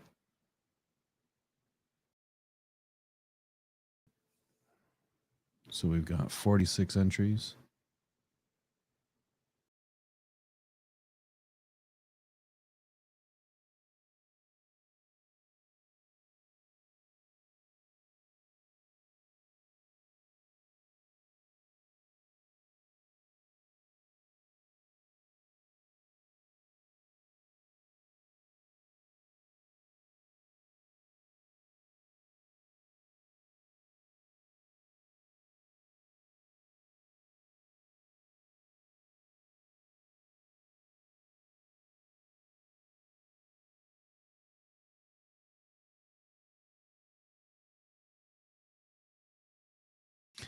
I don't know how to change the win probability.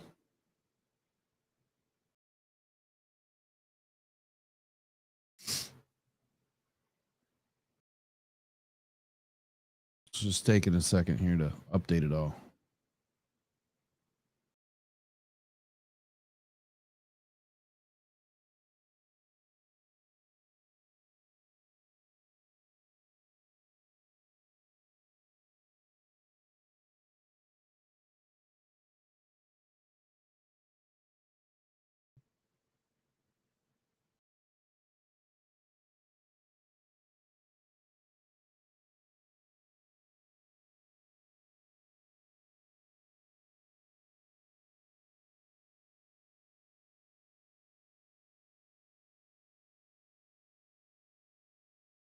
Okay, I think we're good. Here we go.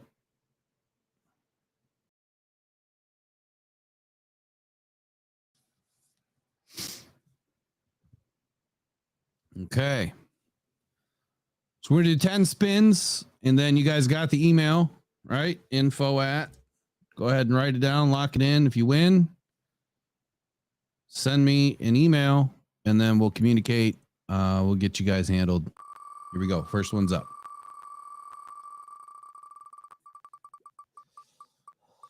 Yeah, I like that, Salty Man. A QB needy team. Look at 29. If the Lions do not, congratulations, Roger.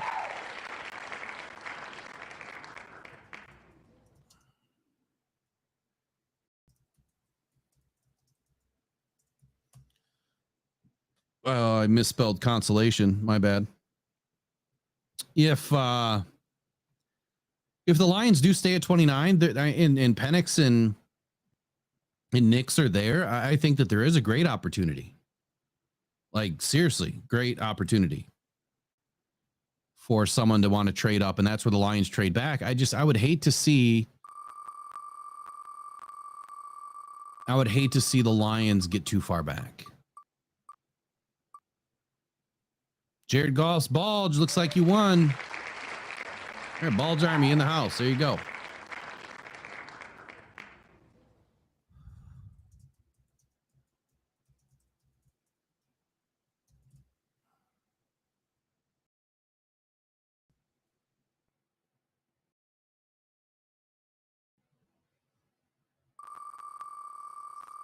Number 3.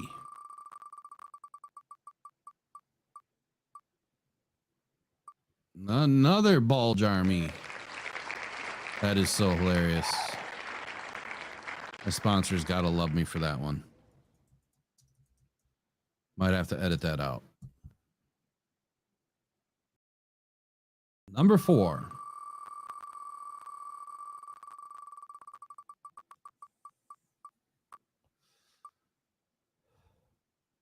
Donovan Amos.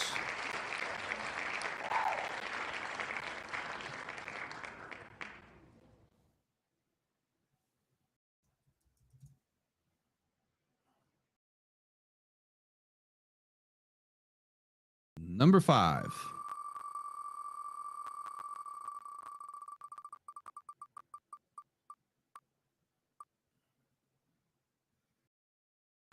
That's Vincent Soames or Somes. Vincent Soames.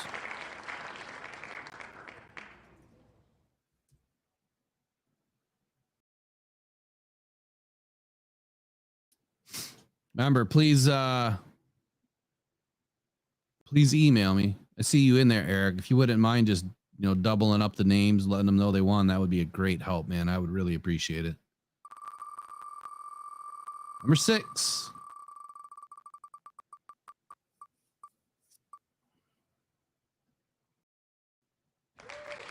Travis Scott.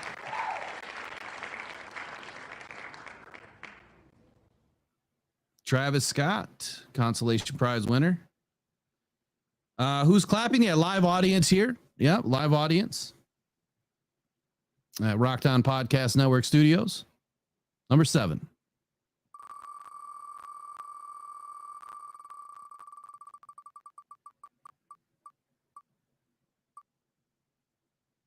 John Doe. John Doe. Aldo.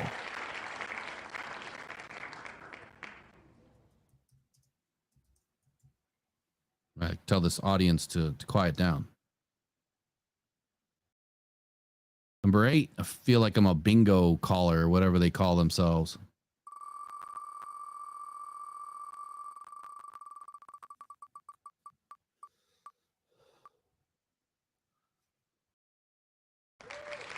Jaster. Jaster in the house.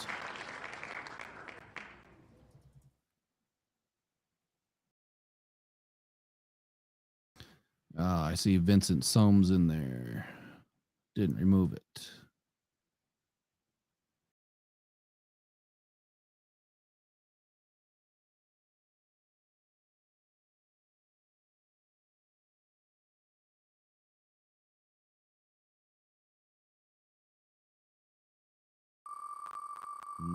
Number 9.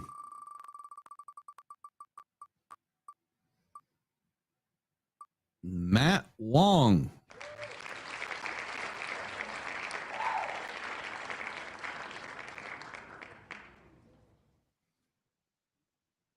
Matt Wong. And number 10.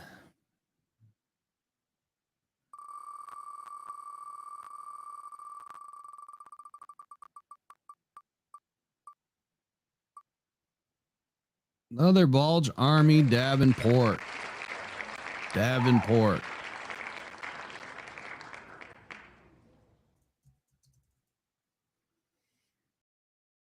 Jersey giveaway is already done, Chef Talk. This is consolation prize. Just did 10 extra consolation prizes. All right, so now we're done with that. I'm going to get back to finishing the live mock here. So we started this whole thing, with the picks here, or we ended the picks here with where is my thing at? This must be it. There we go. We ended it with the Lions. Lions traded up to 21 with the Dolphins. Select Jared Verse. Now, like I said, him not being a top 30 candidate, the reason why I'm struggling with that is because if you look at the picks last year and every year, almost all of them have been top 30 candidates reported. All reported. That's why I'm a little worried. But it is what it is. I mean, mocks aren't perfect. Mine's way different than anybody else's, and I'm happy it is. I mean, I think some picks are could be similar, but I'd have to go back and look at the end. So now we're at pick 22 with the Eagles. Here we go. Appreciate everybody for joining tonight. Appreciate everybody for participating and everybody that donated. Your money is well spent. You just made 14 Lions fans extremely happy with the jersey giveaway and the consolation prizes. Remember, email me info@rockedonpodcastnetwork.com, and then we'll communicate offline. I'll probably get to the other 10 tomorrow. I'll get to the other 4 tonight and try to get everything handled for you between tonight and tomorrow morning. It'll be in your inbox. I don't know how long it takes. Sometimes it takes a day to deliver from Fanatics via email. So Eagles, here we go. Eagles offense has a few key pieces in place to help this draft be a success. Starting at the top, A.J. Brown, Devonta Smith are 2 of the best wide receivers in the game. They added Paris Campbell in free agency, who is not the answer, in my opinion, grading out in the low 50s with limited production. Devonta Parker was also added in free agency behind Devonta Smith, who has a little better opportunity to make this roster. I see the Eagles with 3 receivers on the roster right now, and they have added a receiver in each of the last 3 drafts. I do not expect that to change in 2024. Round 2 is the most likely spot as they have 2 picks. The offensive line is pretty solid with 2 great tackles, Jordan Mailata and Lane Johnson. Fred Johnson as a backup. Both guard positions are solid to start 24 with Cam Jurgens and Landon Dickerson. The biggest hole here is the center. After Jason Kelce retired this offseason, the Eagles do not have a bona fide starter at center. And I expect one to be taken in the draft early, either first round or second round. The tight end position is solid with Dallas Goedert and CJ Uzomah. The Eagles obviously are starting Jalen Hurts and added Kenny Pickett to the roster this offseason as a backup. Lastly, Saquon Barkley was a huge addition to the team in free agency, but behind him, the room is not complete. Team needs wide receiver, running back, guard, center, tight end, not in that order. Moving on to the defensive side of the ball, the Eagles added left outside linebacker Bryce Huff, major key contributor, I believe, in this defense. Right inside linebacker Devin White, and strong safety CJ Gardner rejoins his former team. Julian Okwara obviously also added in free agency, both from the Detroit Lions. Last year, adding defensive tackle Jalen Carter, right outside linebacker Nolan Smith, right cornerback Eli Ricks, left cornerback Keely Ringo, and safety Sidney Brown, all in the draft, really amplified this defense's depth chart. Nose tackle Jordan Davis has been good, not great so far in his 2-year career, added in 2022, along with left inside linebacker Nakobe Dean. Overall, the defense is pretty solid, with the exception of the defensive back room. Darius Slay is entering his 12th season. He has not posted elite grades since 2021. James Bradbury had a terrible 23 campaign with grades averaging in the low 50s. The cornerback room definitely needs a spark and an upgrade in 2024 to replace Darius Slay and his eventual departure. This would be the first area to address, in my opinion, especially at pick 22, where one of the top 3 corners should still be available. Believe it or not, I do see the Eagles possibly add in the defensive end behind Milton Williams, as he is in the final year of his contract. So cornerback, defensive end, safety are my top picks for the defense overall. For the offense, I see the Eagles going hard for a center and adding wide receiver at some point early. A running back in later rounds is a probability, with tight end also being an option. CJ Uzomah is in the final year of his contract. On the defensive side of the ball, I think that they should focus on improving the defensive back room and adding a replacement for Darius Slay. The defensive end position is needing an upgrade, and replacement for Milton Williams, and safety is also a need at some point. Look, the Eagles could opt out and trade back here, depending on who is or is not available. I don't think that they can pass on Jackson Powers Johnson if he is here. In my mock, he is not. This could be a Lions option to move up as well, in a perfect spot to grab a corner. I do believe it would take the 29th and give Philly their 4th back in 2025 at the most, or a 5th round in 2024. So here's where I'm at with the Eagles. This was the tough one for me because I really didn't want to see this player go to the Eagles. I really didn't. I still think the Lions are probably going to add a corner in the first round. My mock just didn't line up that way. It didn't. For whatever reason, it just didn't.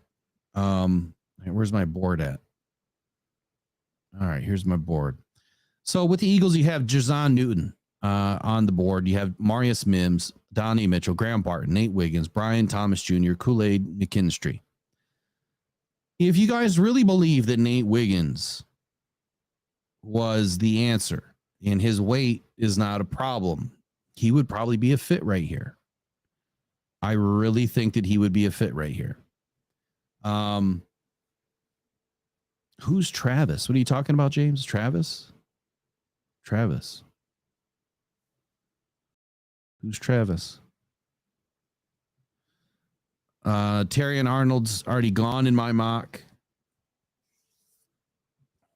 But here's where I'm at. Look, they need a game player, right? Someone that can come in day one and really hold it down, be a spark. I do not believe that player is Nate Wiggins as a cornerback. I do believe that player is Kool-Aid McKinstry. And for that reason, this is why I'm worried about the Lions not moving up if they're trying to get Kool-Aid McKinstry. So it's either Kool-Aid McKinstry here, or, I mean, the fact that they have Brian Thomas still on the board, yeah, he would be an insane addition to that offensive wide receiver core, right? I mean, you got Devonta Smith, AJ Brown. Like I said, Paris Campbell, not the answer. Could you really pass on Brian Thomas Jr. at 22, Eagles? Could you? Is it really a need? It's not. Best player available, though? Look, if they want a center at Zach Frazier at 33, the Eagles are trading back right now because their next pick is at 50, or they're going to have to package up 50 and probably 161 to move back up, or 120 to move back up to be able to get Zach Frazier. I can see your post, Travis Scott. I just don't know what you're talking about.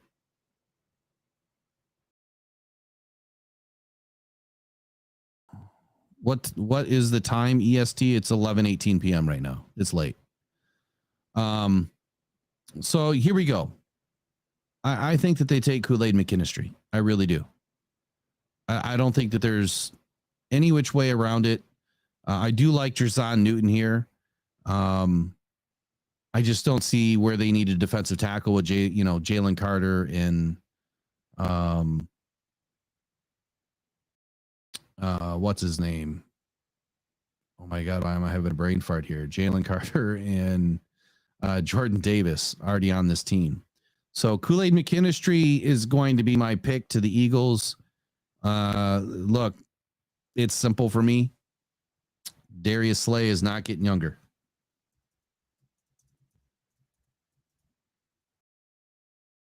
And he would be a perfect guy to learn from. Kool-Aid would learn a lot. So next up, Arizona, pick 23 from the Vikings. If we go back and recap, what has Arizona done so far? This is now their second pick in the first round, and they still have one more to go. So with the first pick at 11, they grabbed Rome Odunze. And now in their second pick, I have to go all the way back to pick 4 and read all about Arizona real quick. I'm just going to read the recap version. That's why I did 3 versions. Recap version said this: the Cardinals have a unique opportunity to draft it any which way they want at picks 4 and 27 in the first round. Obviously, they traded with the Vikings, which gave them 11, 23, and 27. And I do believe that they're just going to go best player available with the team needs that I gave them. Wide receiver, they already took. Now they need a left tackle, left guard, center, and tight end. They also need a defensive tackle, cornerback, and linebacker. So with best player available, I think that they're going to go DT, and it's going to be Jerzon Newton here at pick 23 to the Arizona Cardinals. I really believe this would be the pick only because they need heavy offensive line, and they could get that still at 27 potentially, but you're probably not going to get Jerzon Newton at 27 would be the guess. So Jerzon Newton goes to the Arizona Cardinals at pick 23. We forgot that the last 2 times. Pick 23 is Jerzon Newton, and he is going to Arizona Cardinals. Pick 23. And that was a trade back from the Vikings, which netted pick 11, 23, and 27.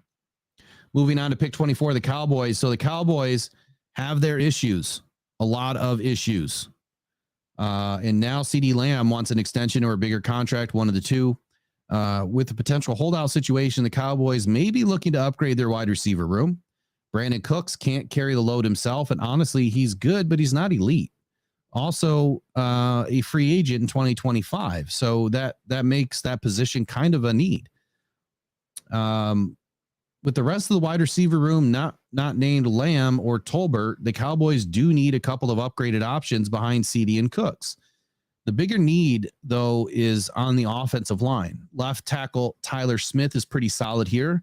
The right tackle Terrence Steele gave up 8 sacks, 54 pressures in 2023, with extremely low grades in pass and run blocking. TJ Bass, the left guard, appeared in less than 350 snaps. Didn't give up much for pressure or sacks, but the pass and run blocking are not ideal. Right guard Zach Martin is serviceable for now. I expect the Cowboys to do something to give Dak more time and the ground game a chance. The Cowboys lost Tony Pollard and now have a Mod Podge of running backs with Rico Dowdle, who's listed as the top spot. And that clearly is not going to last. The Cowboys should be looking to add a running back in this draft. Tight end is solid right now with Schoonmaker added in 2023 and Jake Ferguson on the roster. Peyton Hendershot rounds out that tight end group. On the defensive side of the ball, but before I do, I got team needs as right tackle, wide receiver, left guard, running back for the offense. And on the defensive side of the ball, the Cowboys have a stable presence with Micah Parsons. DeMarcus Lawrence, Deron Bland, Trevon Diggs, and Eric Kendricks. Mozzie Smith, obviously brought in last season, needs to have a bigger presence in 2024. There are some holes, I think, especially at the linebacker position. Micah Parsons is the best overall with a solid addition of Eric Kendricks from the Chargers. Makes, these two pretty potent for the defense. Outside of those two, though, the linebacker room could use some help. The defensive line with Mozzie Smith, who didn't jump out to a fast start in 2023, could use another deep, depth piece behind Osa, as he hasn't really impressed either. The nickelback Jordan Lewis has been awful in coverage. His best asset is run support, where he's one of the best, but throw the ball at him and it's a catch almost every single time. The Cowboys are a tough team to analyze, mostly because Jerry Jones is such a wild card. With DeMarcus Lawrence, Micah Parsons, and Eric Kendricks set to hit free agency in 2025, I see linebacker and edge being a top priority. The cornerback room is not holding its weight, and this too should be a priority in 2024. Team needs, I have at cornerback, linebacker, nickelback, and edge in no certain order. Look, we've got Amarius Mims would help out this offensive line. Graham Barton would help out this offensive line. But man, if you're going BPA available, best player available, and you're looking at Brian Thomas Jr. and the issues with CeeDee Lamb and really nobody behind Brandon Cooks, I cannot imagine a world, Jerry's world, that he doesn't want to take a top wide receiver. I really can't see it. I just can't see it.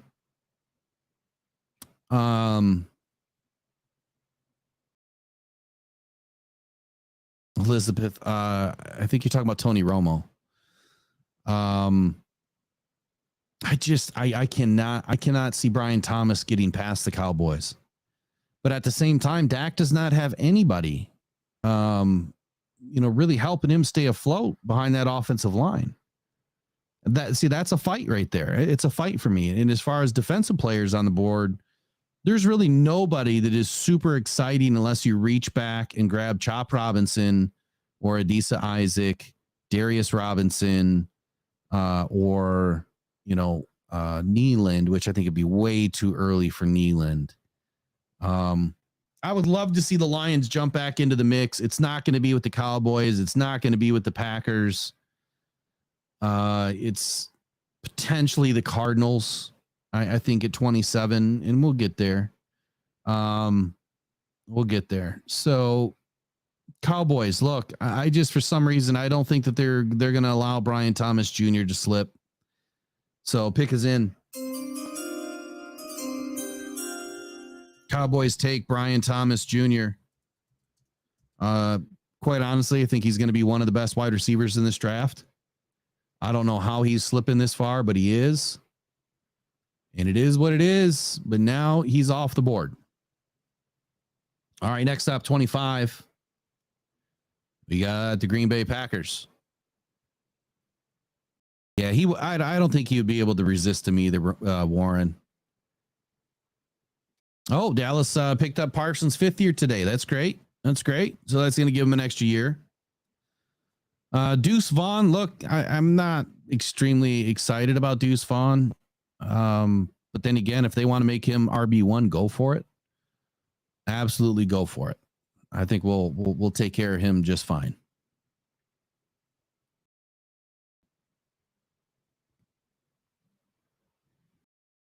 All right, so here we go. Packers. The Packers have solid stable of wide receivers with Romeo Doubs, Christian Watson, and Jaden Reed. The addition of Josh Jacobs to the running back room with A.J. Dillon is set for 2024. The only concern here is that Dillon will be a free agent in 25, which would give the Packers a reason to find a mid-round running back. The tight end group is fairly stable with the addition of Luke Musgrave in 2023 and Tucker Kraft behind him. I would not be surprised in the least if the Packers add another tight end in 2024. They are loaded with picks. Kind of in the sweet spot for tight ends, which is, middle of 3rd to 4th round. Running backs, wide receivers, all be available in that area. The biggest concern for the Packers is the offensive line. Right tackle Zach Tom is solid. No need to mess with him, and he's young. Left tackle Rashid Walker is middle of the pack for starters. He doesn't excite you much with his play. He gave up 6 sacks, 9 penalties, 33 pressures, and is not the best run blocker. Right guard Sean Ryan only played in 183 snaps last season. No penalties or sacks, but not very good grades. Limited, snap count. Can't really make a good decision on him right now. And he tends to get out of position, though, stressing the center or right tackle into bad positions. Left guard, Eldon Jenkins, he's good, not great. Overall, the offensive line is kind of a modge podge of misfits lacking star power. The Packers should want to change this and start building the next great offensive line for Jordan Love, when now you have to deal with the Lions' defensive front that is only getting better.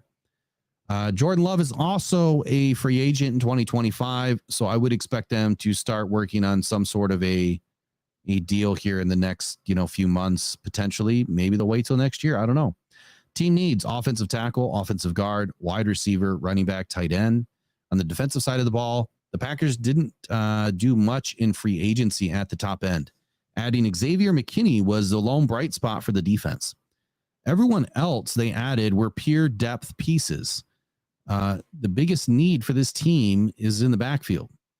The DB room is mighty thin in 2025, with 10 out of the 14 guys listed as free agents. I won't overanalyze all 14. The simple math is the Packers need star power here at the cornerback position. Eric Stokes, in my opinion, he's terrible in everything but run defense. Nixon is terrible in everything but pass rush. Jair Alexander is the best overall corner, and that really isn't saying a whole lot. I'm not super impressed by this guy. I know some people are. I just feel like he's lacking and he's average. 124 passer rating against, I think, says enough.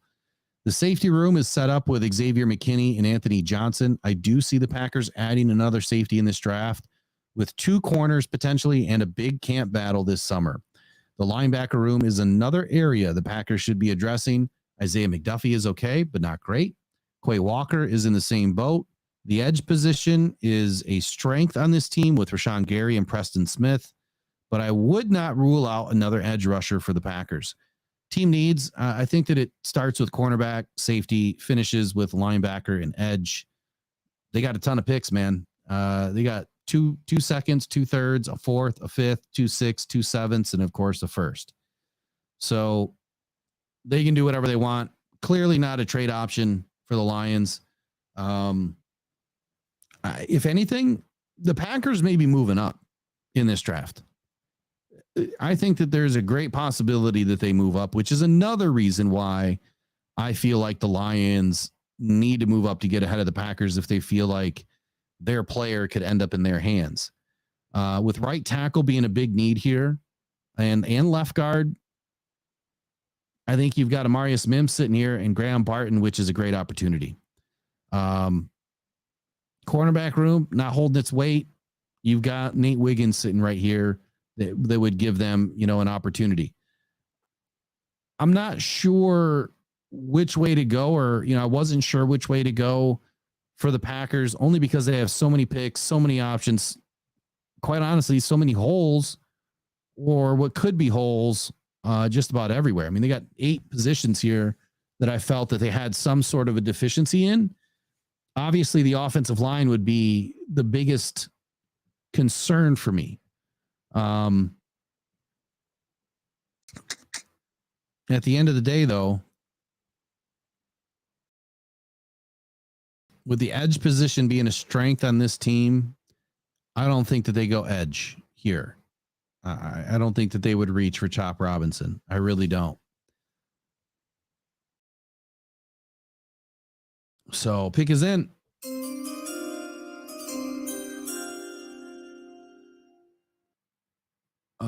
Or it was in. Hold on. What did I just do with it?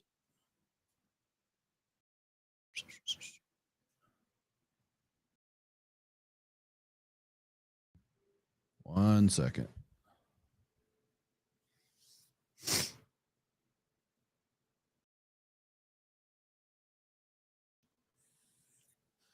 All right, there we go. Amarius Mims heads to Green Bay Packers.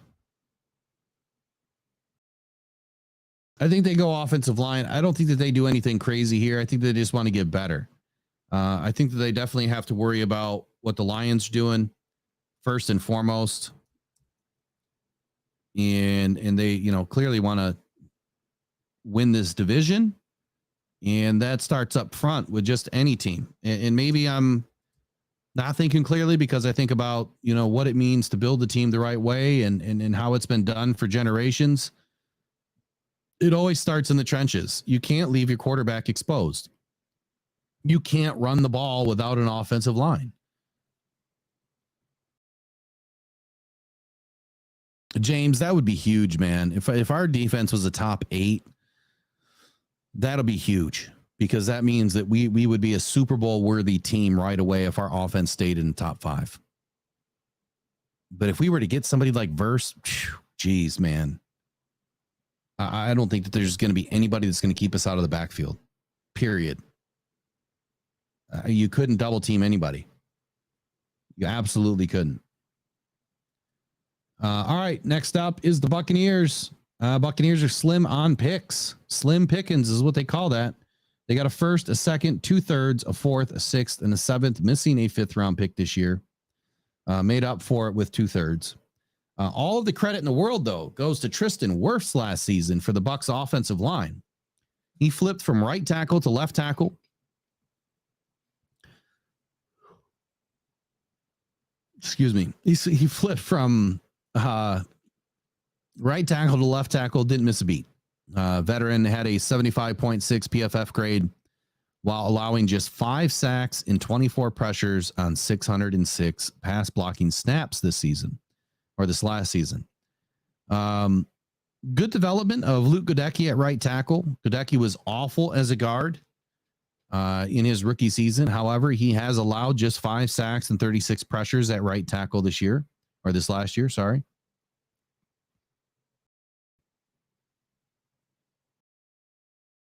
Tampa needs to hope that Cody Mott can show similar growth after a very rough rookie season. Jumping from the FCS level to the NFL. He didn't do so well. 6 sacks, 41 pressures, but that didn't really spell the story. He was not good. The Bucs lost Aaron Stinney to the Giants, and center Robert Hainsley was marginal this past season.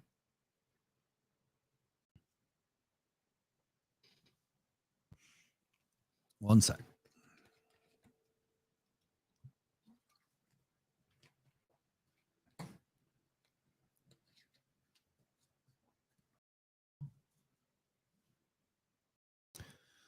Okay. The Buccaneers should be looking for upgrades this draft at both the center and left guard spots. The Bucs added Sua Opeta in free agency at left guard, which I don't believe is the answer here. He's just a stopgap until the draft. Mike Evans got a little bit of a bag in the offseason. And Chris Godwin, he's a top 30 wide receiver. I would say that wide receiver is out of the question, but it's really not. This room could use some depth at number 3 and number 4 slots, pushing Devin Tompkins and Trey Palmer to really compete this summer. The Bucs lack a true number 1 running back, in this offense. Rashad White is good, and Chase Edmonds are the 1-2 right now, but the Bucs should be looking to upgrade. Baker Mayfield obviously back for 3 seasons. Look, offensive help I think is primary key for the Bucs, but looking at the defensive side of the ball, the Bucs added strong safety Jordan Winfield and nickelback to Tavier Thomas to Jamel Dean and Zion McCollum. The loss of Carlton Davis to the Lions, the Bucs should be looking to add a corner to this roster that can play on the outside and the inside. The linebacker room is near complete with KJ Britt and Levante David, 2 very good interior linebackers. The outside backers are young and inexperienced. Yaya Diaby was added in 23 and Shoinka in 2021 with very limited playing time. I see a possible upgrade here as well on the outside, specifically the left side. Levante David is also a free agent in 2025, and that could be a reason to stack the position in the draft. In a 4-backer system, they can certainly add talent and battle in camp. The edge rushers and nose tackles are led by Kalijah Cansey and Vita Vea. Left side with Logan Hall is the weak link. That could require an upgrade should the opportunity present itself. Team needs for the offense: center, left guard, wide receiver, running back. For the defense: cornerback, defensive end, left inside, and right inside linebackers. Overall, look, the Bucs have needs in 8 places. Depending on what falls to the Bucs, the first choice should be to address the offensive line, specifically at center. If center isn't a good option in round 1, then corner will likely be the choice if one of the top 4 are still there. Beyond that, edge is always an option at this point in the draft, especially if you are willing to reach a bit into the second round, no matter what the Bucs see, firm on picking here. I don't think that they're going to be moving out of this pick. And Tampa Bay Bucs, look, if they're gonna grab an edge, this might be a team that reaches. I do not see another, talented cornerback that really makes a ton of sense right here other than Nate Wiggins. I'm just not high on Nate Wiggins. He might fit well in the Tampa scheme only because they need somebody. Graham Barton would be a great addition to their offensive line. Zach Frazier is not a reach for a center. He is not a reach. I really don't think he's a reach at all. It was a tough one. It really was. The more I keep getting down, some mock drafts had Jared Verse all the way down to 26 to Tampa. That's complete insanity to me. I can't believe that he's even fallen that far. I'll tell you what, I think the Tampa Bay is going to be happy with the pick. We've been talking about end of the offensive line for Tampa Bay. And according to, my team needs and everything that I felt was a problem here was the offensive line. Too much pressure, inexperience. Cody Mock was terrible. I think the Lions showed us that when they went down to Tampa and completely decimated that offensive line. In my opinion, Graham Barton makes a lot of sense here to Tampa Bay. He's going to help address that offensive line. He's the last top tackle in the first round. Graham Barton heads to Tampa Bay, and they pass on Nate Wiggins and reaching for Chop Robinson.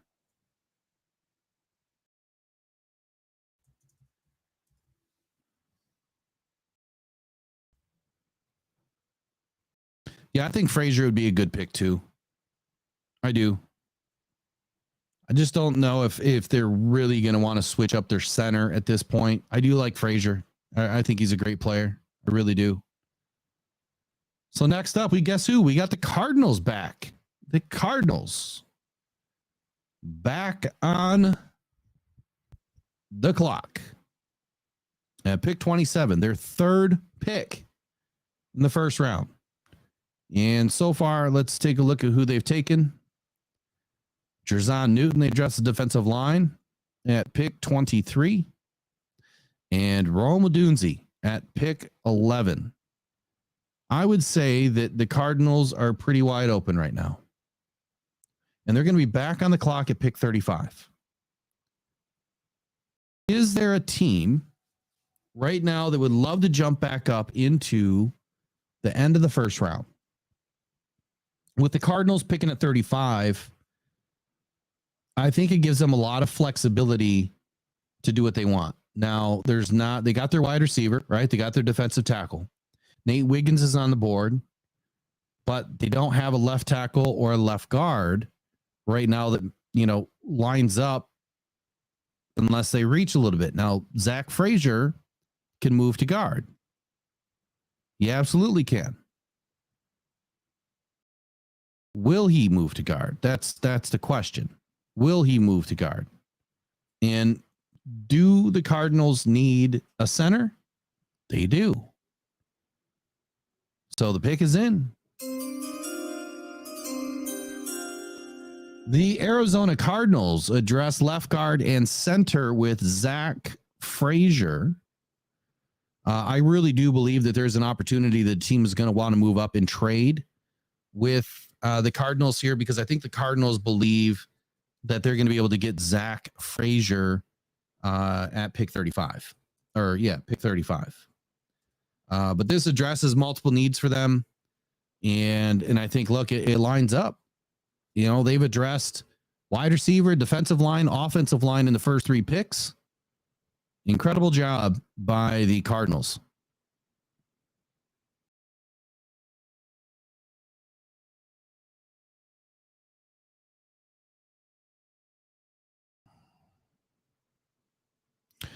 So James, as far as I'm not following what you're saying, but I traded with the Dolphins at 21.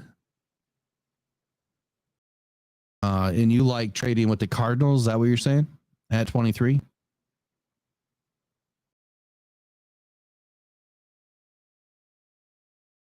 If that's what I'm following here. All right, so next up we got the Bills. All right, we're almost done, man. Stream is over 5 hours long. This is probably my longest stream. All right, so the Bills lost their best overall wide receiver recently in a trade. They let Gabe Davis walk in free agency with Curtis Samuel, Mac Hollins, and Khalil Shakir still on the roster. The Bills have some solid backups, but not really any weapons. Lacking a true number 1 wideout, the Bills are also lacking a dynamic running back next to James Cook. And Ty Johnson is not someone that can carry the load should Cook go down. The Bills should be active in looking for a running back at some point in this draft. The O-line is anchored by Deion Dawkins after losing their center, Mitch Morse, in free agency. Dawkins is an 8-year vet in the league, only allowing 1 sack on 1,120 snaps in 2023 and 34 pressures. Dawkins is still playing pretty well at his age. And then you got left guard David Edwards, only appeared in 148 snaps last season. A former Rams draft pick, hasn't appeared in a full season since 2021. The Bills added right guard Osiris Torrance last season and right tackle Spencer Brown in 2021. The Bills did add some depth pieces in Lyle Collins and Will Clapp in free agency. With Spencer Brown up for free agency in 2025, the Bills may want to add a tackle in this draft with all the mid-round picks that they have to play with. The biggest need may be, the biggest need may be finding that center of the future. Lastly, the tight end position is one they upgraded last season. I expect the same this season, again in the 3rd by moving up, or in the 4th where plenty of options should be available. There's going to be a fight for tight ends in this draft because there's not a lot of them to go around. And there's a lot of teams that could really use a tight end. But overall, in the offense team needs, I have them selecting a wide receiver, obviously, as the number 1 problem fixer here. They do need a new center at some point. Offensive tackle would be great, but there's really, nobody outside of Troy Franklin and Jordan Morgan right now that, or even Tyler Guyton. I mean, Tyler Guyton's a great pickup that make a lot of sense right here. Running back, every team needs a running back every year because they get hurt all the time, and tight end could be a great opportunity. But let's look at the defense before we make a pick. I do believe the Bills are a team that they could definitely move up here. They have a ton of picks. You're looking at 3 5th-round picks that could easily get them into the 3rd round, easily. And I would say that, you package up 2 5ths and a 6th, you'll be back into the 3rd round, no problem. The Bills lost safety Jordan Poyer, cornerback Tre'Davious White, and linebackers Terrell Dodson and Leonard Floyd in free agency. The Bills still retain 3 of the better corners in the league, Rasul Douglas, Christian Benford, and Teron Johnson. I can't say the same for safety, though, and it appears that position will be high on the board.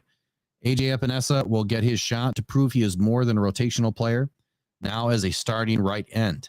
I still expect the Bills to address this position, adding depth behind AJ. Von Miller is still playing, I can't believe it, and backing up Greg Rousseau. That tandem is pretty solid, though. Rousseau may be the most elite end on this squad. There is room for upgrades just about everywhere on the Bills defense, but I have defensive end, linebacker, and safety as the most important positions, with corner always being an option after losing Tre'Davious White. So what do you do at the end of the first round? You have Adonai Mitchell, could be an interesting option for you. You got Keon Coleman. This is a tough sell for me, right? Troy Franklin. I think that right now the Bills are probably looking at a couple of things. We do not have a top tier wide receiver. We are missing a top tier corner. Still have a few on the board. Still have a few on my roster. What makes the most sense at pick 28? Do I drop back? Is there a team that wants the 28th pick to grab a quarterback? There could be. Who would that team be? I think that's the question that people are trying to answer right now is what team is going to want to move back up to grab Nix or Penix? And if we look at the teams that are needy right now, it would be the Broncos, still need to add a quarterback. The Patriots, who passed on a quarterback and traded back and could potentially want to move up. But do they have the picks?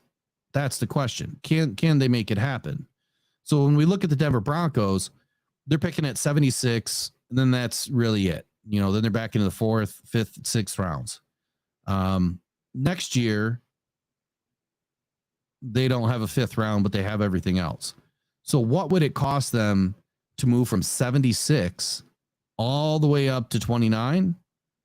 Well, I think it's going to cost them 76 now and probably a 3rd rounder next year. I'm not going to make a trade here. I didn't make a trade here because I just felt like it was just too much. I think that there's a great opportunity for it to happen, but I don't think the Bills are going to move all the way back to 76. There's no way. When you look at any other team that really needs a quarterback right now, you would look at the Patriots. And when you look at the Patriots picks, they pick at 34. That one makes the most sense, right? So at 34, I think the Bills would be fine picking 6 picks later and still able to add a wide receiver. They'd still be able to add a defensive end, a center, an offensive tackle, pretty much anybody, a corner. They'd be able to add anybody. So this is where the New England Patriots make their move at 34. I wasn't going to make a trade. I didn't make a trade initially, but I'm going to go ahead and pull the trigger here. And the New England Patriots make the trade for 28.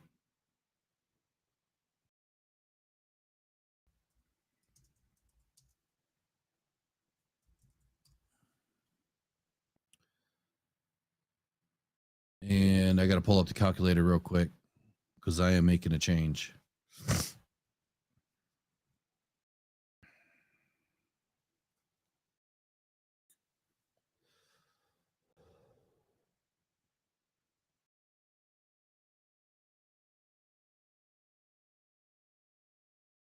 So right now this puts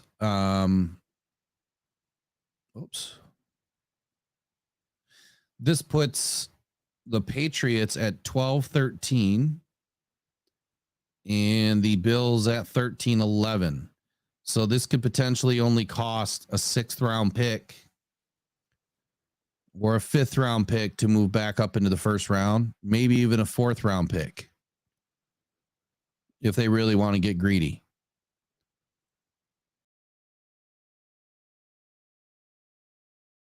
So here's what I think could happen here. The Bills don't have a 3rd.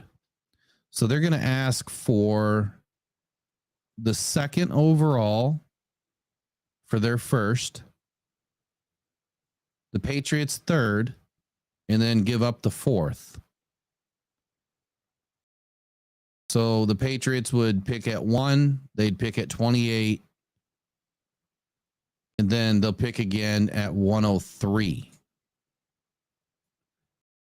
So they'd give up a 2nd and a 3rd for a 1st and a 4th. Might be a little hot, might be a little too much, but I don't think the Bills are going to want to back off of this without getting a third in replacement here. I think that would probably be the deal to be able to do this, especially moving back into the bottom, the bottom of the draft, or the first round.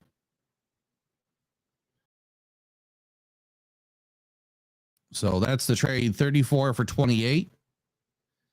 And the New England Patriots trade 68 for 128.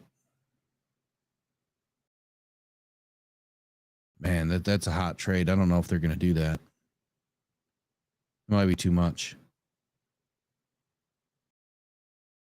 But I don't really care. It's over. It's done. New England Patriots are picking at 28.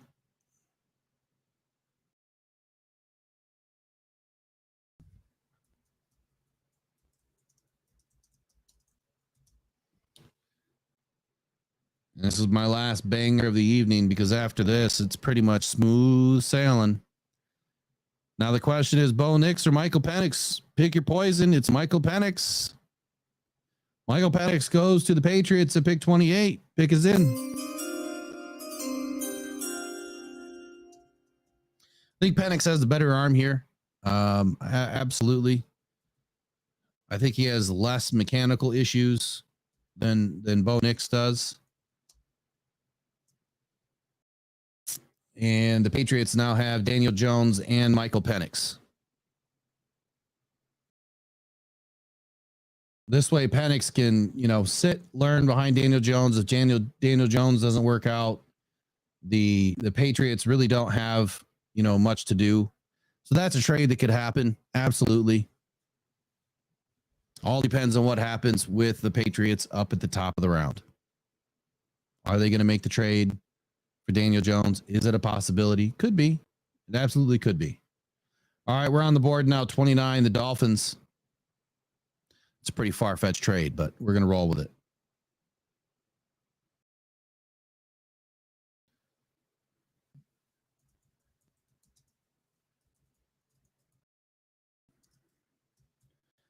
And the Dolphins are on the board now, so let's see who's left for them to pick and what do they need. Let me pull the Dolphins up real quick.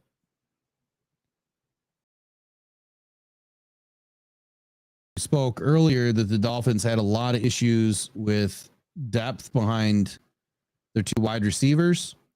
The Dolphins are very limited on early picks in this draft, like I'd said, with only a first and a second and then nothing to the fifth. That's why they made the trade with the Lions.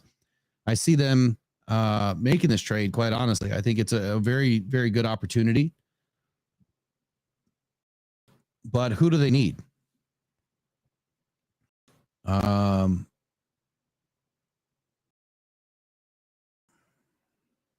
So they have 6 of their defensive tackles that are on expiring deals.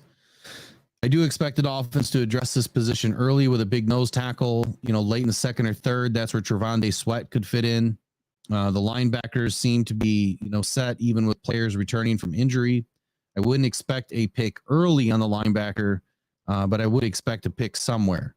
But then again, depth, at a strength is always an option. It's always relevant. It's something that every team should do. I do see the potential to add to the DB room here, as the nickelbacks are just not as polished as the rest of the group, but picks are the problem here, right? So that's why they made the trade back with the Lions. On the offensive side of the ball, the Dolphins should spend the majority of their picks. They need an upgrade at both guard spots. And even the center is not that great. The fact that they brought in one during free agency kind of tells me that they could be set at center, but then again, it could just be a stopgap. Wide receiver room, very thin.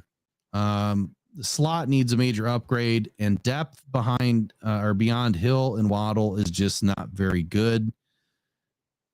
I see the Dolphins, potentially looking to upgrade the wide receiver room first if they make this type of trade. Now, Adonai Mitchell, he's 6'4". Troy Franklin is 6'3". But who makes the most sense here Someone that's speedy, someone that can play in the slot. I mean, Keon Coleman is 6'4", another, speedy guy. But the guy that projects to me, they could be a good fit for Miami. Someone that will do well in the slot. Someone that did well all off season. It's going to be Roman Wilson. I think this is a far fetch, big reach, but I think Roman Wilson projects well as a solid slot corner or slot wide receiver with the Dolphins. I think that he would be an immediate starter on day one in the 3 wide receiver package, and gives them some depth as well in some of their sub packages. Hey, if someone got hurt, I think Roman could step up just fine at the number 2 spot. If he had to play number 1, I think he could, but I don't think he would. I don't think he would have to. So on the board for the Ravens, we got 3 picks left. We're almost done. Almost done.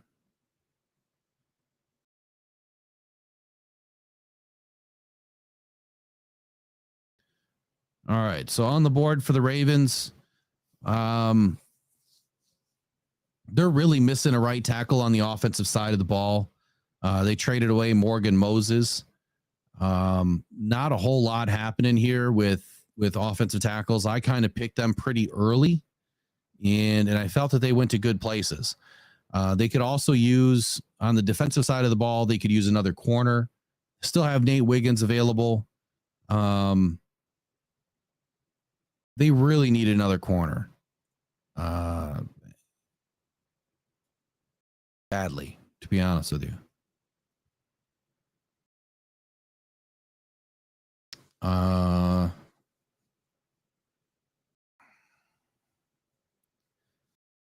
Seen a lot of Kool-Aid McKinstry being projected to the Ravens, but obviously Kool-Aid is gone. Mike Sainristil doesn't make a whole lot of sense because he's a little bit small. He wouldn't project as an outside corner. But I think that they're going to go with, I think that they might go with a receiver here. Potentially a receiver.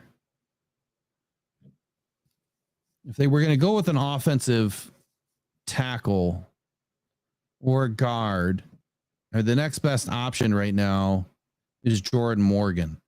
And he's pretty solid. He's 6'6", 320 pounds. Little bit of a project, but the fact that they traded away their top right tackle, I think it only makes sense that Jordan Morgan makes the switch from left tackle to right tackle here. He's going to have to if he wants to get picked this early. Otherwise, you've got Tyler Guyton that's still available, and he is a right tackle. And for that reason, the Baltimore Ravens go ahead and upgrade their right tackle position after trading away Moses. They don't really have a choice. Tyler Guyton to the Ravens at pick number 30.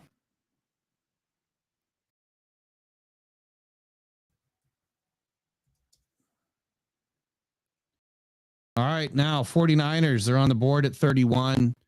49ers have been projected anywhere from adding a center if Jackson Powers Johnson were to slip, adding an offensive tackle if there was an offensive tackle still available on the board, adding a wide receiver. They pretty much have been slated everywhere to do something. In my opinion, here, I got to pull something up here.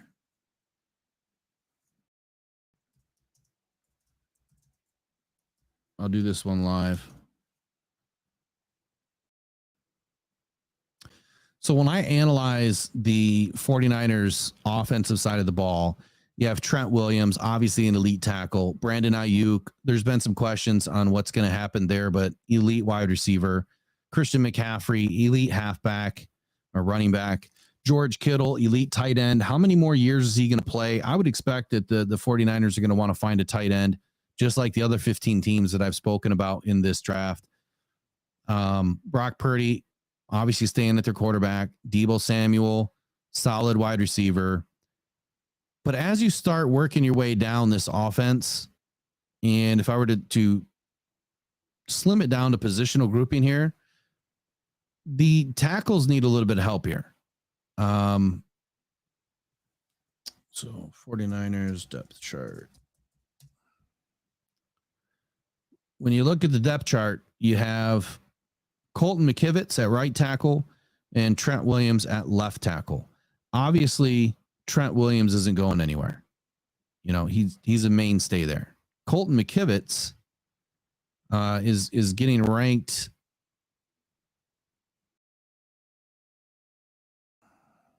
mid 60s,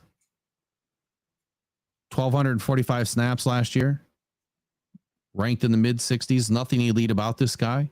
So could they use an upgrade at tackle? They absolutely could.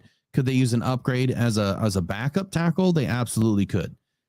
Are there any elite tackles left right now other than a left tackle? Not really. So I don't think that that's an option. Now the guard play, when you look at their roster again, you've got right guard John Feliciano and left guard Aaron Banks. Now, when you look at their grades, John Feliciano, he does have some elite or quasi-elite tendencies.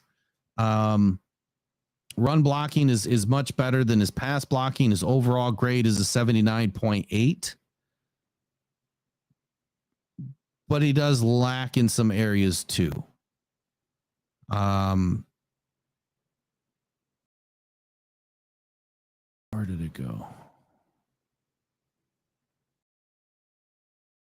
And then you've got Aaron Banks. So Aaron Banks, nothing sexy about this guy at all.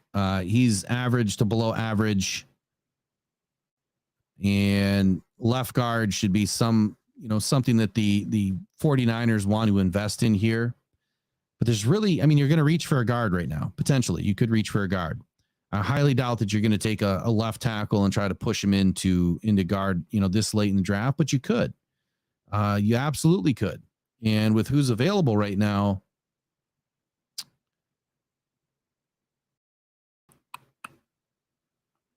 let's see, the Dolphins.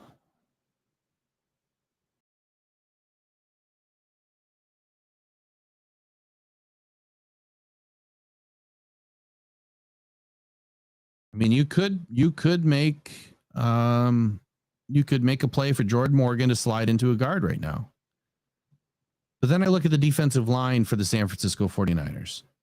And what areas of weakness do they have there? Not many. Nick Bosa, Fred Warner, Curtis Robinson, linebacker, pretty solid. Cornerbacks, Travarius Ward, Isaac Newsom, Demondre Lenore, all pretty good. Defensive line, John Hargrave. Linebacker, Dre Greenlaw. Edge, Austin Bryant, not elite, not great, pretty good. Uter Gross Matos, not great, pretty good. So there's some needs there too. At the end of the day, I think that if the San Francisco 49ers had an opportunity to take an elite corner, they would. I think that they could take a receiver here too. There's just a lot of options. What do they feel like is going to help them the most? I definitely think that they're going to stay at their pick. And I think the pick is going to be a wide receiver. Quite honestly, I think that they're going to try to add to their offense the best way that they can. And for some reason, I want to say that I like Troy Franklin over Adonai Mitchell, but I don't think that's going to be the case. So Adonai Mitchell goes to the San Francisco 49ers. Pick is in.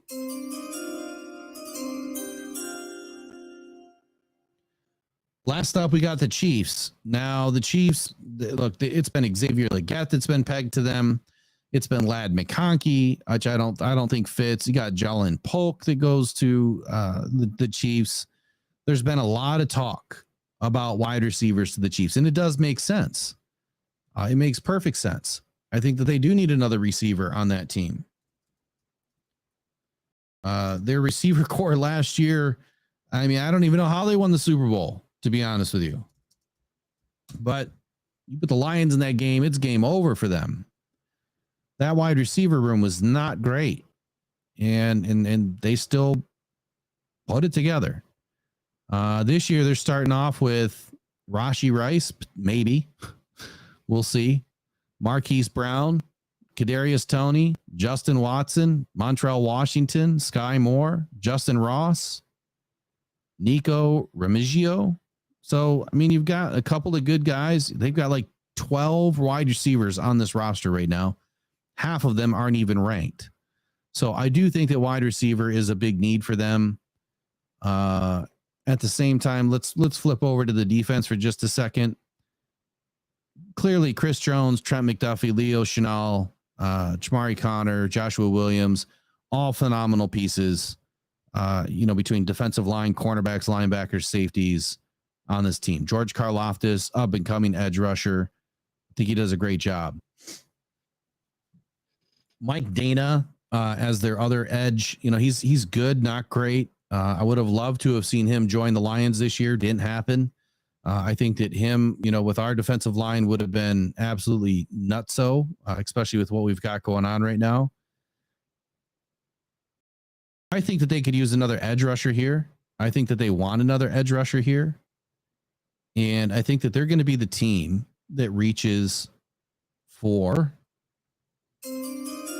Chop Robinson. I think he sneaks into the end of the first round, and he is the 32nd pick. Chop Robinson goes to the Kansas City Chiefs. The Kansas City Chiefs are picking at 64 next. I think that they're going to have an opportunity to add a wide receiver there. So that's it.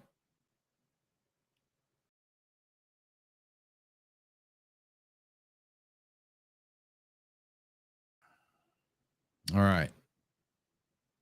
5 hours, 35 minutes, 30 seconds. We still have 60 people in the room.